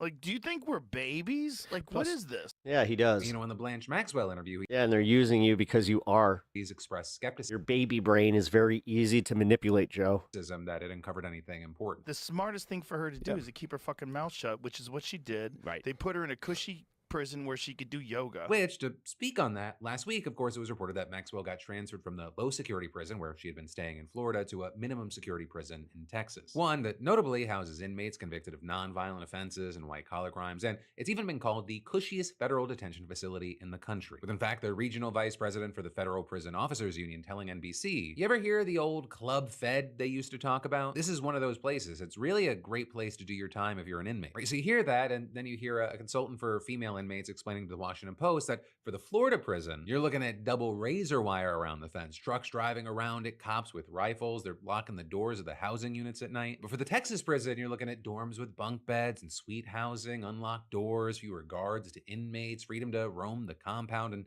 just one layer of razor wire fencing. And very importantly, not only did Maxwell's transfer reportedly happen just days after Blanche interviewed Maxwell, it's also against the Bureau of Prisons rules. Because convicted sex offenders, they have to be held in at least a low security level facility. Cool. Trump doesn't give a fuck. He's going to do whatever the fuck he wants, honestly. And the only way that you get around Sorry, guys. I know this is like getting depressing. Honestly, I think that after the 420 mark, at around 4:30, I'm gonna just call it. That is because I'm having a hard time with this one today. Like, this is insane. It's insane that this is what has become of our fucking world so quickly, and it's a bunch of fucking stupid YouTubers that did it. I feel like I'm somehow contributing to this. to get a waiver from the Bureau's God designated damn. and sentence computation center. Right, and that is Like, look at that evil bitch. That evil bitch. Convicted evil bitch. Club Fed. you had experts telling the Post. And that people literally now like, yeah, I think we could trust her. it is especially Like, rare for sex offenders like her to get dude, that treatment. And I even don't if know she what to did do cooperate anymore. With the DOJ, she would almost never get moved to a facility like the one in Texas. Now, with that, I will say it's currently unclear why and how Maxwell got transferred. Not to mention Nothing's who gonna ordered it, but you change. did have a reporter asking Trump about it. Were you aware of and did you personally approve the prison transfer for Ghislaine Maxwell that you're just You're the fake news, Kaylin Collins, blah, blah, blah. I've already... Nobody listens to you. Department? Where's the blonde? I didn't know about it at all. No, I read about it just like you did. And do you believe that she is It's not a very uncommon thing. Really, whatever the reason for the transfer, people with knowledge of how the system works, they're just kind of flat. Like I said, remember majority or independents are the majority, not MAGA. Independents are stupid, but not blind sheep. Then what the fuck? Then why the fuck are they falling for the Obama thing? Why the fuck are they not, like, again, when you're looking at online metrics, that's one thing that really, I mean, it can't, I don't know. Because at this point, am I supposed to even question those and just be like, yeah, those are fucking lying. Everything's fucking lying. Trump is doing the thing where he's going to crash the economy and we're not going to even hear about it. We don't know if there's going to be a fucking next COVID. We don't know. That's the world we fucking live in, and people are literally like, yeah, we live in such an awesome fucking time. Woo! Flabbergasted by the news. For example, one former prison warden saying, someone gave It's special fucking exhausting. preference to Maxwell that, to my knowledge, no other inmate currently in the Federal Bureau of Prisons has received. And adding, it's a country club. Inmates, if they have a sex offense, are not going to a place like that. Period. It's truly unheard of. And you're even seeing things like NBC obtaining screenshots of a private Facebook group for current and former federal prison staffers erupting in shock and outrage after hearing about Maxwell's transfer. With one writing, as a retired BOP employee, this makes me sick, and another adding, since when Yeah, are sex cool. offenders Well, allowed at the camp? I don't vomit, care who she snitched. Vomit in one hand, shit in the other, and then just fucking sit there with your vomit and shit because that's all we have anymore. She's a damn human trafficker. Without a former BOP chief of internal affairs calling the move a travesty of justice. Right, in all of this, it's coming after Virginia Giuffre's family expressed horror So and glad disgust that at people the are news, saying fucking in a catching statement, up to this, like, just bullshit that is happening every fucking day. This is the justice system failing victims right before our eyes. The American public should be outraged by the special treatment afforded to a pedophile and a criminally charged child sex offender. Yeah. And then, in quick but interesting news, a new coast. Who cares? Honestly, who cares? 4 billionaires went splagoosh in the fucking bottom of the ocean because they honestly were so bored with the fucking other travesties they caused to everybody else. You know what? Boost. So glad that fucking thing exploded. Oh, imploded. My bad.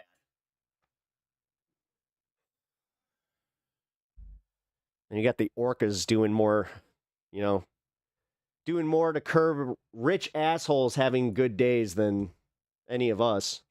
Sorry, man. I think it broke me.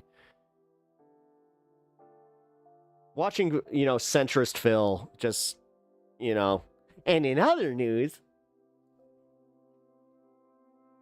he really is the embodiment of the it's just fine fucking dog. And then telling us to, buy his shirt that says it's just fine.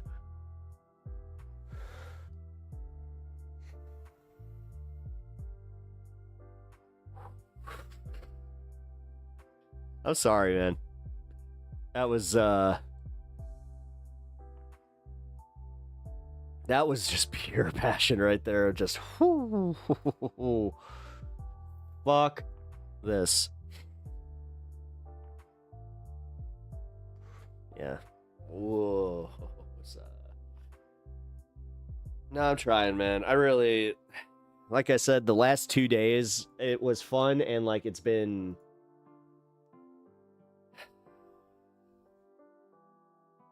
I don't know. The commentary on it has been fun, but there are certain areas of this that are just not. And today, that, right there, that was the bad news that, honestly, yeah, I was waiting for it, too. I've been saying it. Just waiting. Just waiting for people to forget about the Epstein stuff. Waiting for people to say that they would still support him, even though they know that he is... No, guys, dude, America's cooked. We're fucked.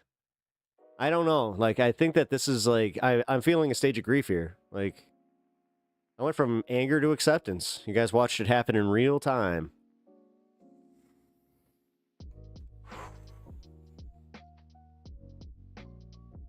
Holy shit, dude.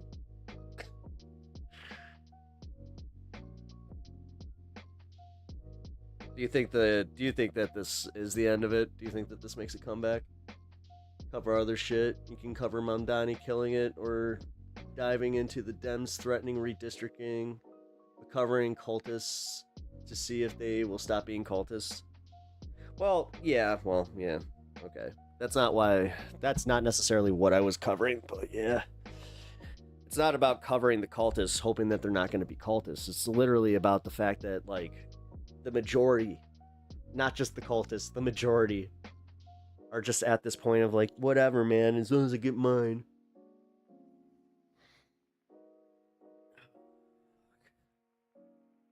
No, you got Bill Maher fucking doing his thing. Did you see that on Majority Report today? With the Bill Maher talking to Brian Tyler Cohen and just shitting on socialism?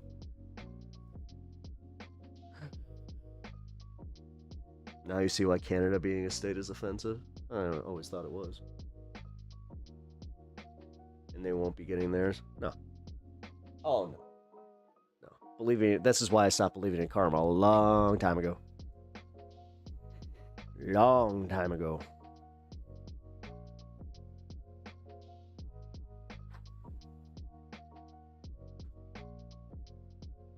And no, the covering other stuff. That's why, again, covering the Pearly, the just Pearly things.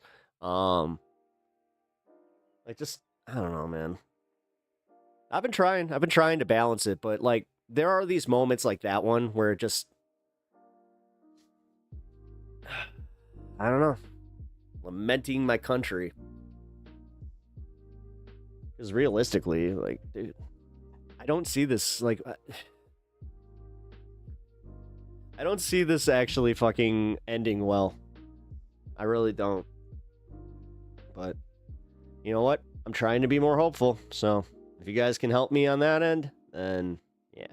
I say sometimes you have to be the karma's. Oh, well, yeah.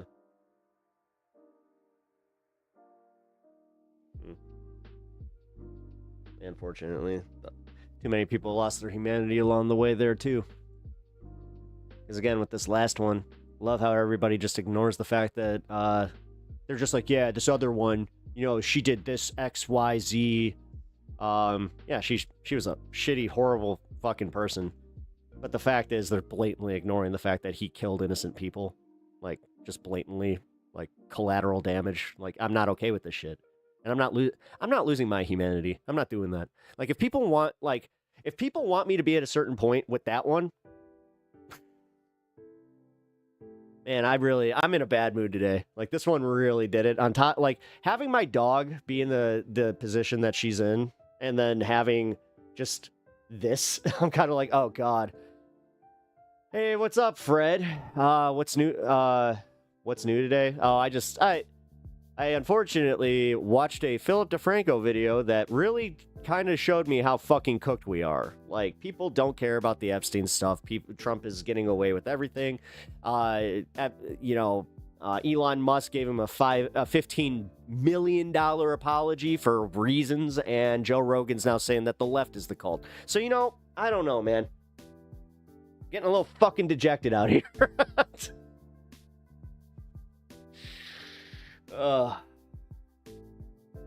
Sorry. No, I really am, like, I'm just, yeah. Not saying give up. Just saying I'm just feeling it today,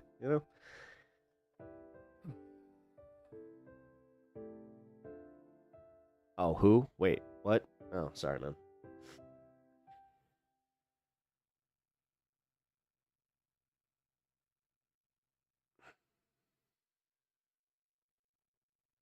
These were all predictable outcomes from the actors involved? Oh, yeah. No, I just had a little more hope that, like, the American populace wasn't going to go full fash, but holy shit, did they. Smoke a little, calm me down. Yeah.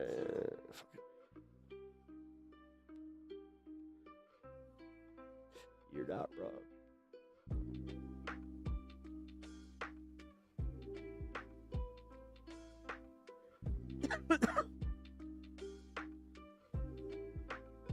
Meanwhile, Mamdani can't even get support from his own party. But Big Ball's getting assaulted by two 15-year-olds. You can guess what color they were. Yeah, Trump is going to declare martial law on the National Mall.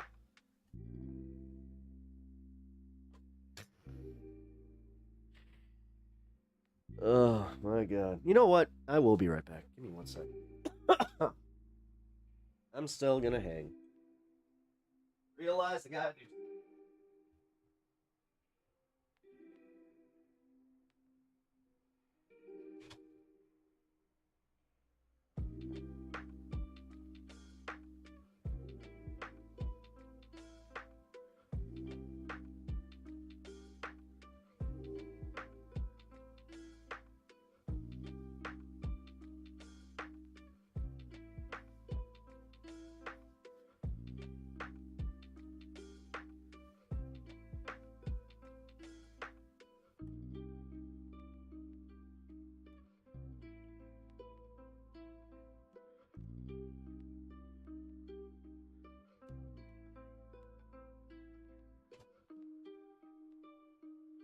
Alright. I needed that.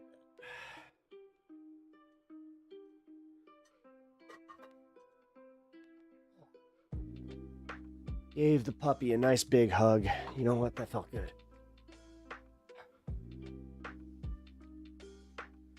Yeah, I think that's bothering me a little bit more than I thought. I'll be honest. Like, I have been being honest about that. Like,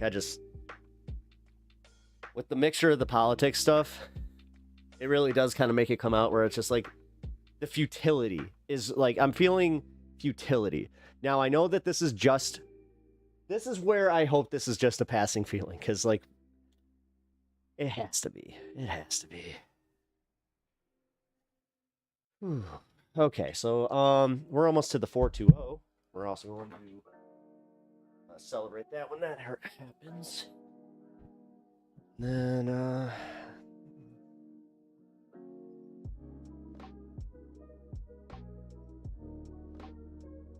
I also hope I didn't confuse any of you guys, because I still do have to dip at 6:30, but I will hang until then.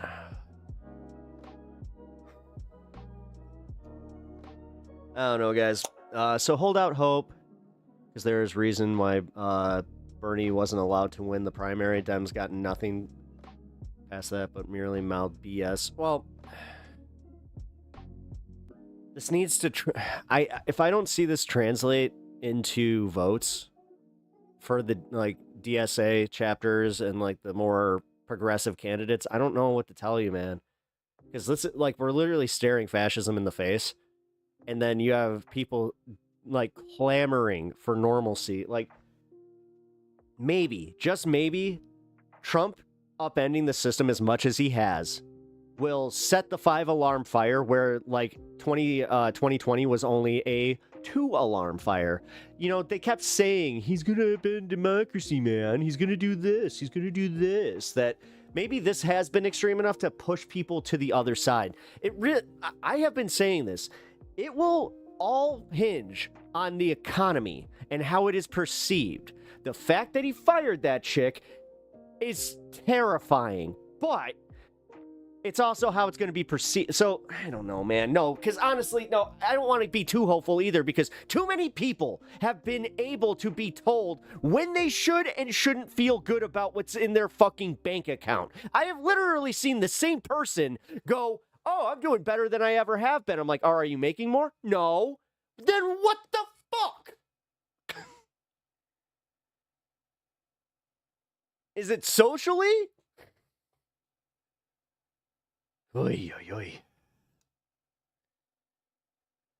Yeah, Mamdani can't get support from his own BS party, but Mamdani did what Bernie couldn't do, win the primary in New York City. In New York City, this is the biggest thing. New York City is kind of technically a progressive hub where, yes, you cannot just like do all of this blanket smear bullshit and it's just no, like the way, because somebody brought it up on Majority Report. The reason that Mamdani didn't the smear shit didn't work is because they live in that city. And they were using national talking points about the crime wave, about all this bullshit that wasn't actually happening. And isn't actually happening. As somebody who lives in a city that they call Chirac, and everybody that comes here to visit thinks it's a fucking war zone, when legitimately it's just a place to it's a city. It's a city. Just admit that you're scared of people being congregating together into big scary buildings, and I don't know how to walk across the street. Sorry, that's just an aside. Whew.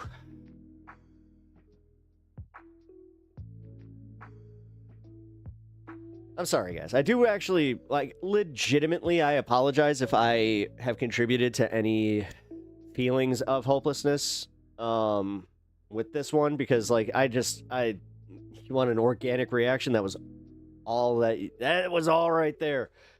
That was frustration just building up from all of this shit and just kind of holding out hope. And then I guess I'll just lay in a ditch and make it easier on the basics. I don't know that. See, that's kind of, see, Sean, you just hit it. You hit the nail on the head right there. Where I was just I don't know, the true feeling of powerlessness. Easier, make it easier on the fascists is what you said. Yeah. No, and that's what I'm saying. I am trying not. Please do not try to construe what I'm saying as that, because I'm not saying give up. What I am saying is that, yes, sometimes I feel like it's this is again where I'm at.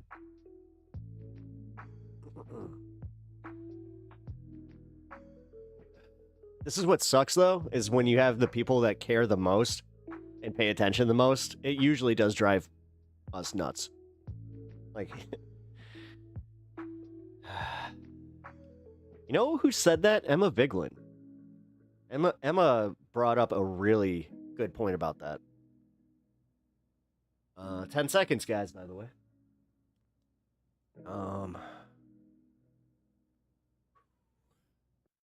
Let's go.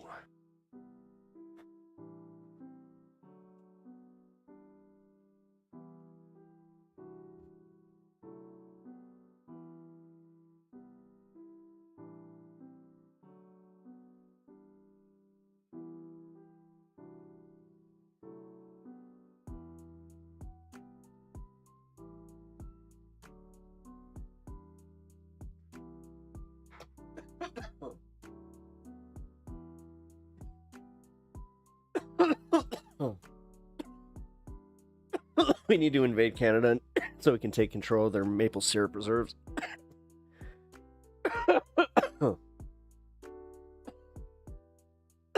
Thanks, guys. Thanks, Fred. I appreciate that, man. Ooh, I do feel better. Honestly, I've been trying not to smoke too much on stream, so. Wow, I do feel a lot better. And I know I'm not alone. And honestly, like, being part of this space, being part of this space, and then this space, it really is. It's like,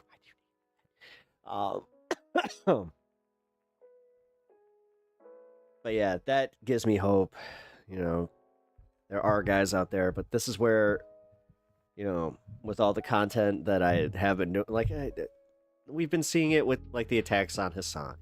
We've been seeing it, like, that's why I brought up the whole, like, it does kind of seem coordinated where it's, like, with Ethan being used because he is a large content creator. It's almost like he was manipulated into going after the largest people on the left on Twitch and YouTube, and what's coming from it? Censorship. So, these people getting censored, I mean, honest to God, if Ethan just let it go, would have never been a thing. But he's just such a little... He's honestly such a little bitch. Ethan is the biggest bitch on the internet. What the fuck, man? Like, you want to go and you want to, like... Nah, they went after his kids. No, see? That's where you're wrong. Denham's and her community, then single them out. The fact that he's doing this thing where he's like, I'm going after all of them, man, for the content nuke, which, again, I hope Hassan does go after him for using his content. No, because Ethan wants to fucking posture like he was the, you know, the one who brought YouTube to this great, you know, time of free speech, but now he wants to be the one that also locks it down. Go fuck, he can fuck himself. Seriously. And then he wants to sit there and do it under the, like, oh, I just have a fun little, you know, cheeky show where we just, you know, my fucking kid, yeah.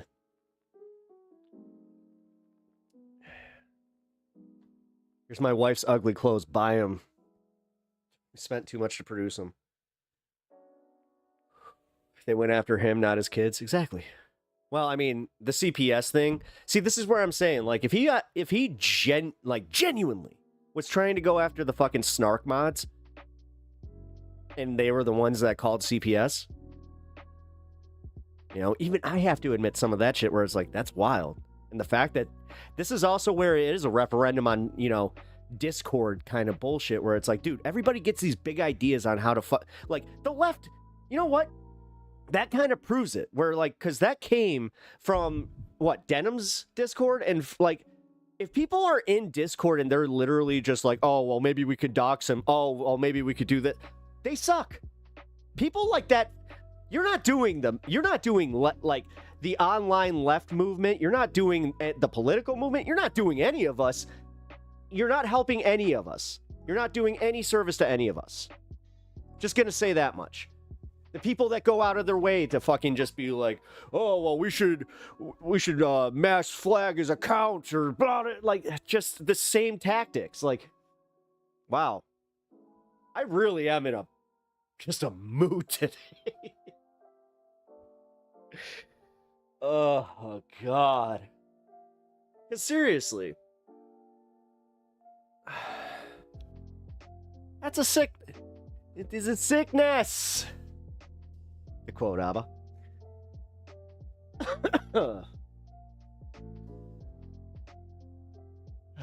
By the way, Kirk, what's up, man? I'm not sure if you have been lurking today, but I'm going through it. I'm having already a rough day because, again, my dog's not in good health. I'm probably going to have to say goodbye to her. It sucks. But then on top of it, yeah, you mix in a little, like all this, all the news I covered today, and just throwing a little dash of helplessness, and you're just like, el dente. Wait, el dente? I'm not telling. Well, I don't know, maybe it is. Going after the kids is the purpose. Yeah, I've been lurking. Cool. No, I appreciate that.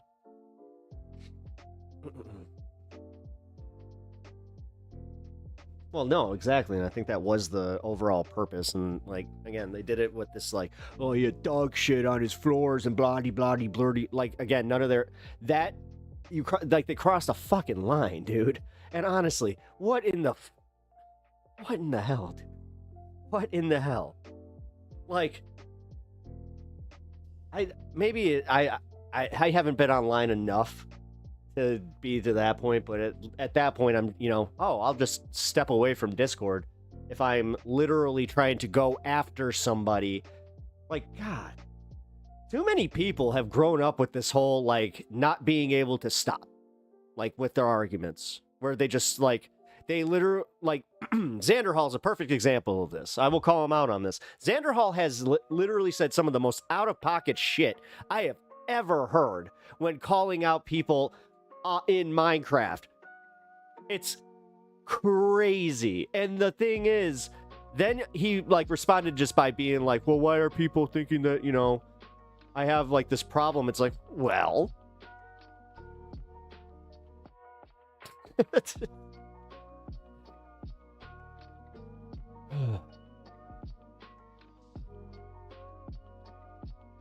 Realistically, though, dog poo on the floor ain't gonna do it. Let's be real. I've had CPS involved with me as a kid, even though I was watching my step around the house, avoiding stepping on needles and glass. Yeah, see?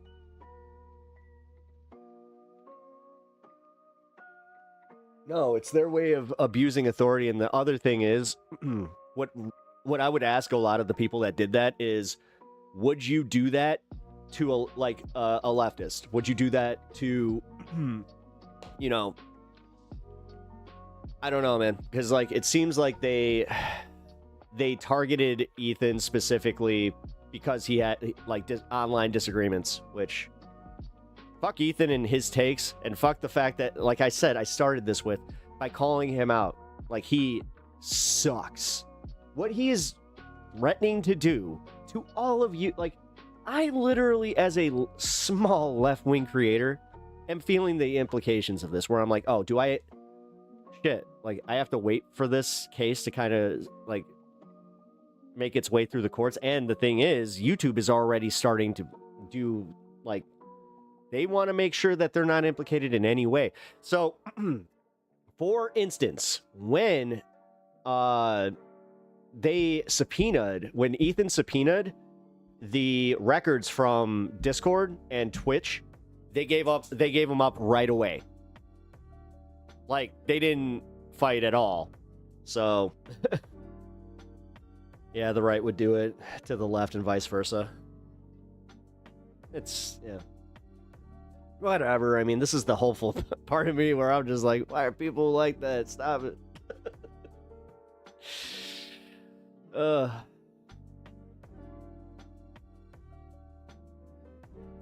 I don't know. This is the benefit of having a wife that I do.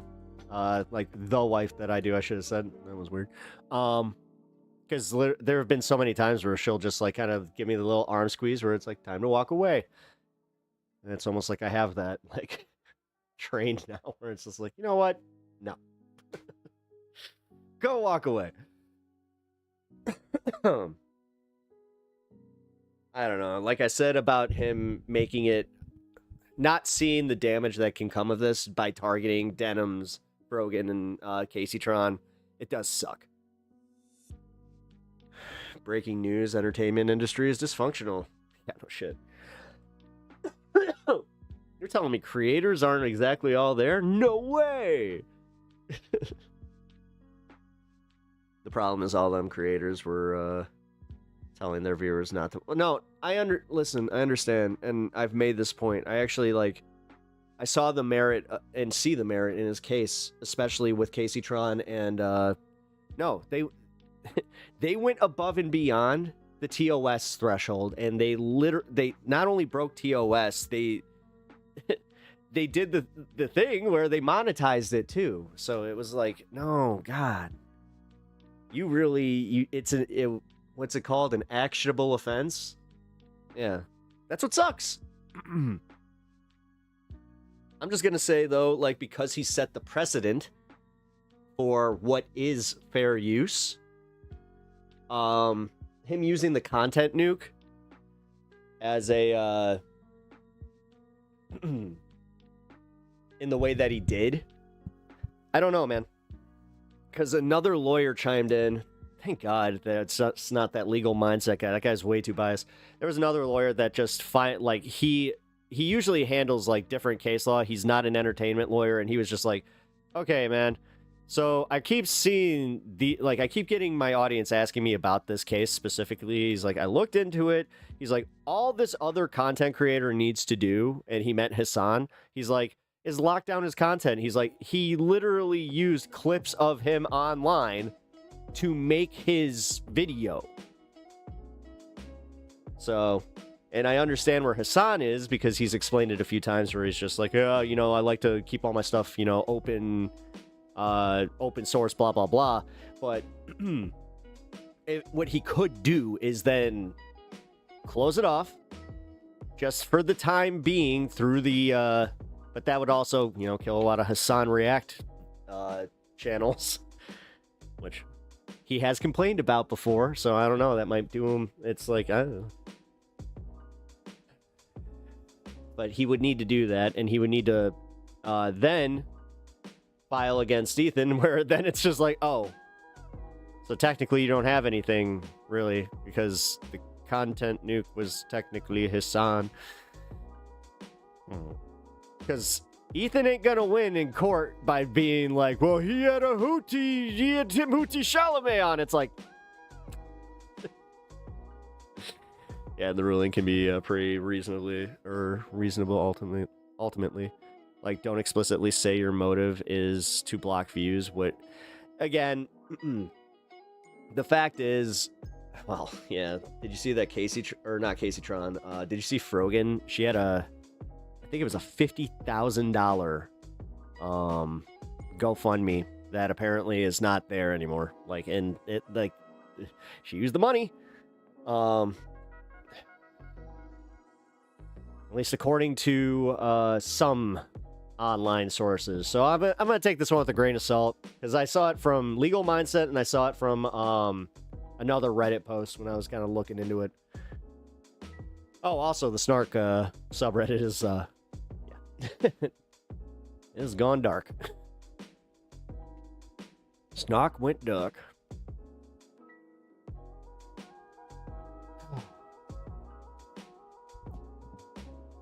It just sucks that they were so dumb with it.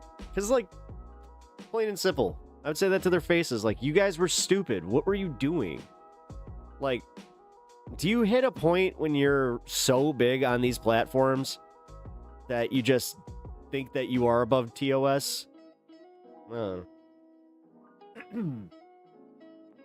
they're pretty explicit about that. I mean, although that is the common thread that it was all on Twitch. I went swimming in sewage and now I'm mad I feel like shit.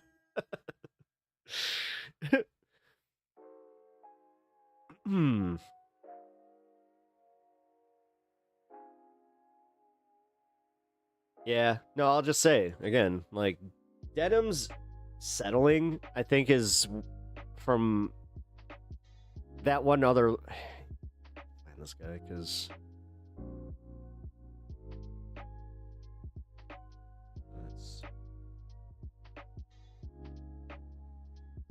debunk lawyer. Oh my gosh. But either way, he was saying that they're more than likely going to settle. Which, for me, that immediately kind of curtails like my whole, you know, what I'm worried about as far as the outcome. God damn it, I can't focus. Oh my god. That's it. Calling it. But yeah. The non-legal mindset lawyer was saying that, yeah, Denham's would be smart to settle, Rogan would be smart to settle, and Casey Tron would be smart to settle. Although he said that Casey Tron's, that if he just reached out, or she, wow, if she just reached out to Ethan, then he would probably end up working with her, type of thing. That was a weird, like, I don't know why he singled her out with that, but that was a weird one where I was just like, why her? But when it comes to Brogan and Denham's, it's pretty open shut. And then, yes, Brogan did the ultimate no-no. She deleted content, and it came out that she did delete her Twitch VODs. It wasn't just the automatic, you know, after it's up for a few days, it goes away, which that does happen. But, yep, it was not it.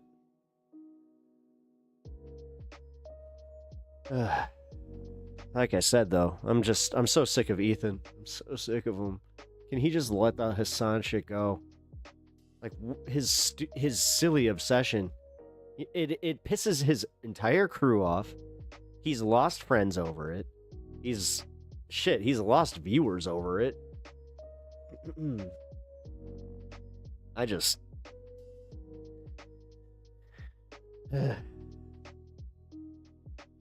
It felt big psyopy to me, man. Like, I sat down and thought about that this weekend, where I was just like, the timing's too convenient, where they're trying to stifle leftist, you know, creators, and this is the only way they can really do it. You know, if we're following TOS and we're just on these platforms, they can't really just come for us that way unless they shut down these platforms, which you want to see actual pushback. Yeah, look at what happened when they threatened to fucking take away TikTok. They almost took away the entertainment.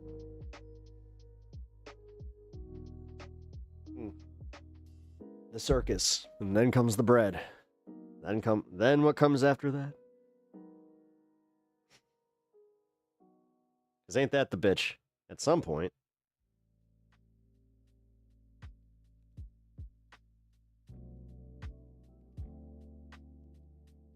Why the fuck is he...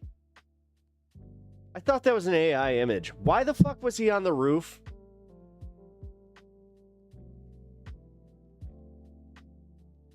I live in the dumbest fucking timeline.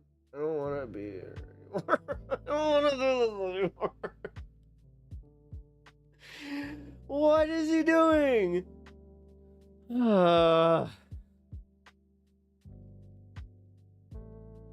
Why would they do this in a roundabout way when they could just change TOS? They can't necessarily change TOS. Because if they change TOS like that, you have to remember that it gets applied to right-wing creators too. This is the best way to do it in a roundabout way, where he can target left-wing creators and kind of get them to, like, fear him. And, you know, if this did have, like, broader case law implications, then yes, it could affect, you know, the right wing as well, which I've literally seen other right wing creators saying that, like, they're paying attention to this specifically because they're like, yeah, he already affected TOS this way. It's like, oh.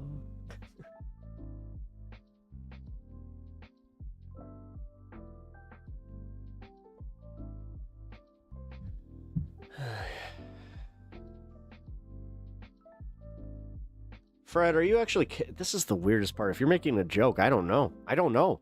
Fred, you literally say he wants to put missiles on the roof. I don't know if that's a joke. Oh, man, I really am burnt out. Oh, God. Oh no. Trump. What the fuck? No, I know. But immediately I just went to, hey, this would be a great place for some silos. You know what? Silos, they're gonna look like boobs.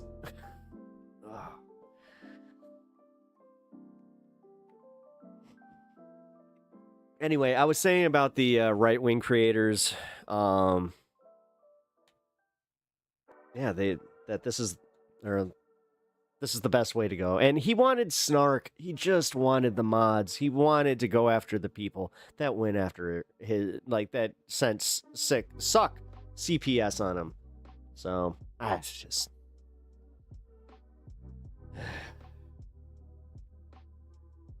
You know, we can't ignore the fact that Denham's called that action based.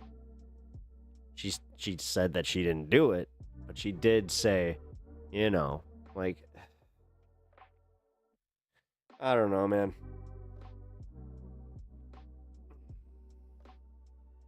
That was not a smart move. You know. And I did think about this with, like, the Hassan angle to this, where he could single-handedly just end the case. But why not?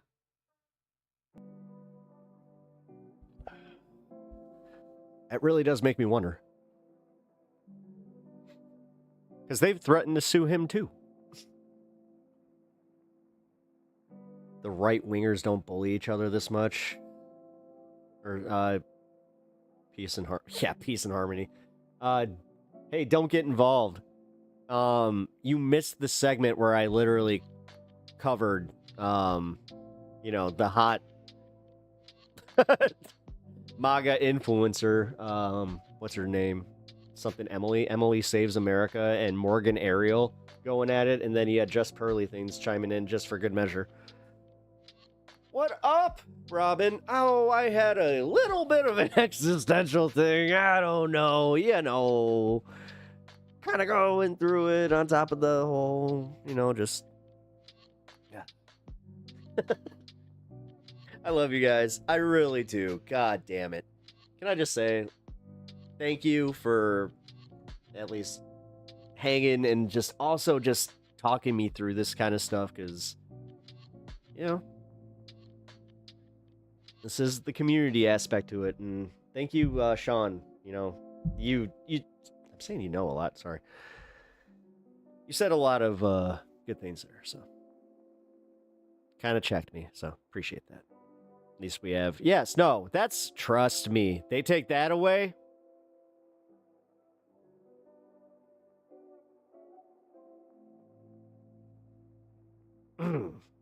Fiery habanero. That's all I'll say.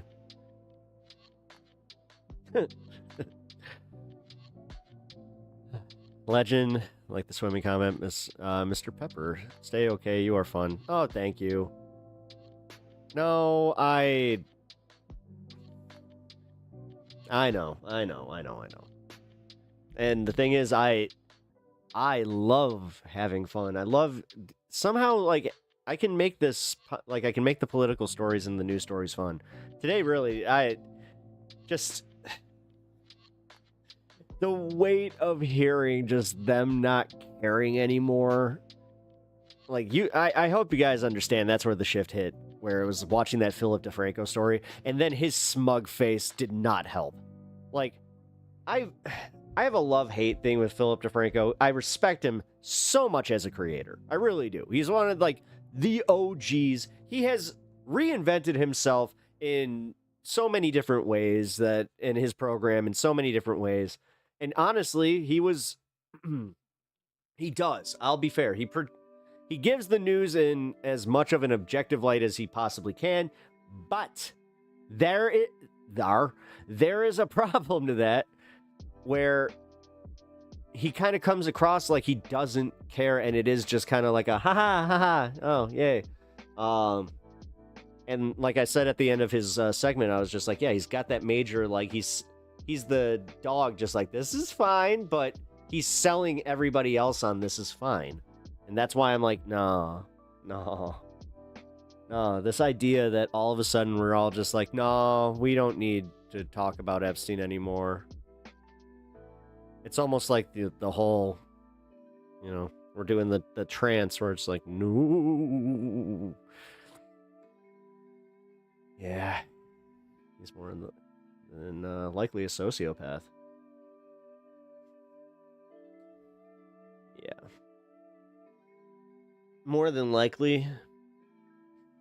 He does. I don't know, man. Like, because it seems like he would be doing that up into, like, he would literally just be like, oh yeah, a giant meteor just hit the earth, killing over half of humanity. And in other news, I have a new drop.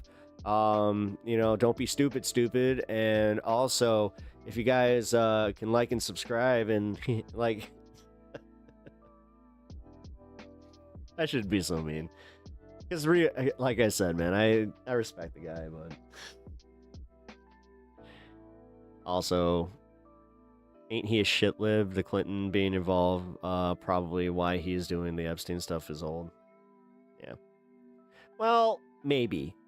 No, because he's not like Brian Tyler Cohen, where Brian Tyler Cohen has not really talked about that. I don't know. Adam Mockler, too. I respect those guys, but they're also, a little shit libby, and it's like, oh, you don't see how you, like, immediately they got to you and they do not want you pivoting any farther left. Like, don't do it. Don't do the full Hassan. Don't do the full Hassan.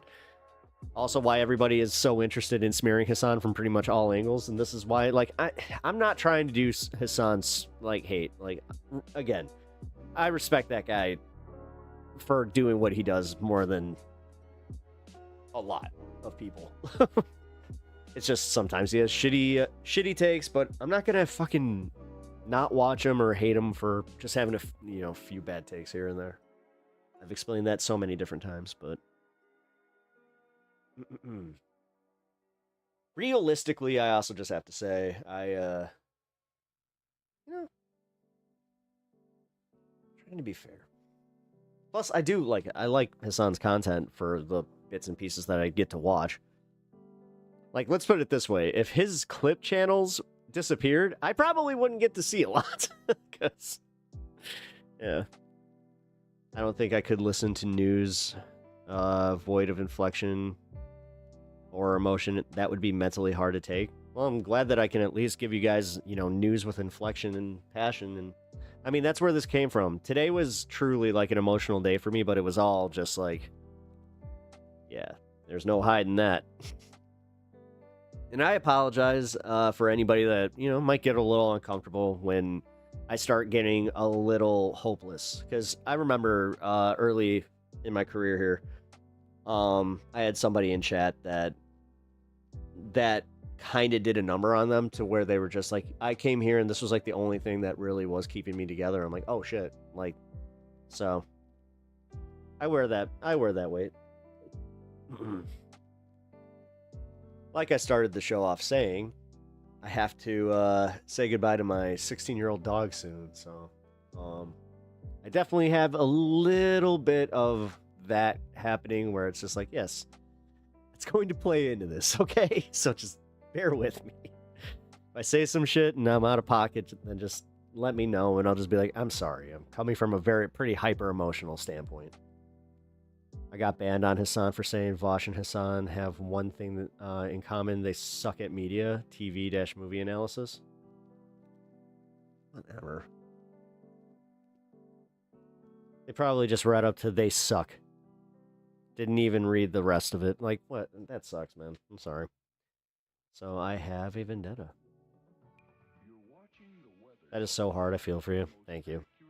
It sucks. Like, it really does. Like, it's gonna be a really bad day. A really bad day. She's my best friend. I mean, I got Stanley. I'm lucky enough that I have two best friends. Bosch's name is an Instaban. Oh, that really? Oy. Whatever. Your boy Biden. He's not my fucking boy. On the presidency by cashing in his Epstein list briefcase on Donald Trump like Seth Rollins did with CM Punk. Bro, you should see the sequence of events that happened in Discord. I was watching live, and I was typing it. I was just like, I'm a happy boy, because it was CM Punk, and he was holding the belt. And then all of a sudden, when Burn It Down hit, I was just like, no. No! And he threw those crutches out like, son of a bitch! Oh, I knew it. I will say this, Seth Rollins is the best. He really is. He's the fucking best. He's the best heel.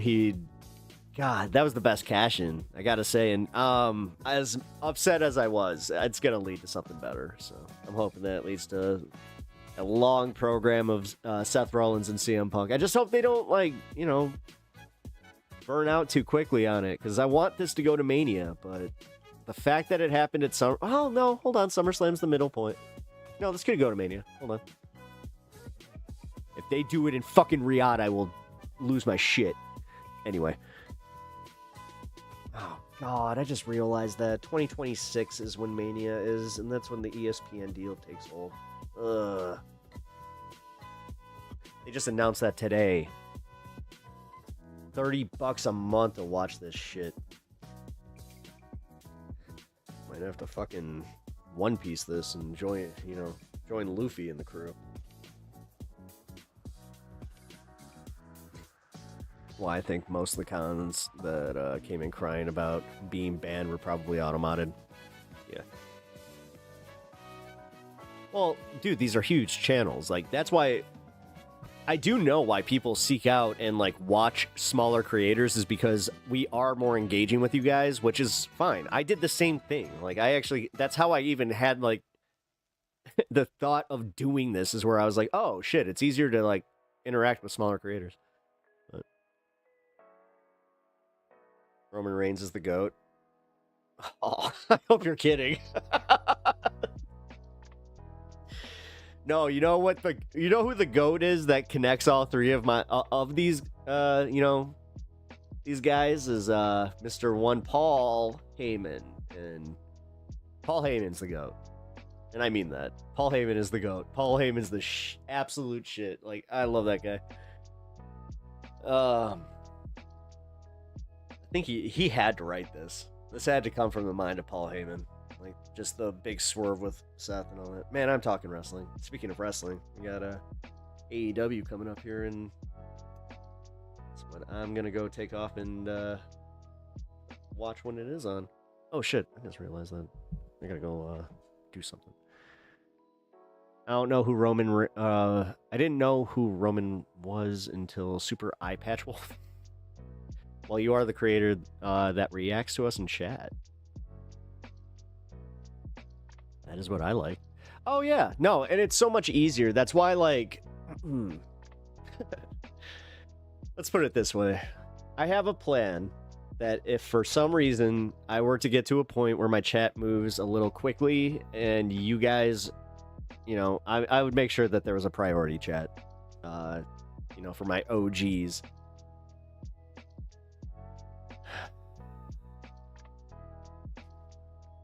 Maybe one day.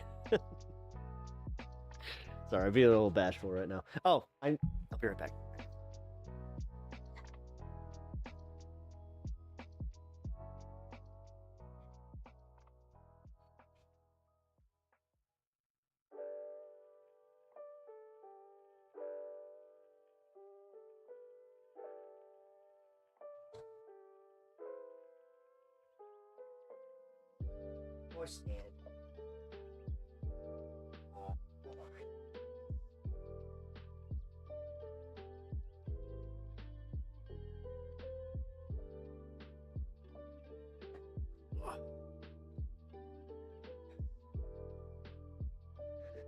Is there...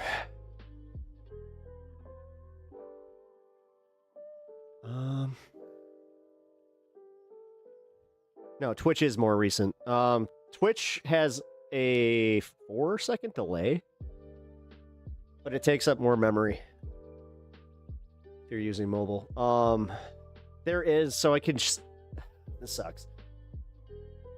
So I can get it down to about 6 seconds, but I would then have to set my stream to super low latency, which then would not be able to broadcast in HD, which... I'm sorry, man. I got VODs. I want to keep those up and keep those in decent shape, so... It's alright. I kind of counted out. Making it work. No, the best way that I have to get this website up. I'm getting to that point. Because again, that's where I would probably do that is I would set up the website, have you guys chat through there, and it would just be my priority chat. But not worth it. I know, that's what I've been told. You're not the first one to say that. I've been told that it's like, no, you have to have a certain amount of people to really make that worth it. I was like, okay, good to know. Appreciate people being honest with me.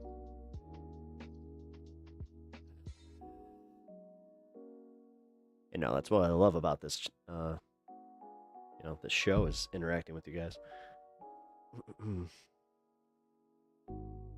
Oh, that's right, AG's on. I'm gonna have to, when I bounce, I'll hop you guys over to AG on Twitch. Sure you shout out the channel and tell them to watch my my Tim Dillon video. I'm so proud of that one. Of like all the clipped content that I've ever done. Because I was kind of like at that point where I was going to ask them to do that. They beat me to it. I like the HD broadcast. It's very immersive. Oh, thank you.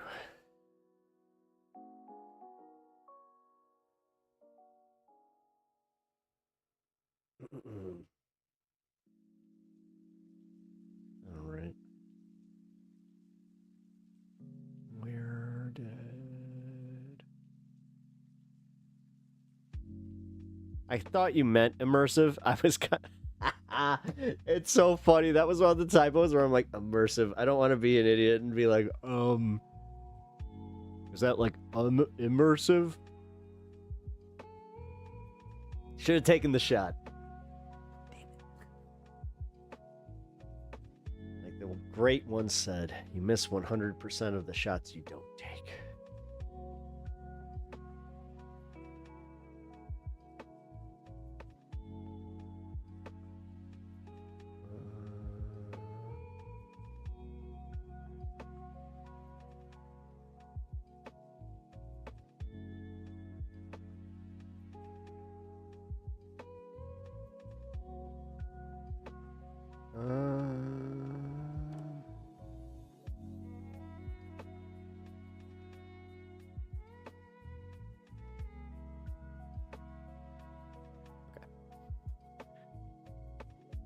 Sorry, I just had a copyright thing come up, and I was like, oh, hold on. I gotta make sure that that's not on me. It is not.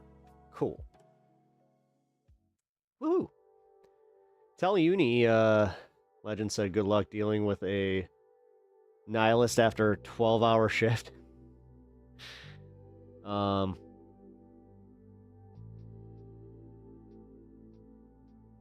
Well, no, because Friday will be, if you're talking about her, well, I don't think it's 12 hours. No, she is actually on Friday, and it's gonna suck, because she's gonna have to, like, come home, smoke a J, and then, it's gonna be braiding time.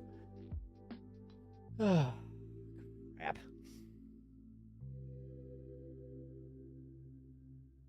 I think Kaz flows better through.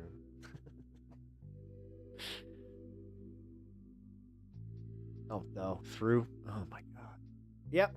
I hit that point.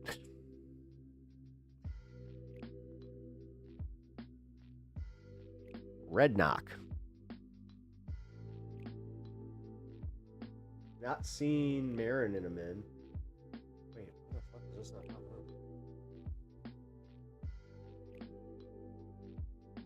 up? Oh! Oh, that's right. I turned on AG to go to like his stream. I thought he was in my chat. I was like, who the hell is this? Oh, god damn. That was pretty funny. No, I hope you guys had fun today. Again, I'm so... Regardless of, it might have been a little bit more of a serious one. But we did have fun at the end there with exposing the rifts in the right-wing circles that is Emily Saves America. Oh my god, dude. I just saw her account. Wow. Yeah.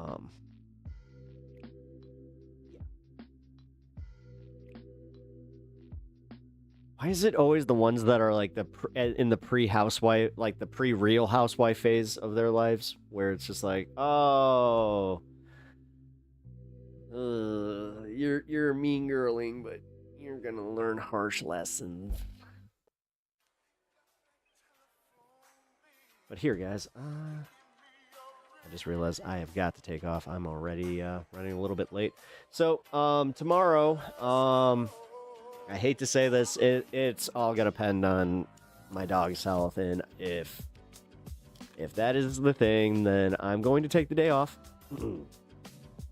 And yeah, regroup there. Hopefully, give her all the good vibes.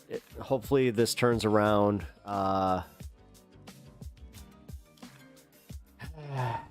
It just sucks because she got one of them shaky hips now, and I'm like, all right. I always said that if the hips were a problem, then sorry I missed it. Sounds like it was a good one. Heading to the library now. Good seeing y'all. Oh hell yeah, man. Yeah, check out the VOD.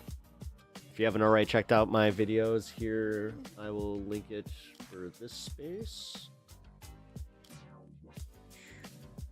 Oh, I guess they're done today. Oh no, they're not. What am I doing? Oh, the Rational National's on. Here, yeah. Gaza, and you're sitting here and you're defending it. I can't. Syndicate. Oh. Well. You guys can check out my my clips over at this space. Also, leave a like over there. Helps out the channel. Really helps out all the creators when you guys do that. So I really appreciate that.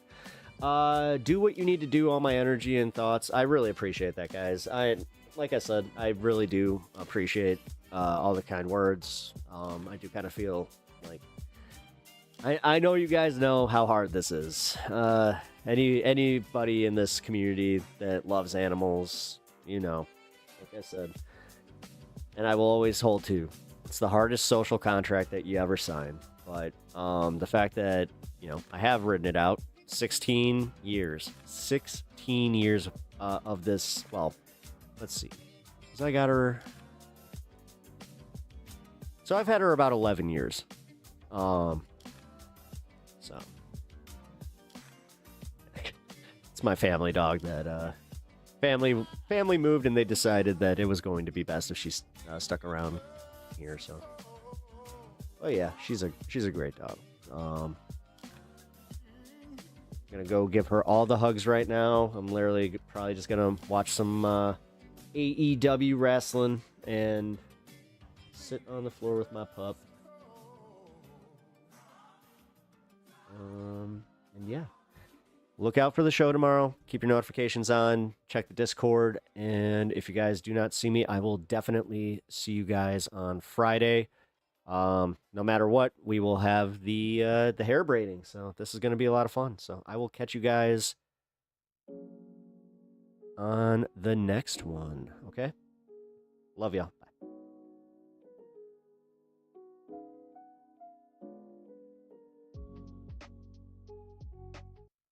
Who the heck is Pep Talks? I'm not gay, but I fantasize about Marco Rubio. Pep Talks. Pep Talks. Pep Talks. Let's eradicate the Kung Flu. I'm literally coming. Pep Talks. Pep Talks. Who the heck is Pep Talk? They want our women. They want our children. Pep talks. Sometimes no means yes. Grab them by the pep talk. Grab them by the Marco Rubio. Obama is a racist. Pep talks. I'm literally coming. I'm literally coming. Pep talks. We found weapons of mass destruction. My fellow Americans, it has been confirmed with a national today average, from and that Pep lets Talks us. that we are indeed all high on politics. Sent you guys over to AG.